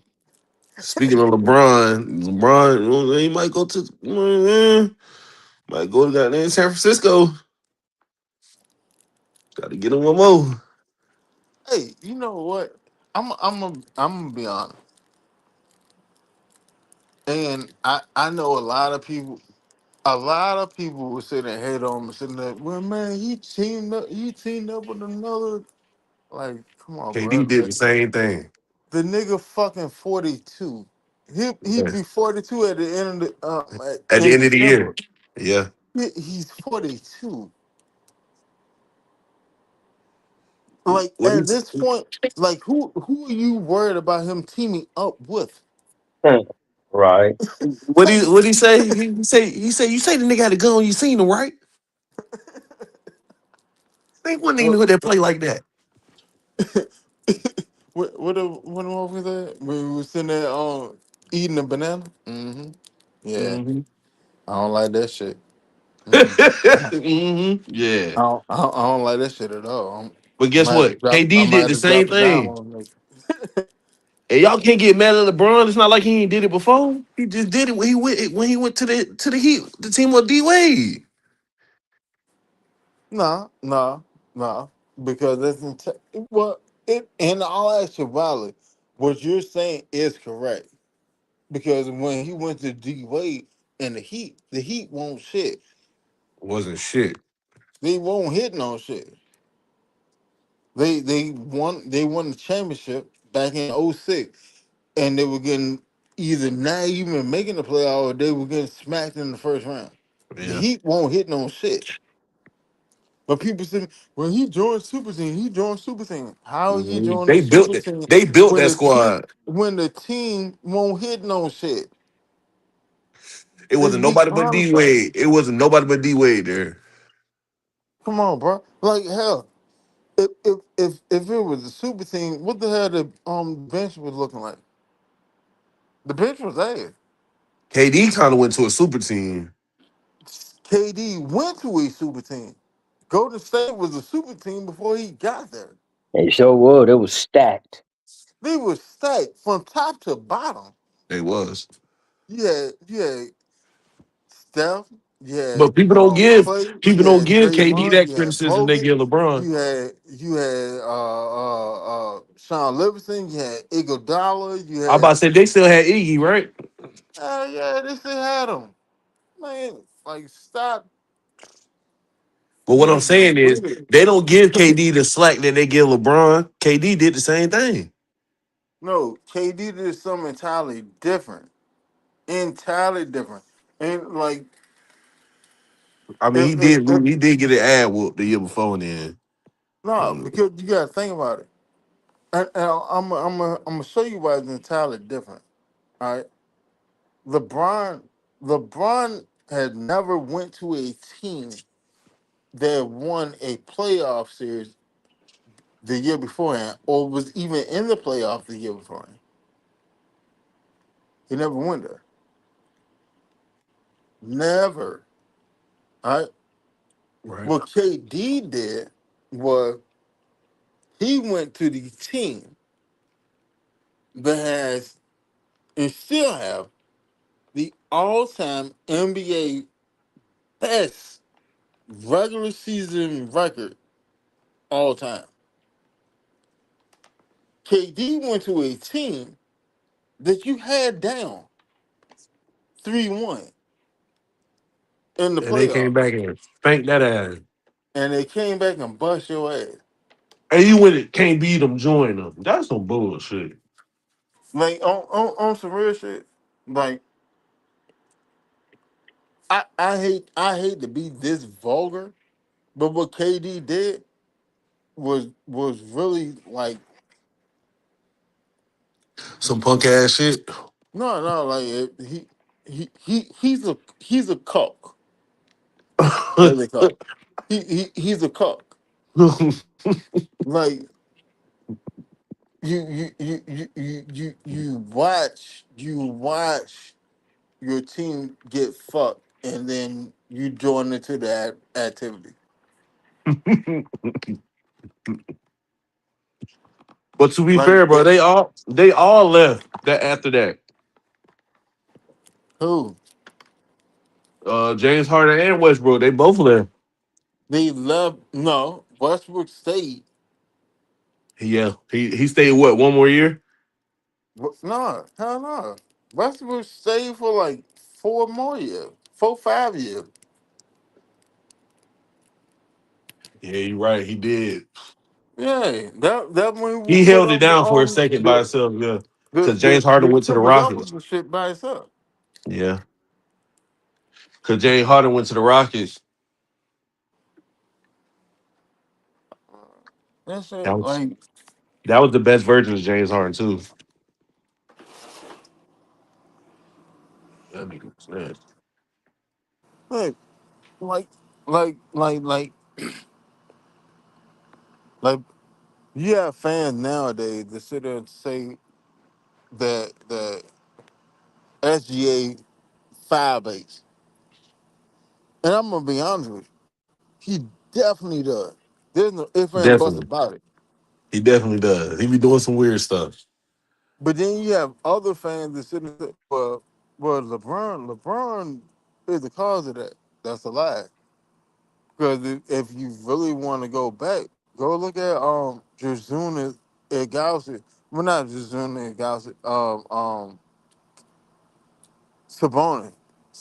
When Sabonis first came to the league, he was 5'8". Go look at Jordan. Go look at Jordan in the '90s. He was 5'8". He really was 5'8". You had Magic Johnson and Larry Bird sit there and say, "Hey, um, you can't breathe on Jordan, or he's going to the foul line."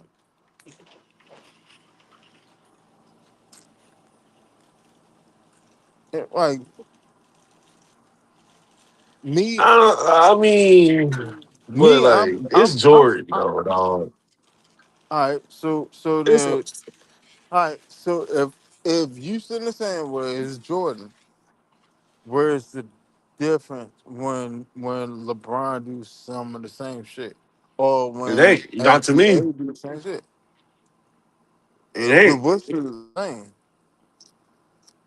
I'm saying it's not because it's more than just them three people you named that's done it or that's doing that. Everybody be foul baiting, if you ask me, in some way, shape, or form. If you are a star, you are going to foul it because your whistle is entirely different than anybody else's Everybody whistle. else's. Thank you. That's all I'm saying. Jose Alvarado not gonna get the same foul calls as Jalen Brunson gonna get. Fuck no. That's just the way it goes.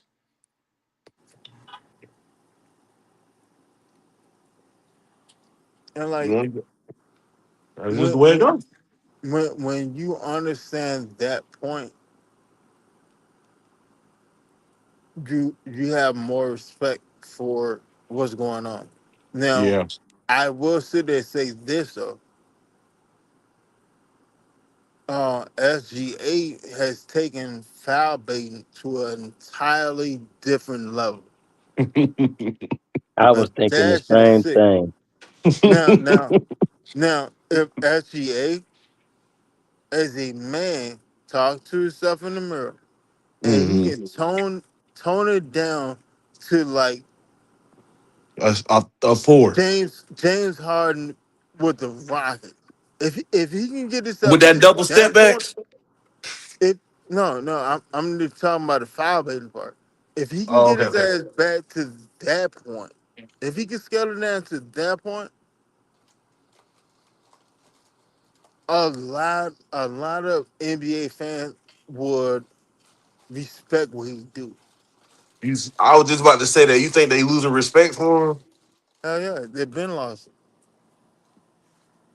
Yeah, they don't even look at SGA the same.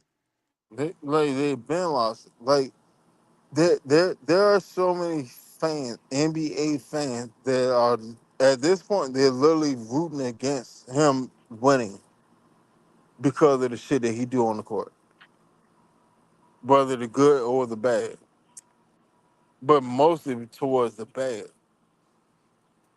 But he do a Like, lot of bro, good though. like you're a Can't bucket. take it from him. You're a bucket. You're a bucket.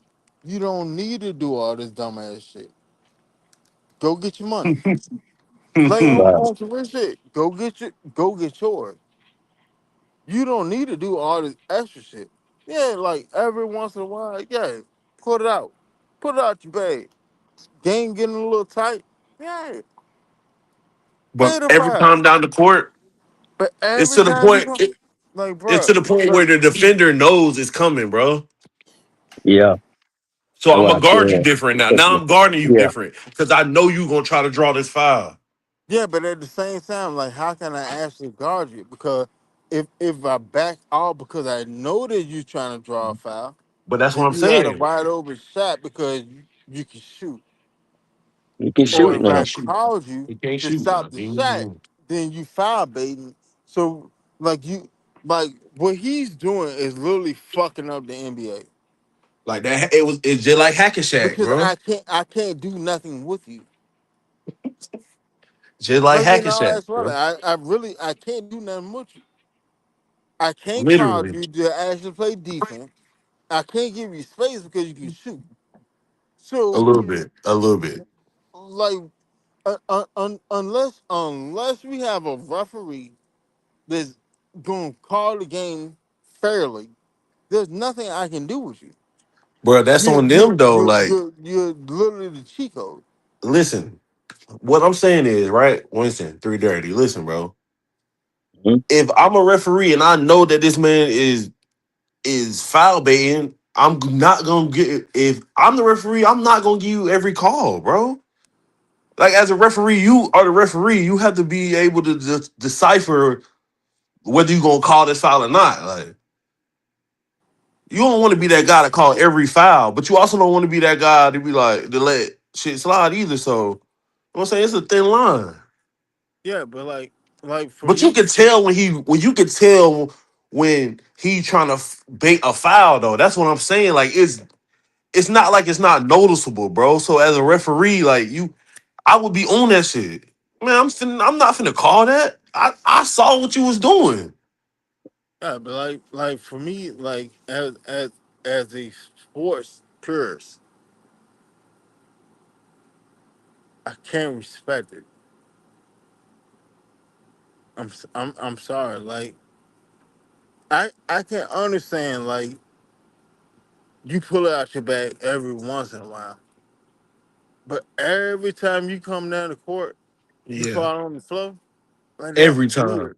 Like that shit is weird.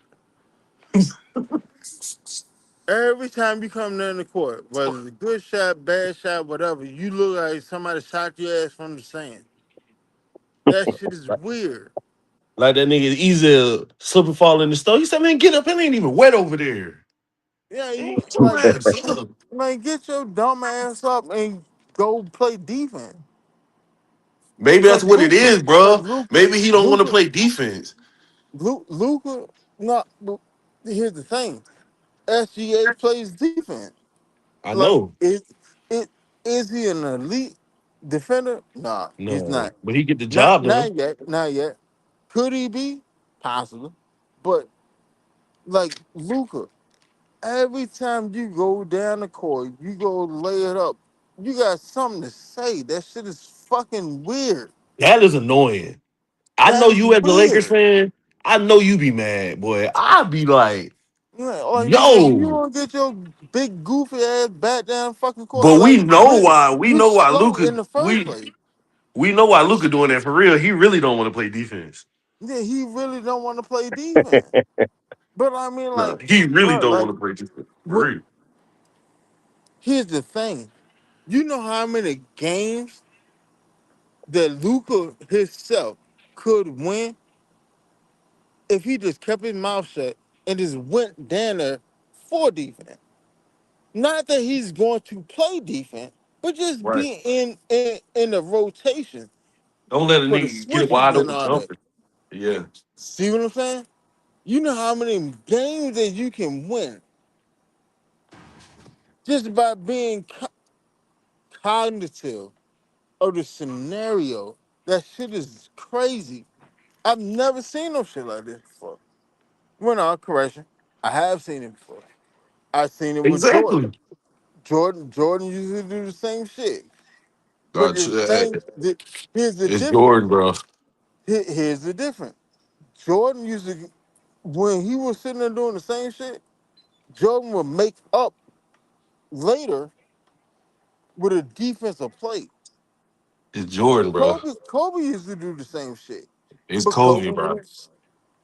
Kobe would sit there and make up with a defensive play.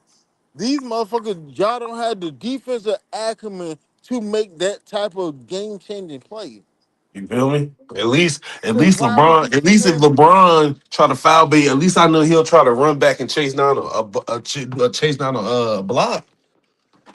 You see what I'm saying? Like you know that. Like 9 times out of 10, somewhere within this game, even if whatever shit go to shit, 9 times out of 10, somewhere within this game, he's gonna hawk somebody ass down and he gonna block. Or not even that. He's gonna make it. He's gonna affect the game defensively some kind of way, no matter what. Exactly. But people, well, Run can't play no defense no more. Man, you fucking crazy. But it's LeBron, bro. Like it's like certain players. You It's certain crazy. players that just get that pass. Like it's certain players that just get that pass unwilling, unlike it's like an unwritten rule almost, bro. Like, you know what I'm saying? That's LeBron James. You think these motherfuckers is gonna hold their whistle for him? When when he when he's bigger than everybody on the court for the most part. Like, come on, man. Yeah, how do you defend that, bro? That's what I'm saying. But that's what I'm saying with SGA. It's like you said, like it's like You foul bait, and now it changes the way I have to defend you. So I can't play you so close because you're gonna try to draw the foul, and then I can't back up because you can shoot a little bit. So now I'm at a disadvantage. I'm just standing in open space, hoping that you miss shots. But I ain't gonna lie, bro. I'd rather have SGA shoot than have him drive. You know what I'm saying? I'll make him live and die by that three before I let him just get to the rim. Yeah, most definitely. It, that that's just what it has to be at this point. Like I don't know, I don't know, because like the way that I feel about it, do I like SGA talent? Yeah, but all the extra shit that you do, I can't respect it Yeah, because like I truthfully feel, and I think there's a lot of NBA fans that think the same way. I truthfully feel like you're finessing the game, and yeah. and with that, I can't respect what you do. Yeah, you got two MVP, no problem. Yeah, we're not taking none. You're not taking none away from him, his talent wise. Like you're not taking none away from him. But at the same time, like when I decided to do a deep dive on you and what you're doing, I can't respect it. So you Like saying that the little antics that he doing taking away from his talent? the answers that he's doing is taken away from his from the legacy. game. Like that's what it is. He's literally taken away from his own legacy because you are in position right now to to be in a conversation of the all-time greats, but nobody's going to respect it because every time you come down the court, your ass is on the floor. I can't respect it. Yeah, that ain't basketball, bro. It's not basketball. You're literally manipulating the rules. At this point, like you're con artist, Yeah, that's and that whack. and like I put it to you like this. Like I'm looking at you, I'm almost looking at him in the same light that I'm looking at Terry Rozier. Terry Rozier sit there and had a whole gambling scenario that's going on, whatever, and that's still in litigation and all that shit. And he was throwing games. Now SGA is not throwing games; he's manipulating the game. Where's the difference? I don't see it. Like to me, I really don't see it.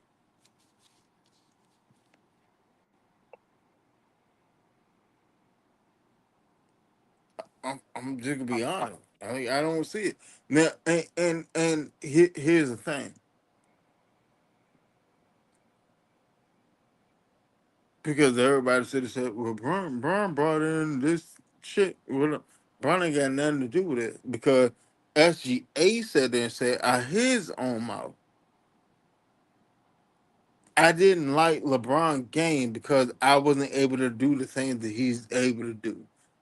I wasn't big enough, not strong enough. I'm not athletic enough. I can't do the things that he do. So I mirrored my game off of who? Michael Jordan and Kobe. I mean, it's not too. It's not. I don't know too many people who can do the thing LeBron do. You can't name a person that do the things that LeBron do. This looks like he's the best player of all time. You can't name a player that can do the things that LeBron do.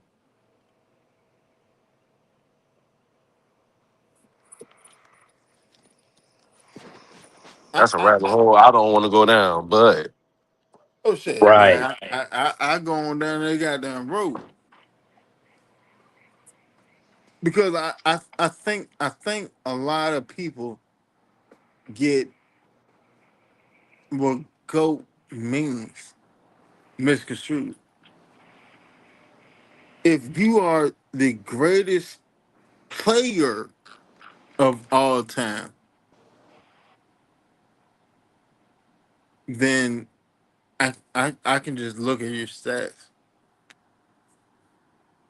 Your stats alone will sit and show you who's the greatest player of all time. Championship is that like that's a team accomplishment. Hell, us as Falcon fans know how important that is. Devontae Freeman missed a block.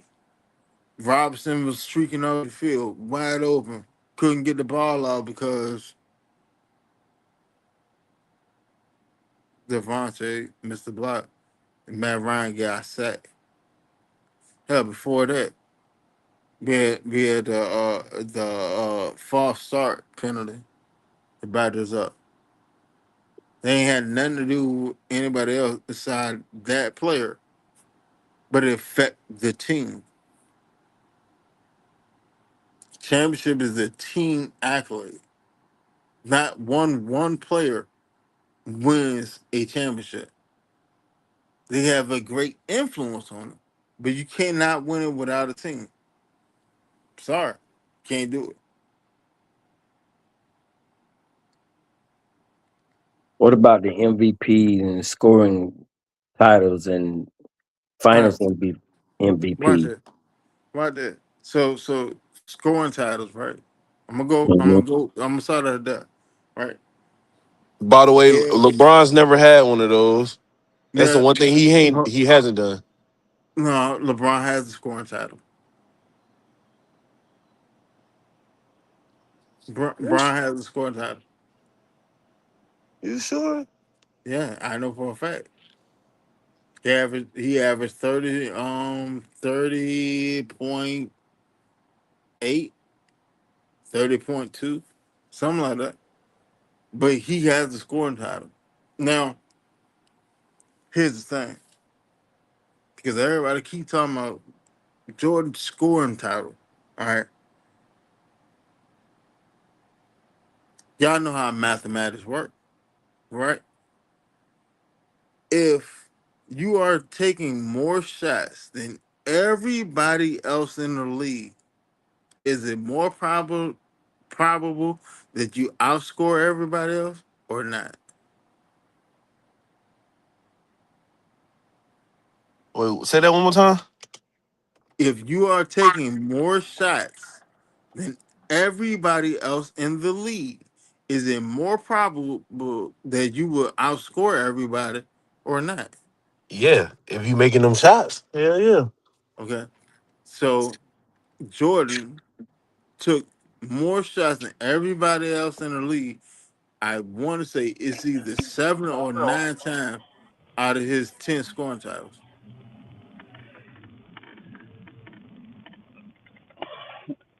Okay, that I get that, but that's not Jordan's fault though. How's it not? Yeah, it's Of what? Jordan. Man. If you don't put up these shots, we not gonna win.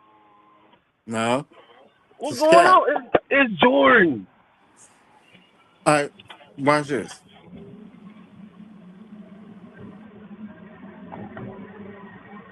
Is Jordan really the elite defender that you think he is? This that rabbit hole that I said I ain't gonna go down.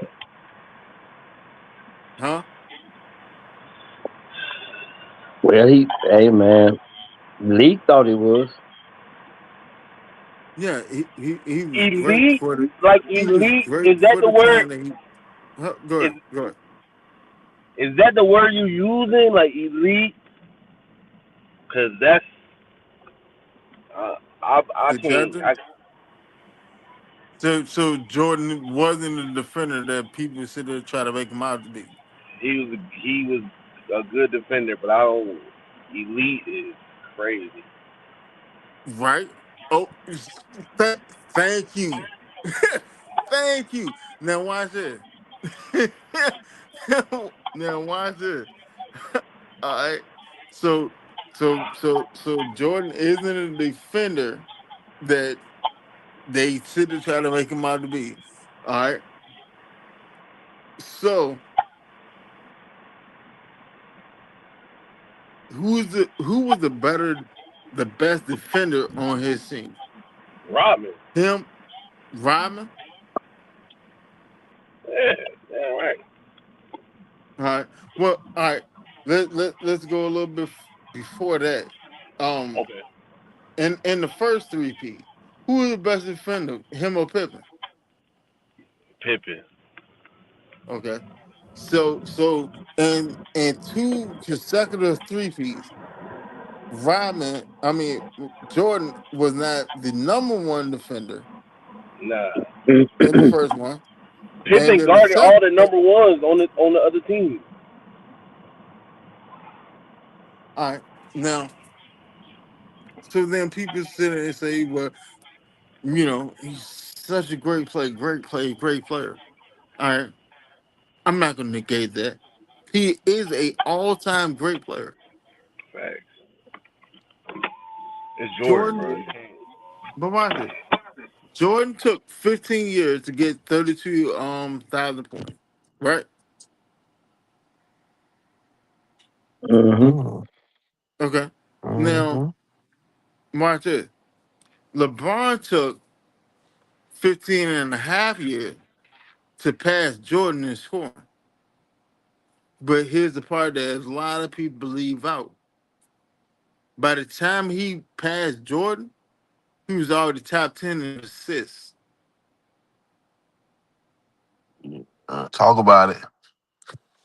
Jordan himself, I think in assists, he's top 70, maybe. I Man, want to say assists, he's like 64. Jordan was every sense of the word of shooting guard, bro. Like he was not looking to dish that big.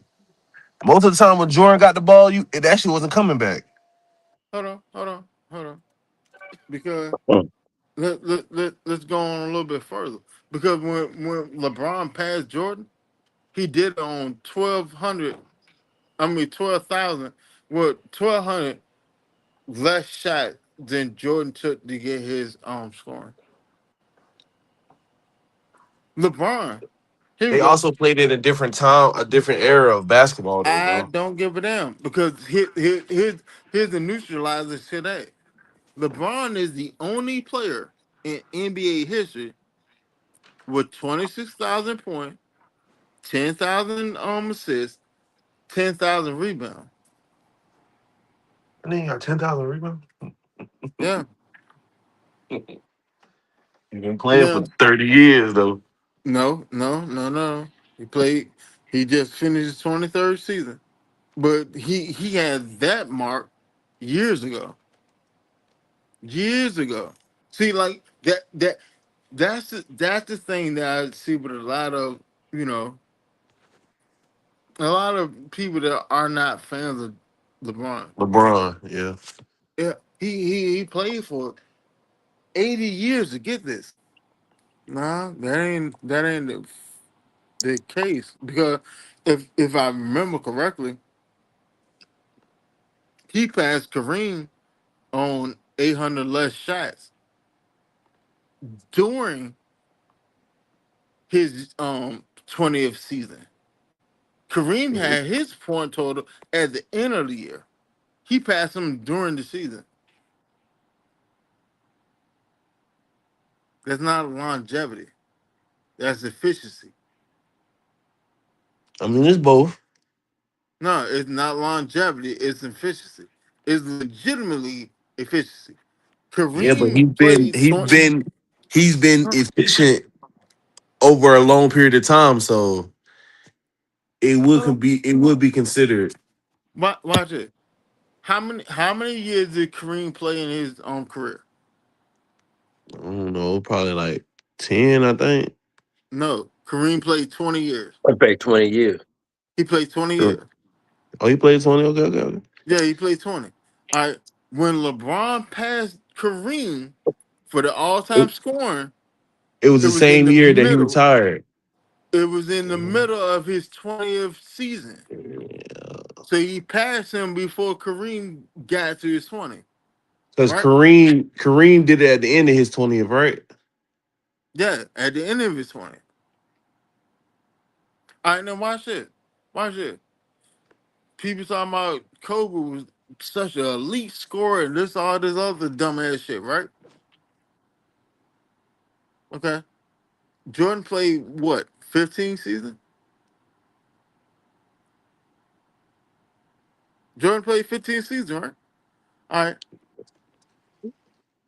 When did Kobe pass Jordan in scoring? Oh,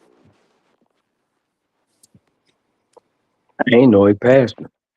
No, yeah. he passed Oh, because Yeah, he okay. did. Jordan is, well, no, Jordan just got bumped. Yeah, Jordan just got bumped. Jordan is number 6. Kobe, Oh, oh, 2014. no. All right, what, man? Go look up what season it was for Kobe when he passed. December. It was in December. No, not the Uh, year. Go How many just years? type in, oh, that he just was type playing in at. what season was it? Uh, well, we know that because it was 2014. So that Kobe came in the league in '98 He came in the year. He came in the league in '96. or '96. So So it took Kobe 18 seasons to pass mm, Jordan, roughly 18 to 19. yeah, 18. It say 18 right here. Okay. So if Kobe was the scorer that people thought he was, then why it took him 2.5 more seasons than it took LeBron to pass Jordan? It's just how I look when how he did it, I guess. No, it's not how you look. It's about what you did. Like point blank period. It's not how it look. It's about what you did.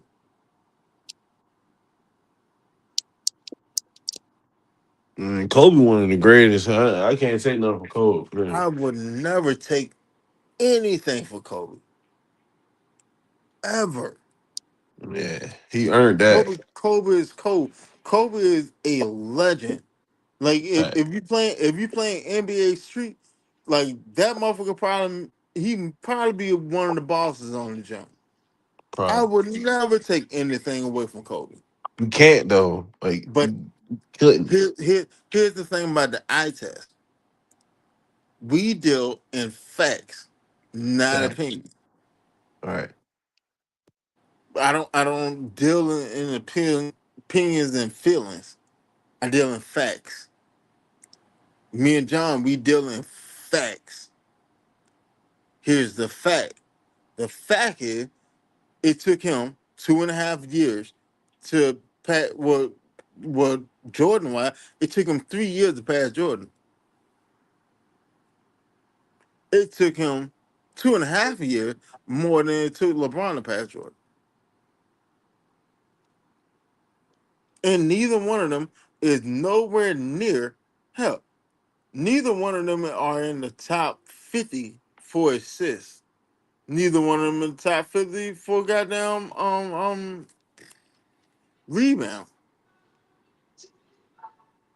So how can you sit there and say that this person is a better basketball player than LeBron? You can't. Like in all actuality, you can't. Strip the teams away. This person against that person. Who's better? That's how I look at it. Strip the team away. Which one of these motherfuckers is actually better? If I had to start a franchise out of them two, and I had to pick, I'm gonna pick LeBron. I ain't gonna lie. You have to. You know why? Because LeBron is more versatile than Jordan. LeBron can guard 1 through 5. He can play point. He can play shooting guard. He can play small forward. He can play power forward. He can play center. Nigga, What can he's Jordan do? Magic. He Magic Johnson out there, bro. Nah. Like Magic was phenomenal for what he did. I would never take that away from him. But he ain't LeBron though. He's nowhere near LeBron. I'm sorry. I had to throw this to the older heads and stuff, but Magic is nowhere near LeBron. He's not.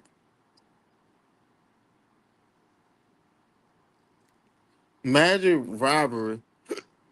He Magic could have been rivalry. LeBron. He could have been LeBron. That wasn't his game though. But He didn't have the game to be LeBron. That's the thing.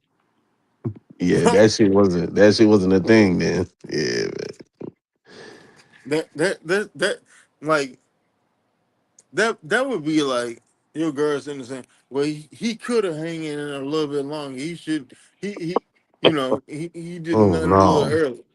You see what I'm saying? Shoulda, coulda, woulda. Yeah, you see what I'm saying? Like, yeah, he could have, but he didn't. He didn't. He didn't. But if you look at Magic game, like That wasn't his passing, game. in all actuality, the only comparison that you really have between Magic and LeBron It's passing. is height and passing. That's it. Yeah. Magic was never the scorer that Did LeBron is. Magic play defense? Uh, I mean, like how you at that height, yeah, you play a little bit of defense, but he was never the defender of LeBron. Like it does not make sense to me how people sit and try to denigrate what that man did to prop up somebody else. Yeah, you can get I've somebody never else their understood it. flowers without downgrade somebody. But to me, Jordan is the second best player of all time. That's not a knock on him because I saw what he did. When I was old enough to actually realize and see what the hell I would see and actually realize what I was seeing on TV, Jordan was that dude. I wanna be like Mike. Yeah, like Jordan was that dude. But when I started getting older and I started processing things different, like, all right, watch it. Watch it. How many of y'all know about the 5150 the 5149 rule? I heard of it before, but All right, you heard about it. What is it? I don't remember exactly what it was. Oh shit, But it I sounds can tell you. familiar.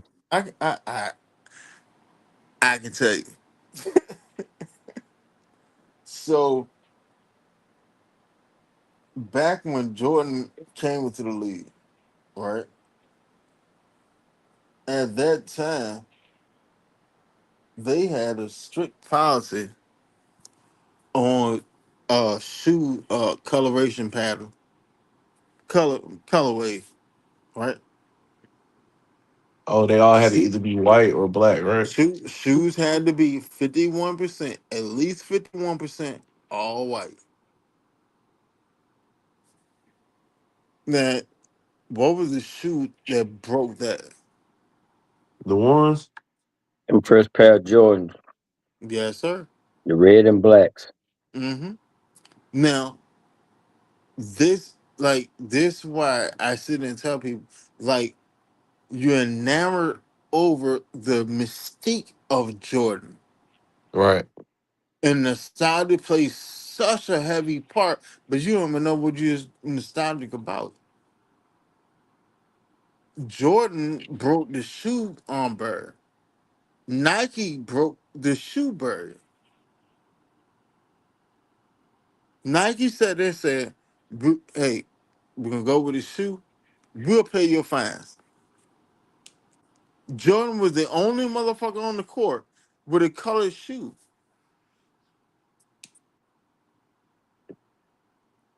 They was selling like hotcakes, and Nike knew what they were doing. Exactly. That's when you started getting the Converse weapons. The Converse weapons started coming in and all that. Like that's where it came from. But it came because Jordan and his shoe, the Air One, and then they said they came rolled out a new shoe the following year, and the new shoe, new shoe, new shoe. And each shoe, if you look at it, it progressively got more colors. It did. Yeah, I never even knew that. Yeah, you didn't know that, right? No. But now think about it. If you the only person in the league with this hot fire, So it like was only so at a point in time, that Jordan one, was the only one with color on his shoes. yeah, he was the only one that broke the 51 50 But bird. had no white in the shoe. Well, I mean, he had white in the I'm shoe, talking about but at the beginning. his shoe had more color More than color. every other shoe But you know that was in the league. the doctor he just had on his shoes, they were white, but the only thing that was a different color was the Converse emblem. It was blue, You right? know when he was wearing the leather ones. Hey, Oh, okay, home okay. team man, what's happening, baby? Whole team, whole What's team. up, home What team? happened? What happened? But yeah, Jordan's shoe, when Jordan came out with the one, Jordan's shoe was the only shoe that was over 51% color. I did not know that, brother. I know most people don't.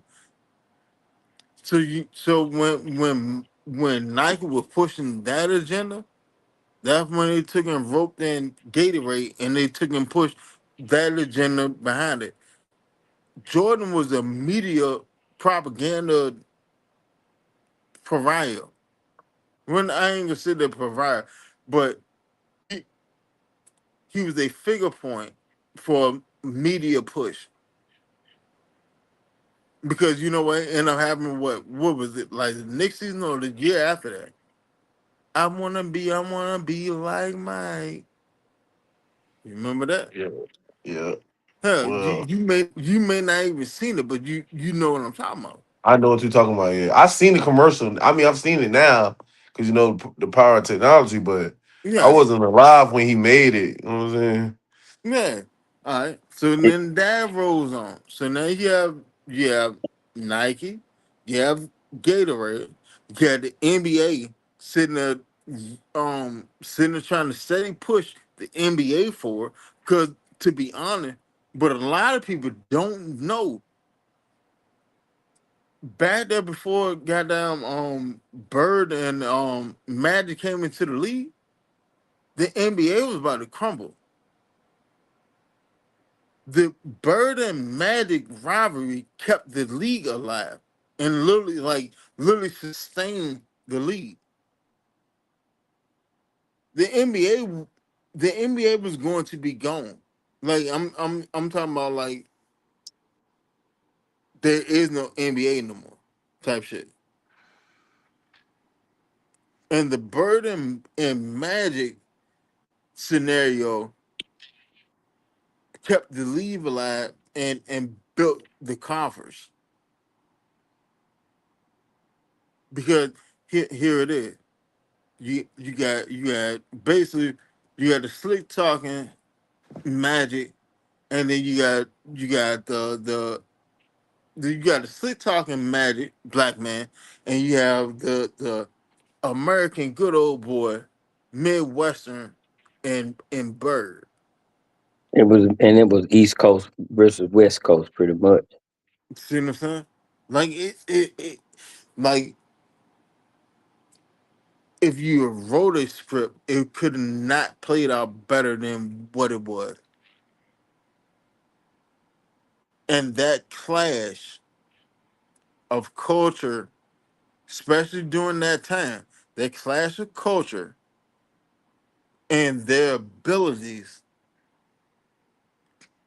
resurrected the NBA.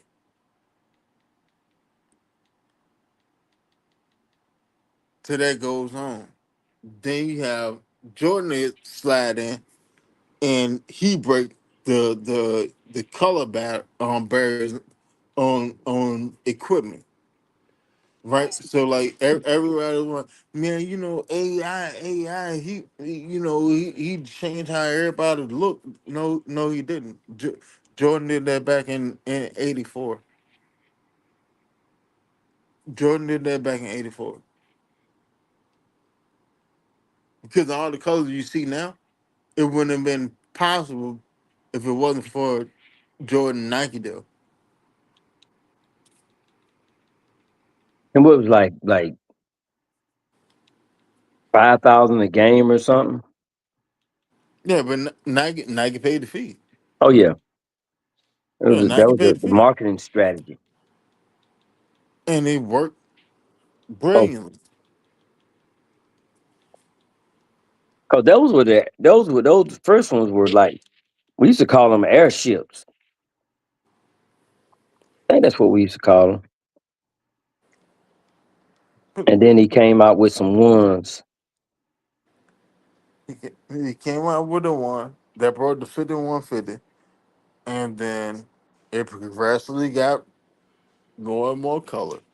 All right, but then Gatorade came through. I want to be like Mike. Then Spike Spike Spike Lee came a couple years later. You know what I'm saying? Like Came out with everything. the He and was the Spike was an he. avid Knicks fan. See what I'm saying? You're a Knicks fan, but you're doing commercial with a bull. Yep. It's a media push. Like people were Jordan was going through the playoff without Pippen. Yeah, all right. Well, I tell you what, show me a winning season that Jordan has ever had in his entire career without Pippen. I bet you can't.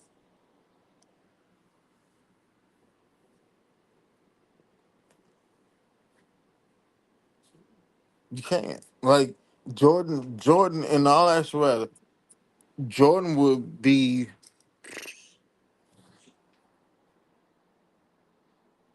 stylistically wise. Stylistically wise, Jordan would probably be James Harden without a 3-point shot.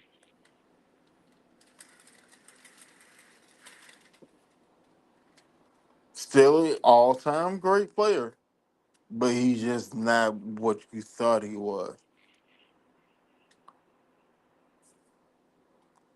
I'm not gonna lie to you. You show me a winning season that Jordan has had without Pippen as a teammate. You can't. Yeah, he went to the playoffs his first three seasons before Pippen got drafted. Yeah, he went at what? 32, 32. Hold on. I think that. Hold on. Matter of fact. Here's another tidbit that people don't know. Jordan Jordan went to the playoffs with the worst record in NBA history to make the playoff. But then people talk about his competition. It's out the bullshit. And that was what the '85 season when he broke his foot.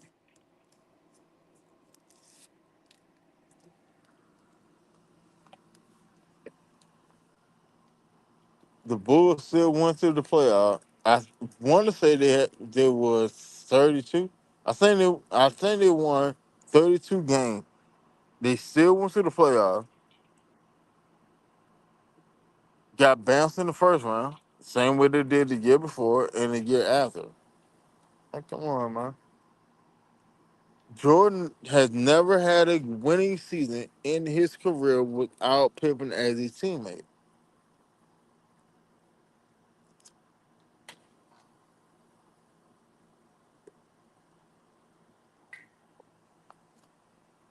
But in the South, will sit there tell you, well, he was 6-0 in the final.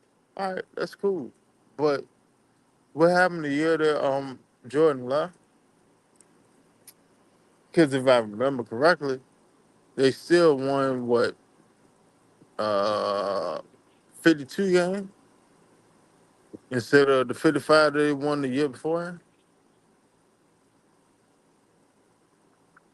Jordan couldn't understand that Pippen was actually showing that, hey, I can lead this team by myself without his ass. So he came back. So why did Pippen make that gesture With for who? Michael to come back on national TV? Like, I mean, he made a gesture because why would you not want an all time great player back on the team? Okay, I'll just ask. I mean, and all that's right. Like, why would you not want an all time great? That's But valid. he showed that I can get this done without you.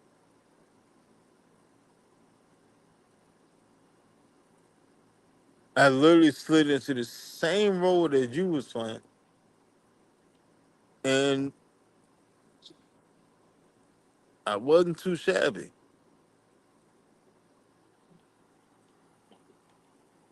Like people talking about, well, he retired.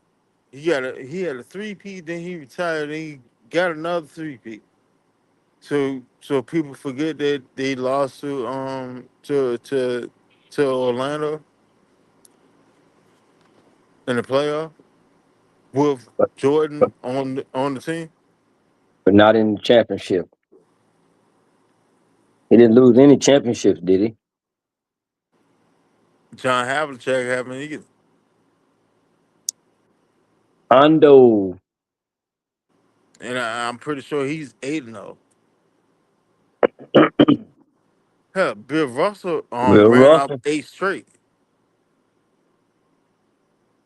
and that's Lost. why I didn't understand why those guys were never in the modern conversations of GOAT. If we talking, on accolades, Exactly. But because the conversation had been skewed so much, you can't include them. Well, it's not that you can't include them; it's that people do not include them, and right? that's the fuck shit. And it depends on how much you know, also. Exactly. Most people don't know about that. Like they were Jordan guys 6 final MVPs. Okay, who is the MVP? The final MVP name behind Bill Russell. So if the final MVP was available when he was playing, wouldn't he have way more MVPs than Jordan? It's like Jordan doesn't lead in nothing. What did he lead in?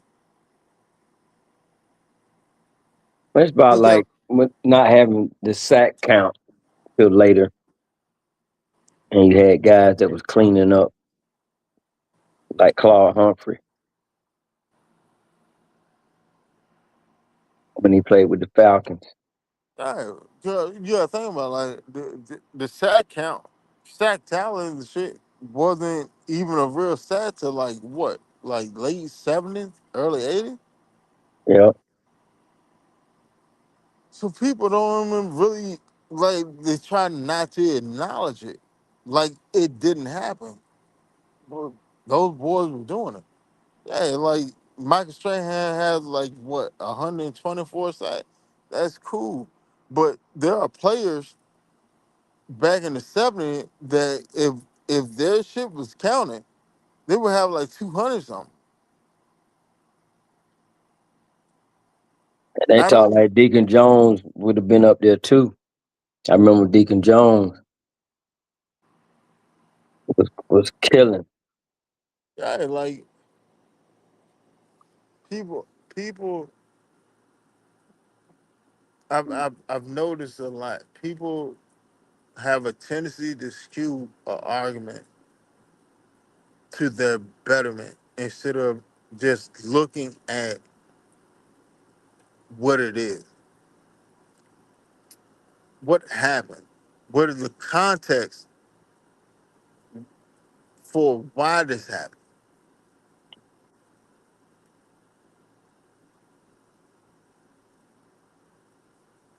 They sit and say, "Well, Jordan ain't had no help," because they sit and try to downplay Scotty, right? To prop up Jordan further. All right, if that was the case, then why is Jordan not in the top 10 of players were wins by a player without an All NBA teammate?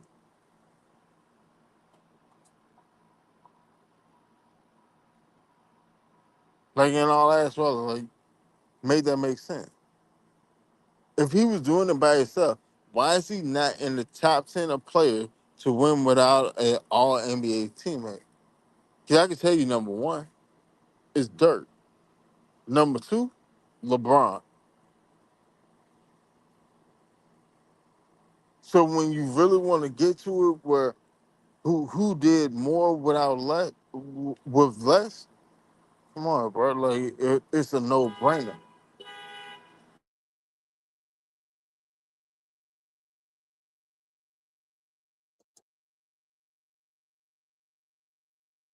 But I said I never thought that that was a factor though. You know, who you played with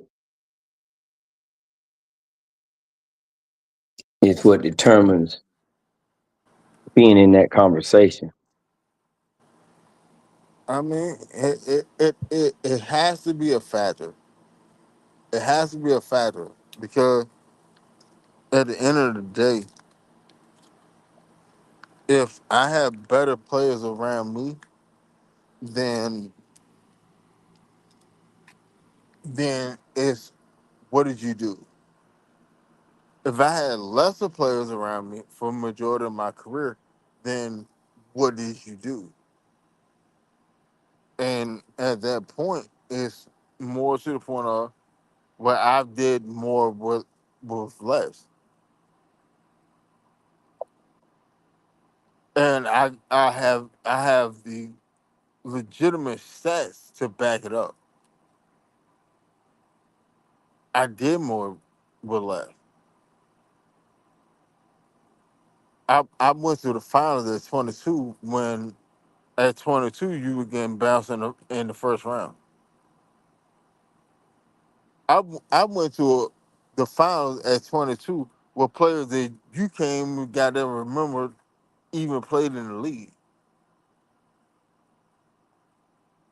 Name their starting five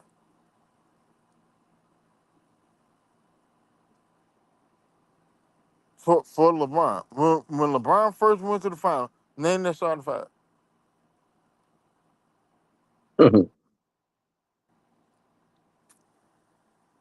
But I think players played on teams longer too. I think it was less complicated back then. So you was going to remember those players, Yeah, like at that point in time, like you had to stay with the team that you were drafted with because the money was fucked up. right? The money was fucked up. The contracts were fucked up. Like we literally lock you in for the betterment of your career. Yeah, think about it. Like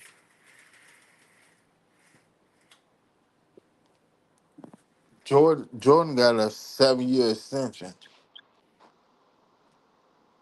Like, where do you see a 7 year extension for an NBA player now? You don't see it. Don't. Like, you don't see it. So I'm just gonna lock your ass in and we just gonna do what we'll do. Like Magic had an extension for what was it? Like I want to say it was like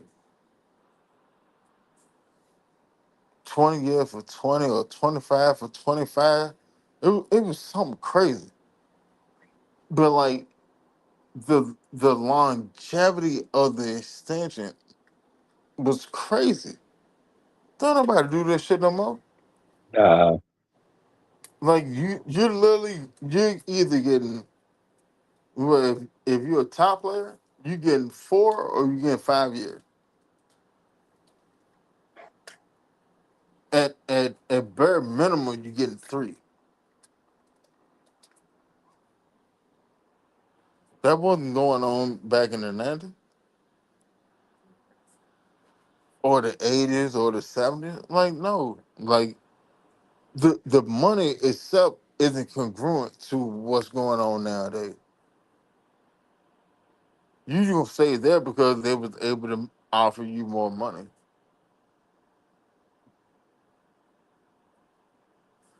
LeBron, he team hop, yeah, because y'all weren't putting nobody around him. Jordan said because Jordan had to say because you had push at that point. You got push from Nike and you got push from Gatorade to keep you in a Chicago Bull uniform so we can keep our ass going.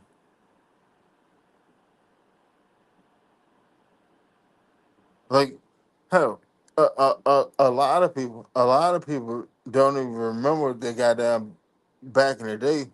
The lemon lime Gatorade was the number one Gatorade.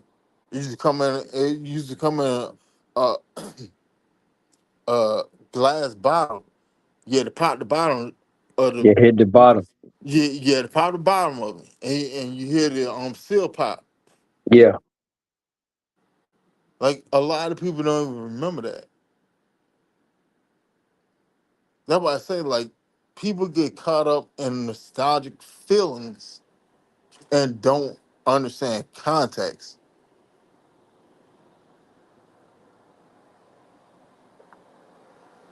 But I mean, it is what it is.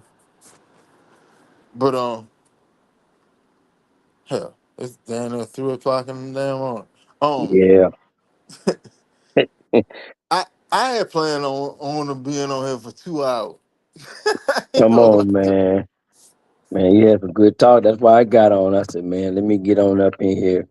But yeah, I'm glad you said that because I got some driving to do tomorrow. Well, later today. Come on now, be Oh safe yeah. out there in the world, man. Oh yeah. Yeah. Yeah. I run a party bus business, so got a client,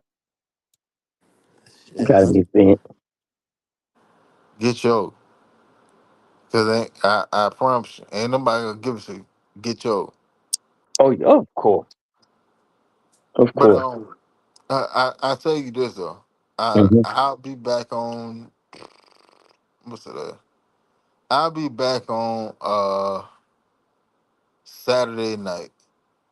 Saturday night was supposed to be my 4 hour show. I was supposed to do 2 today, and I was gonna do 4 on Saturday, but the conversation was too damn good to get up off and pause. That's true.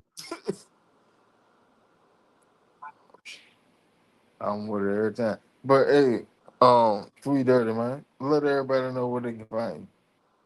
Hey man, you know where I'm at, man. I'm just the OG in the chat.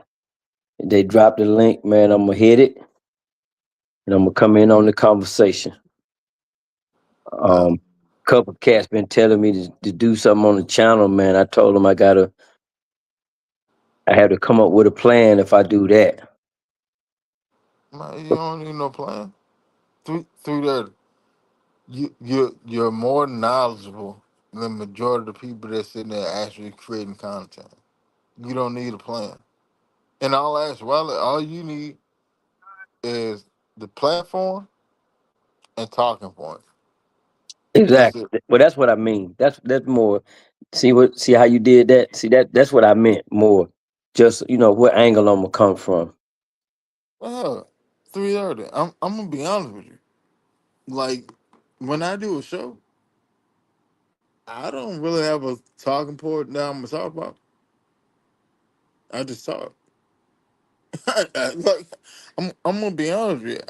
I don't really map out a talking point or I want to talk about this and that.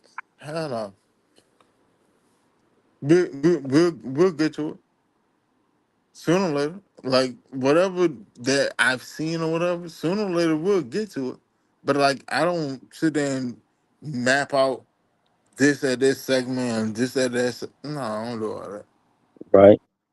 I start off like the initial thing that I want to talk about, that being the title, we get to it, and then I move on. And from there, it's just a conversation. And whenever you decide you want to open your channel up, I got you, bro. Like I hop on the jump, we chop it up. You feel me? I Yeah. got you.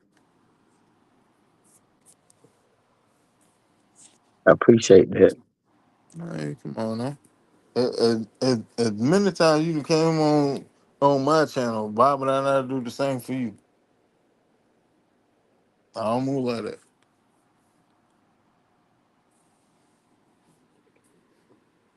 That's where I'm at right now, bro. Like I said, y'all dropping, and I'm getting practice in, man. You guys drop the link, man. I come in, and it's good. It's good practice Yeah. along with good conversation.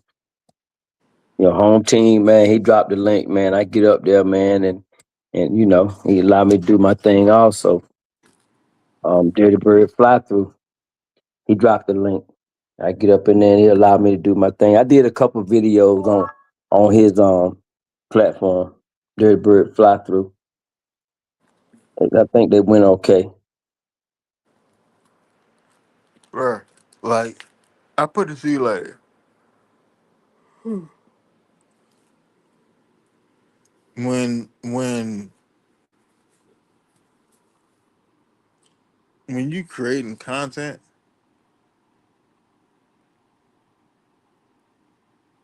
even though you're trying to cater to a crowd or your Mm-hmm. audience or whatever, Right. you're creating content because that's what you're passionate behind. Right. It ain't, like the audience, don't get me wrong, and I love everybody in the chat. I promise you. But the audience, yeah, they can make or break your channel. But if they don't see the authenticity within you, then they're not gonna rock with it anyway. Okay. You feel me? Right. So what you're doing, you're just being authentic to yourself. So it literally boils down to the same: real recognize real, Gotcha. and that's all you got. You throw it out there. You throw it out there. You talk about how whatever you thinking about, you whatever you feel, you throw that out there. And I promise you, there are more people than you think that is going to think the same way you think. You just got to get that out to them and tap in with them. That's it. I keep that in mind. Yeah. And Cause, I 'cause ain't you about ain't that. gonna please everybody, You no can't. matter what you do. Yeah, you can't. Hell, you know that in life. Yeah. I can't please everybody. I can't be out here running the street and please the police. No, that shit don't Right. work. It don't work. But when I'm running the street, the motherfuckers that still run the street along with me, I appease them. And if I'm on some federal shit, I please them. So, like, only thing I can sit there and say is, if you have the notion to do it, do it. Because you will never know whether it can succeed or fail if you don't.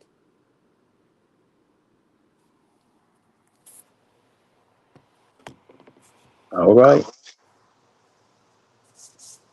Again, man, I appreciate you, man, dropping the link, man. I jumped in. That interesting. That conversation got really interesting. I said, let me get on in here for a little bit. But 3 hours later, I'm still up here. Hey man, I appreciate you coming rocking with us tonight, man. I Info. appreciate that. All right, then. I'll And check you out tomorrow. What you said, Saturday? yeah, yeah, Saturday. Yeah. Okay. Saturday at 10. All right. Shout out to the chat. Shout out to everybody that came on, man. We'll catch you on the next time. So no. All right. Y'all can catch up. Well, first and foremost, shout out to everybody that came through on the panel tonight. Three Dirty, Tonio, Jane, Nick, uh feel like I'm missing somebody. But I Still, appreciate it. Who? Oh, still, Silk. Yeah, Silk came through too. yeah. Um, everybody that was in the chat, everybody that rocked with us from uh 10 to down there 3 o'clock in the morning. Appreciate it. All love. Um, y'all can find us on Facebook. We got 2 pages. The eye test. Catch us on X, and you can catch us right here on YouTube. Uh, Wednesday nights and Saturday night, starting at 10 p.m. We start off with Falcon conversation. Ain't no telling what. Ain't no tell. Well, start off with Falcon talk, but ain't no telling where the conversation will go. But you can enjoy the ride along the way. Appreciate every last one that made us as the eye test what we are. I appreciate y'all. Hit that like button on the way out. Share. Tell a friend to tell a friend. Get us further into the algorithm, man. We trying to build it. But appreciate y'all. Appreciate you 332. And outside of that, peace. Peace.